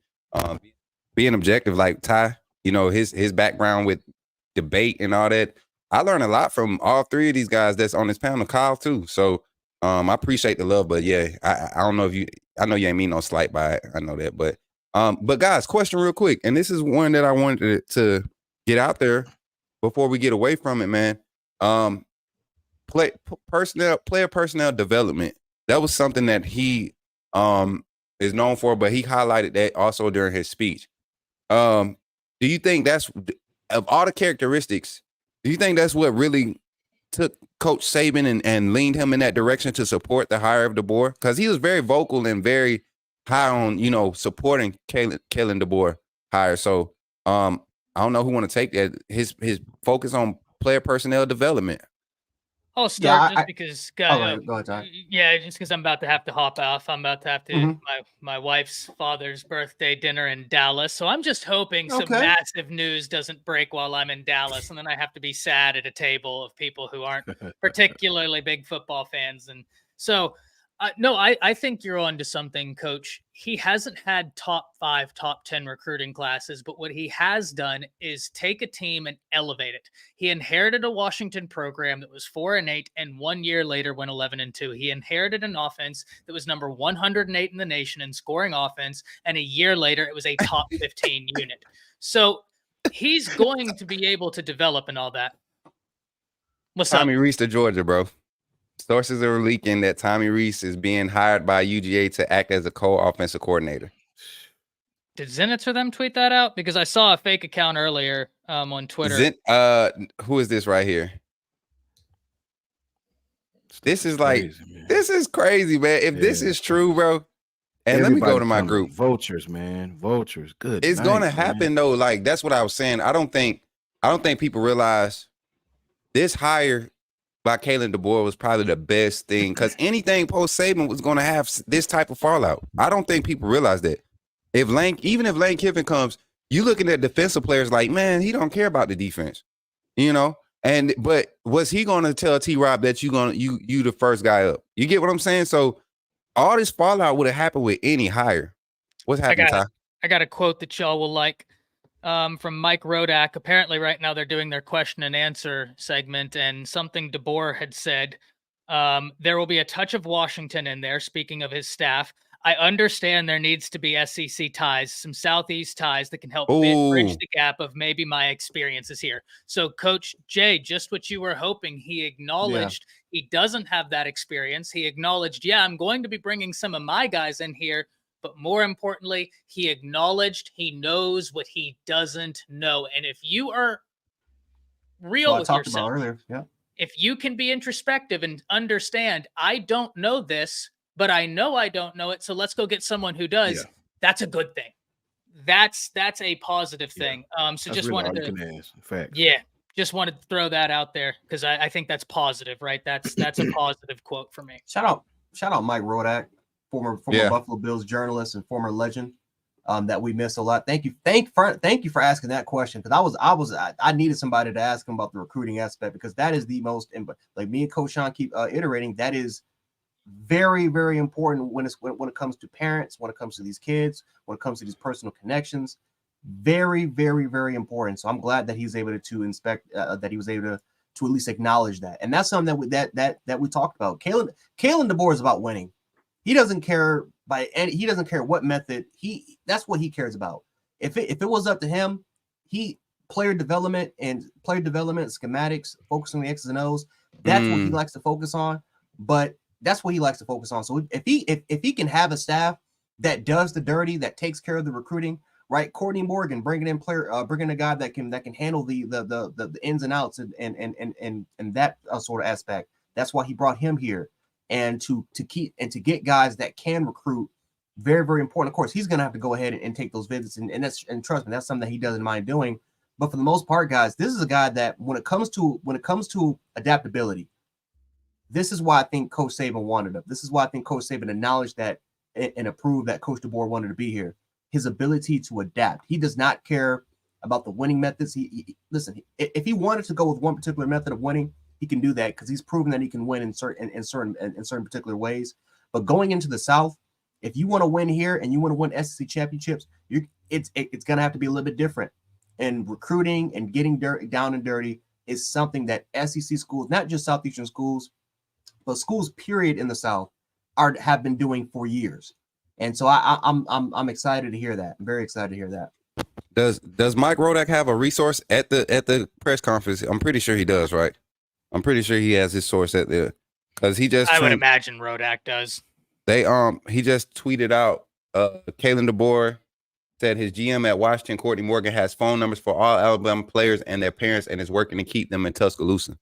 So now what we were hoping for, that's really believable. I'm not even. You already know, and that's what I'm saying. Like, I think their focus is the players more so than the coaching staff right now. I feel like they could, with the Bama brand, the Bama stamp, they could pretty much go out and get what they need. You know, it may not, and that statement about continuing to have coaches with SEC ties, recruiters with SEC ties, that's going to be big because there hasn't been an official announcement on Freddie Roach. Even though we lost T-Rob, we know how much of an impact Freddie Roach is for our recruiting on that defensive side, especially in the trenches. Does Freddie Roach does he allow Freddie Roach to be elevated and somehow guide the offensive line coach as far as where the beds are to go and get these interior offensive lineman recruits, how to get guys to show up for camp, you know, create value?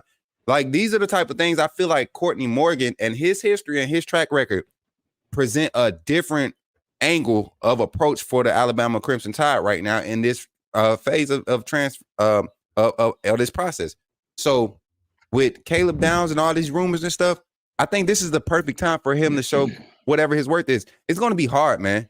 You got to think T-Rob got these guys. The Downs, Kite, those are T-Rob's guys, man. So it won't be a surprise to see if guys start jumping in the portal to follow T-Rob. But if DeBoer and Morgan could get in some of these guys' ears and express to them face to face or over the phone, actually have a conversation, I think it could also alleviate some of what everybody's fearing with this coaching change and losing Saban. So check it, guys. I'm gonna tap out just for a minute. I'm about to take my daughter to get some food real quick. I want to give a big shout out though, man. Shout out to Chad Anderson. Shout out to Joey Phillips. Shout out to Trevor Purnell Sportscast. All those guys from around the way, straight. You know what I mean.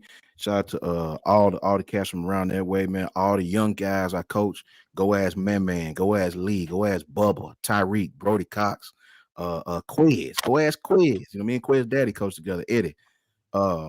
Them all came from Athens too. You know what I mean? They'll tell you, you know what I mean, championship squad, never lost. You know what I mean, in 4 years. You know what I mean? So they'll tell you. So yeah, man, shout out to everybody from around the way. Shout out to all my people back at Johnson. You know what I mean? So much love to you all, man. I'll be tapping back in a little later. My 12-year-old is hungry and she looking at me like, you better hurry up, daddy, before I do something to you. So I'm gonna go before I make her angry. And I will be tapping back in with you guys, man. We're going to be positive. We're going to be all right. You know what I mean? It's Roll Tide to everybody in the chat. Much love to y'all, bro. And I'll be tapping back in with the fellas a little later on. Ty, you take care, brother. Coach Smoot, Coach Jay, I'll get it with you guys as well a little later. For sure, brother. All right, Coach. Roll Tide. Roll Tide, Yeah, man. guys, I'm about to hop out as well. What I will say, though, is I see some people asking about Jalen Milroe. I'll tell you what's sad, guys. On Touchdown Wire, they have an article saying Alabama quarterback Jalen Milroe enters the transfer portal. They're using a tweet from an account whose name is Jalen Milroe, but the @ is Big Orange Punch. Come on, man. We It's a got lot of fake journalists sources out here, guys. falling Yeah. for fake tweets right now. Jalen Milroe said yesterday when he walked into Malmore, Yelled it. I'm staying. Now, he might transfer. I'm not Jalen Milroe. I'm not here to tell Jalen Milroe what's best for him. Although that being said, you just hired one of the best offensive minds in all of college football. The guy has been coaching quarterbacks and wide receivers for a long time, and he is a brilliant quarterback developer. Neither here nor there. If you don't see it from like Matt Zenitz, Andrew Bone, Kyle, those type people, Chris Lowe, Mike Rodak, it's probably false, right? That's what I would operate under the assumption, guys. If it's not coming from one of those sources, it's probably false because you have an actual media company out there somewhere publishing an article off of some troll tweet that they believed. This is wild, man. Like, they wrote a whole article about it. How do you do that? I don't know. You see one tweet and you're like, oh, it's good to go. I don't know. That's wild to me. That's just irresponsible. That's how it is, unfortunately. That's how it is. I mean, you should have seen how it was 2 or 3 days ago with the coaching speculation. I mean, the Dan Lanning situation, everyone believed the Dan Lanning situation. Everybody was stalking up and down the street to Tuscaloosa. The man was in his home watching Jason Bourne movies with his family the entire time. And didn't even get the cover. They are good. They are good. Which one was he watching? I have no idea. They just said they were just binge watching it the entire time. Yeah. Some Bama fans are funny. Then one of my boys, Big Bam, shout out Big Bam if you in here, bro.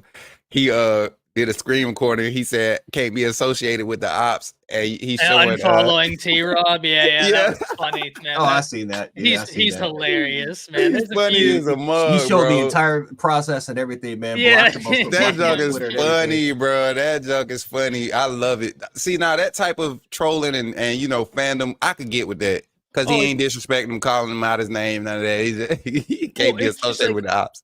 We had some great Texas trolls in here yesterday, and they were like Yeah. trolling. And then finally, one of them admitted, he's like, "Guys, let me get my trolling in. Your new head coach just bounced us out of the playoffs. Like, I'm still upset." And when he said that, it's like, okay, man, it's all love. You like, got it, dog. I feel you. I feel you. You got bro. it. You got it, man. All right, y'all. I'm gonna head out. Y'all hold it down. For sure, bro. Later. Look, and then there were two. Kyle's back though. I look like he about to jump. So we got another super chat here. $4.99. Totally not rash. $4.99 super chat says put Jeremy Pruitt on staff immediately, even if he can't coach this year. I don't know what the deal is with that, but you would think with that statement being released about him wanting to continue to staff guys, especially on the defensive side, that have the SEC ties. I mean, you don't go wrong with allowing Jeremy Pruitt to finally start that, that suspension. At least as an analyst. At least as an analyst, because that would count, with him being hired. He has to be on staff, and he will not be able to coach for a year. He will not be able to have any player involvement for a year. So if it was a year to do it, man, it's right now, his first year under DeBoer.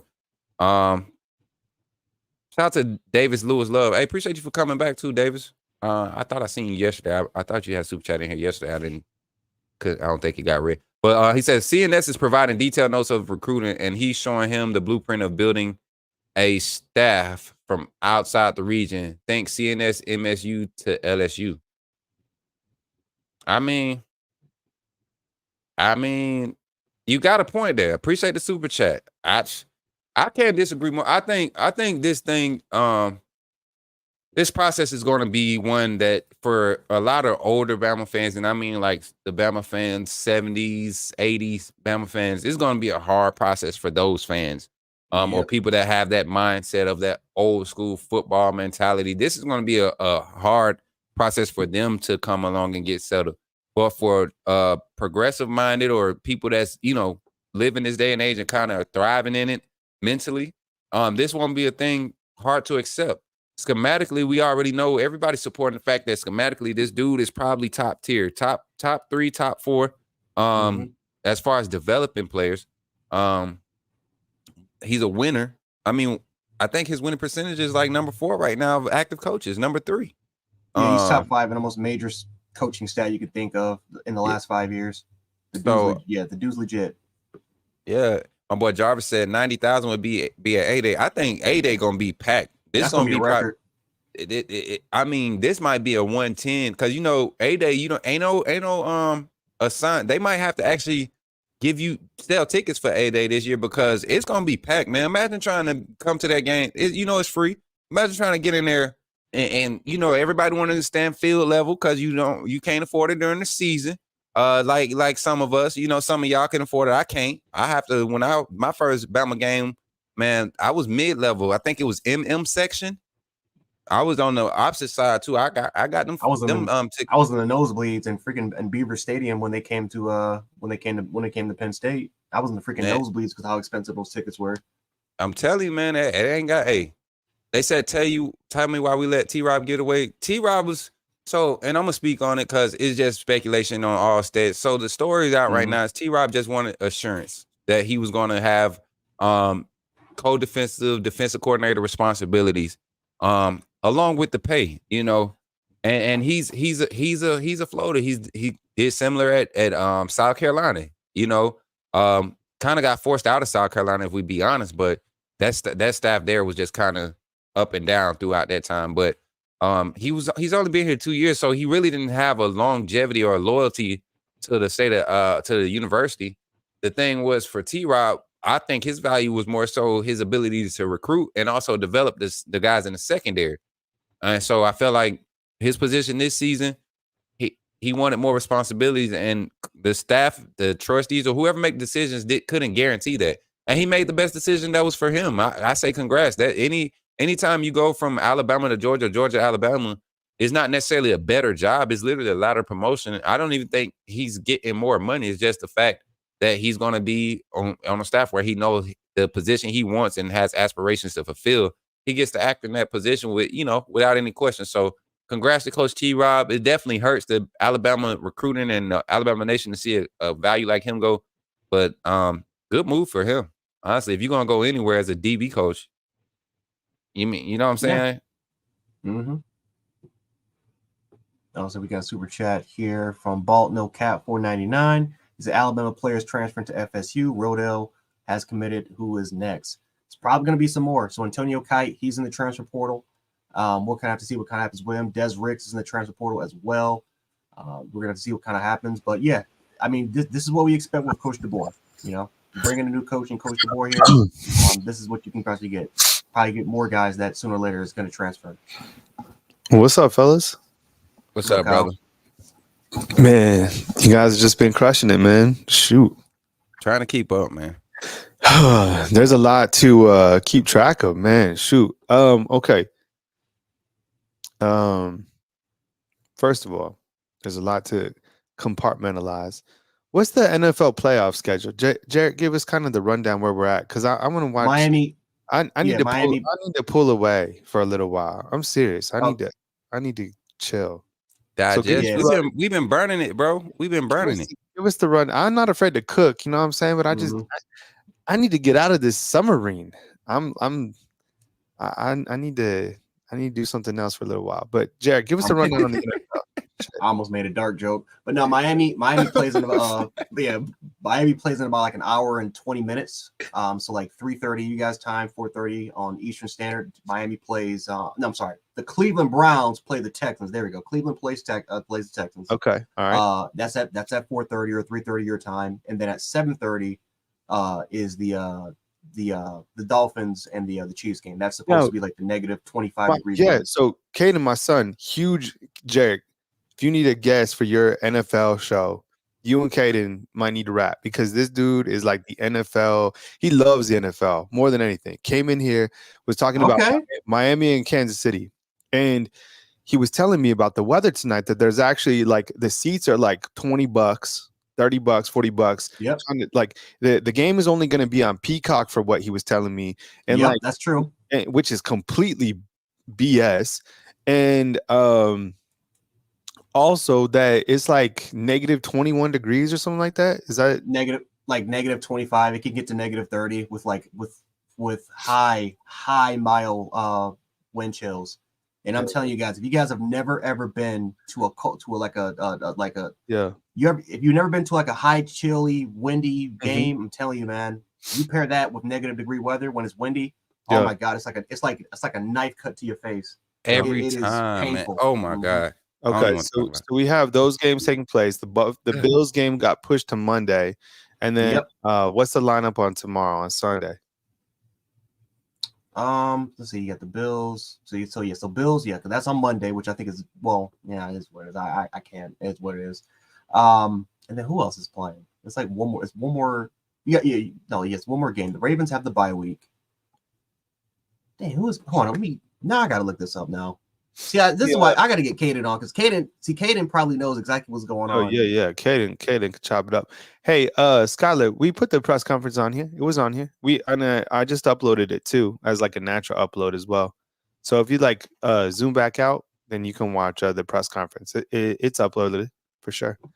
And I'll put it on probably like one more time before I dip out. But I just kind of wanted to get up here and relieve the coaches. I'm gonna be on. For a little bit more. I'll close it out, fellas, and you guys go do your thing, man. But Jarek and Smook, you guys crushed it, man. Appreciate all the super chats and for making sure to highlight these guys, not only for super chats but also just naturally inside the chat box, man. There's a lot of people. I think we hit like 8,500 or something like that. That has to be almost 10K. That has to be a record for sure. Killing Packers, Cowboys, Rams, Lions tomorrow. And I love each of those games. I'm up in the NFC. I would love to see the Cowboys be upset. That would be hilarious for many different reasons. And then the crazy thing is the Lions and the Rams, didn't they swap quarterbacks basically? Yep. Mm-hmm. Yep. Matthew How Stafford. crazy. That's Matthew crazy. Stafford. My goodness gracious. Yeah, that's about to be the man. That's gonna be that's gonna be a revenge game. And plus Matthew Stafford, Oh, Lions yeah. legend. Yep. Oh boy, that's gonna be a good game. No doubt. And I mean, so I've seen the Lions play, a few times. They're a salty group. That's going to be a hell of a game. Can't sleep on, the Rams during playoff time. So who knows? We'll see what's up. Why does everyone hate the Cowboys? I'm a 49ers fan, so I got my own reasons, but just like it's funny because the Cowboy fans always feel like it's going to be their year, and they have kind of like you just said it right there. every single year, and it's just like something always terribly, happens to them, and it's like comical stuff. Anyways, man, I got it from here, fellas. You guys do your thing. I guess just look, I'll text you if there's like an emergency, full court press. Press. That's the code word, man. Full court press. That's all you got to put in the group text from now, because that was crazy. Full court press is like something like of a, you'll see it. Yeah. I'll be on. But you guys chill, man. I appreciate you guys being on, and you guys crushed it. Yesterday, the day before, today. Sure. Yeah, William Roberts, 49ers all day. I'm with you on that, man. All right, guys. All right, Good man. stuff, man. I'll catch up with you guys. Take it easy, bro. Catch up. All right, Roll Tide, man. Roll Tide, Chad. We appreciate y'all. Keep your notifications on. All right, latest guys. Good job, Jack. Yeah. Good job, Smook. All right. Man, Coach is killing it. Appreciate you guys. Kyle Anderson, Bama Football on YouTube.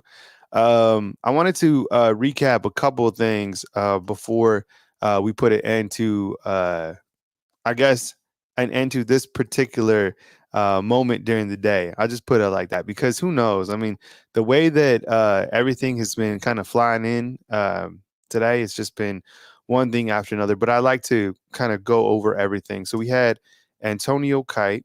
I'm literally building out this graphic. Enter transfer portal. And then we had a recap of, or we were able to watch Kalen's press conference right here on Bama Football on YouTube. So I had those uploaded as well. And then you had Roydell Williams to Florida State. All right. Kalen DeBoer is the new head football coach at the University of Alabama. I appreciate you guys being inside the chat all day long. Okay, so this is interesting. I'm gonna bring this tweet up here about Isaiah Bond. Give me 1 second. I haven't even read this. I just saw it. Okay, this is interesting. More news doesn't stop. Okay, this is Isaiah Bond related, so stay with me here. Okay. 1 second. Let me get it. Let me get it on the screen. Kalen DeBoer. All right. Okay. So this is Justin. And this looks to be I guess his agent, Damian Butler. To be clear, I am Isaiah Bond's official representative. If it does not come from me, Greg Byrne, Isaiah or his parents, any speculation about his whereabouts or his future plans is purely that. Okay. But we do know that he's in the transfer portal, right? Super chat in. What's up, chat? Thanks for the entertainment. Since the terrible news, y'all have been champs. God bless. Roll Tide forever. Thank y'all. Kyle, Ty, Smook, Sean, Chance. Yeah, those guys absolutely crushed it, man. I love that crew. I mean, they're really good. Each of them are talented. I've talked about them, gassed them up. But they're just, unique in their own regard. Okay, so this is what we have to work with right here is that put that super chat back on. So this is from Damian Butler. Look, okay. We know Isaiah Bond is in the transfer portal. There was somebody recently said that he was visiting Texas, one of these highly reputable sources. And he CC's Pete Thamel on here. So maybe it was Thamel. I don't know. I mean, these guys like Pete Thamel, doesn't he work for ESPN? So these guys are that connected. I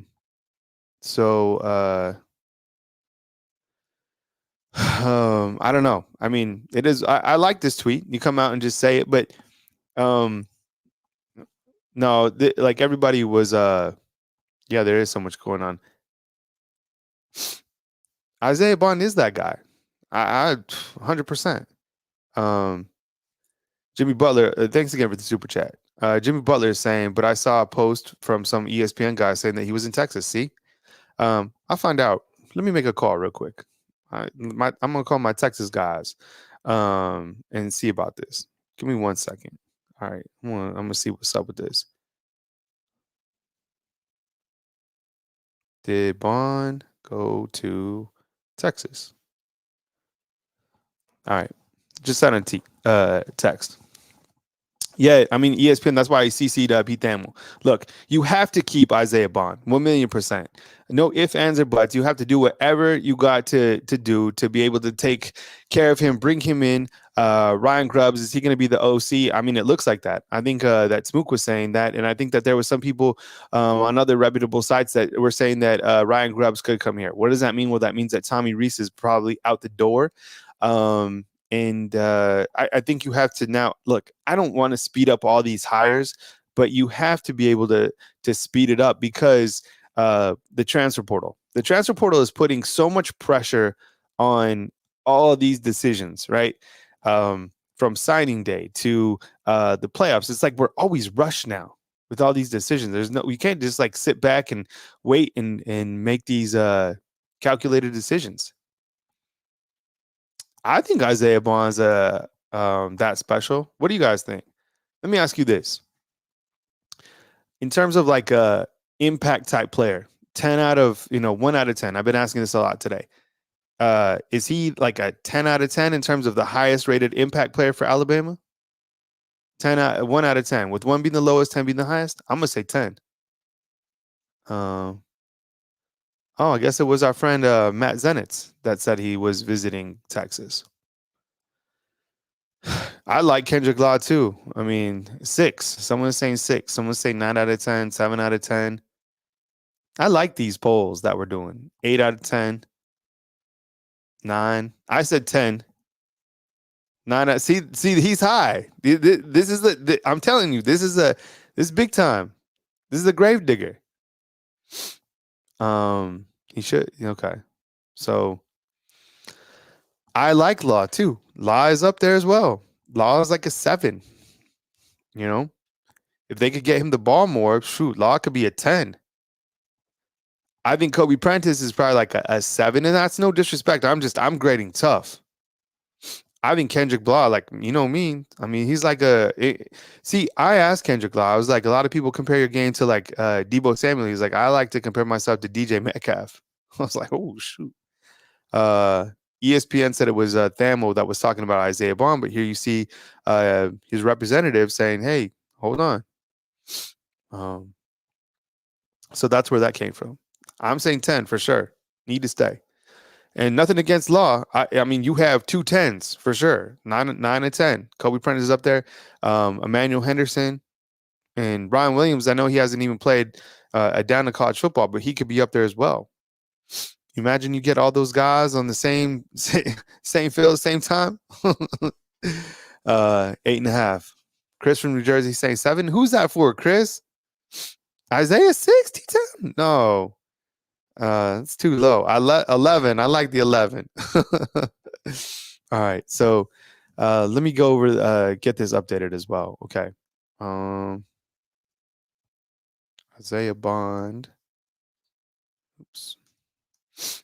1 second. I'm building out this graphic.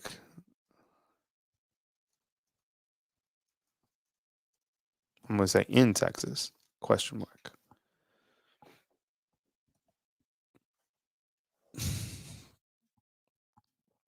Let's see. T-Rob going to UGA. Desrick's into transfer portal. Antonio Kite transfer portal.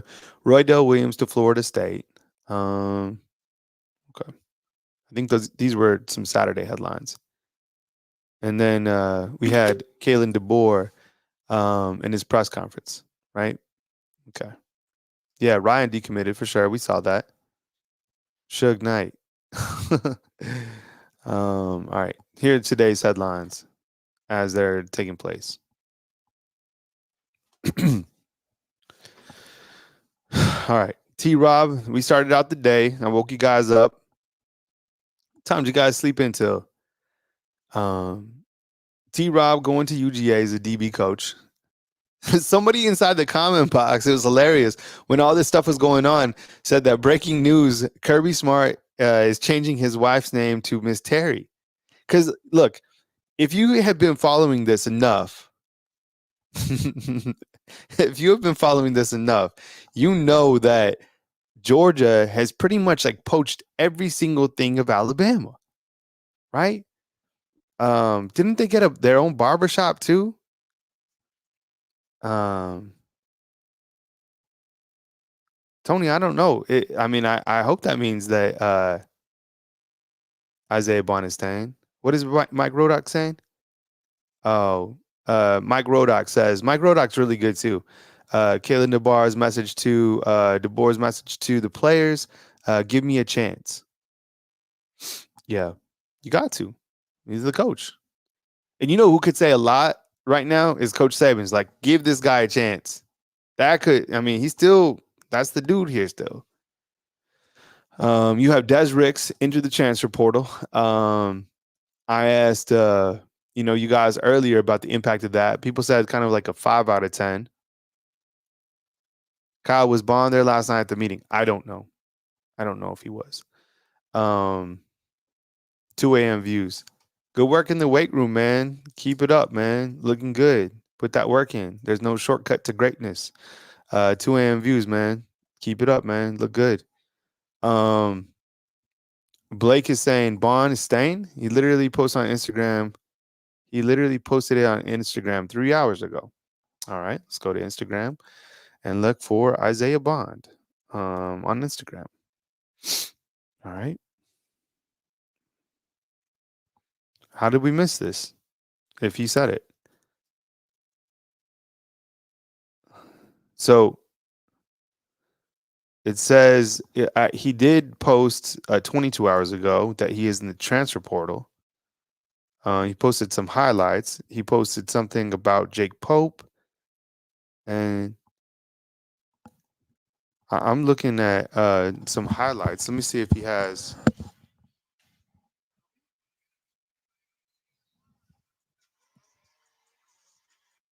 All I see, this is what I saw. I just watched on Instagram. All he did was post a video of highlights, but he posted that he was in the transfer portal, and then he just posted highlights. That's it. So Isaiah Bond in Texas, we don't know. His representative said, unless you hear from him, we don't know. Somebody said 2 p.m. decision, 5 p.m. announcement, noon presser. I don't know. Bond staying. I don't. So look, the super chat. Thank you so much. All his Instagram said was that he entered the transfer portal, and then basically, he's highlights. So I don't know. And no, Jalen Milroe did not enter the transfer portal. Trust me. If that was to happen, the main graphic right here will be of Jalen Milroe. We have the full. That's a full court press. If you're wondering what the full court press is, that's the full court press. And their hairs are on fire and stuff like that, and people are freaking out. I don't know. I would tell you, trust me. So people are. I mean, I saw. There's been a lot of people inside the comment box having a lot of saying everybody's in the transfer portal. I heard like somebody was saying during the press conference. There's been somebody in the press conference saying everybody's going like in the transfer portal. He said that. Did Charlie Potter said something about the staff? All right, I'll look that up. Charlie Potter is another good one. That dude is so consistent. But somebody inside the comment box was saying that JJ McCarthy was going to Ohio State. Just like never stopped. Okay. So Charlie Potter on Twitter. If you don't know Charlie Potter, you got to. This dude is like absolutely stellar. Really, the thing about Charlie Potter doesn't say a lot, but the guy's work is phenomenal because he's so consistent. This guy does a really good job. You know what? Honestly, if I'm not first in the media room, like during the regular season, Charlie Potter's first. So this dude grinds for sure. Kalen DeBoer, on how his staff is coming along, certainly have a strong feeling of what I'd like to do. There will be a touch of Washington in there, but I understand there needs to be some SEC ties, some Southeast ties that can help bridge the gap. Okay, I like that. Look at that, 18,000 views. Yeah, that dude has a really big reach. So I don't know. Reading between the lines, it looks like there could be some guys that could be potentially retained by Alabama. Who would you like to see on the staff retained? We already know that T-Rob is leaving. I don't know. We've heard some stuff about Robert Gillespie. Josh Miller's asking about Caleb Downs at UGA. I don't think so. Not yet. FSU is paying Roydell $15 a month. Coach Sean is negative. Coach Roach. I think you got to keep Coach Roach as well. Talk about SEC ties. Somebody who's been here, who's who lived here, been here with the players, played here, right? Coach Saban is transferring. No, he hit the retirement portal. Few Q&A highlights. I'll go ahead and put. I'm gonna load up the press conference again.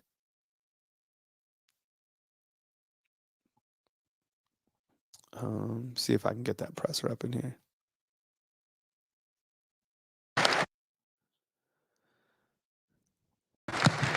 Thanks, Greg. Yeah, this is exciting. This is really exciting for myself and my family. As they were introduced, I first of all, I got a lot of thank yous and people I want to show some appreciation to. But Nicole, Alexis, Avery, this journey that we're on called life, right? It's special. And, special days like this are the ones that we're never going to forget. And I can't thank them enough for their support, their love. They're the ones that allow me to each and every day leave the house, go to work, and give everything I have to our players, our staff, to help us be the best we can be. So I appreciate you guys. I love you guys, and thank you. Thank you. I want to thank Greg. I know this is happening fast, and I just can't say enough about the trust that you have in me and how much I appreciate that. It means so much. We had never met. And, to do your due diligence and all of that and go through the process, I really appreciate it. And I'm so excited to lock arms with you, as I am the rest of the athletic department, all the head coaches here, and continue to build on the great tradition of Alabama athletics as a whole. So many championships, so many great coaches I cannot wait to meet. We're going to continue to strive to make this thing better all together. President Bell and Chancellor St. John, appreciate you guys as well, and looking forward to building this university together. And it's special, and thanks for this opportunity. I could go on and on about the next person I need to thank, show appreciation to, love, and you all know who that is, and Coach Saban. We just talked for the first time yesterday. And I've been in his ear a couple times already here, and man, I can just feel in his voice. You know what I'm talking about. You've seen it for many years. This place is special. It's special to him, but it's special to all of you because he's what he's built it up to be. It's not just about the championships. I met with the team last night and heard from them and heard why they came here. Okay, a lot of great reasons, all tied to the Alabama brand, the education, playing here, each and every Saturday, and the support that they get. But obviously there was a major piece of that where they came here because Coach Saban and Miss Terry, poured everything into them, and they just saw the vision and wanted to be a part of it. And it's a privilege to be chosen to be in this role. It's one I don't take lightly. And I know that Coach Saban's been working hard to make sure that this program is in a great spot for the next person to take over. I think he hasn't told me this, but I think there's an intentionality that's been in place. You kind of figure out I don't want to put words in his mouth, but I think you kind of know at some point, you don't know when that point is, but you want to make sure it's in a great place. And as you can see just from this past season, it's in a great place. And being in a room last night where, you know, I saw a team that has stuck together. Greg talked about 72 hours, okay? I want you to put yourself in those guys' shoes, okay? The legendary coach, okay, that they came to play for, all right? And now what's next? Yeah. And I can't tell you how much I appreciate them already. And I've had multiple meetings last night, today with them, individually, leadership groups. I know how badly they want to continue the tradition, how they want to do it the right way. And them just getting to know me here in just a few hours, it's been a blast. And I can't. I think I pause it right there because I think that's really important. I mean, imagine being a player here at the University of Alabama and you've worked your entire career. You put hours into the weight room, hours into your craft, and then you realize that Coach Saban is retiring, right? What is your next step? I'm sure like a lot of these guys come here because they look to him as a father figure. Not to say that they don't have their own fathers, but I mean, Coach Saban is like a father, a life coach to all of us, honestly. So you want to know your next move, your next part of where you're going. And this is something that he has the opportunity to do, is to win over the team and showing them their plan. His message earlier to the media was, that he told the players, like, give me a chance. It's going to be hard for anybody to win the players over like Coach Saban did. Just stop real quick. Think about after the games when Coach Saban had won a really big game at Alabama, right? What was he doing? That was like that camaraderie that they have. Nobody's going to tell those type of jokes like Coach Saban. The inside jokes have, all that stuff with kind of the inside knowledge that Coach Saban has. Coach Saban's a jokester. The players absolutely love him and absolutely respect him. And you don't earn that through one press conference. You earn that through the grind, through working hard. And players have to see that because these young men are future NFL players, future millionaires, and they respect hard work. And they have to know the direction of the program. So they're not going to figure that out today. But I think putting the staff in place and having not only him meet with the players, but definitely, the coaches being brought in. What is their philosophy? How are they going to work with the players? Because think about it. I mean, if you're Jalen Milroe right now, the returning quarterback, who's my offensive coordinator?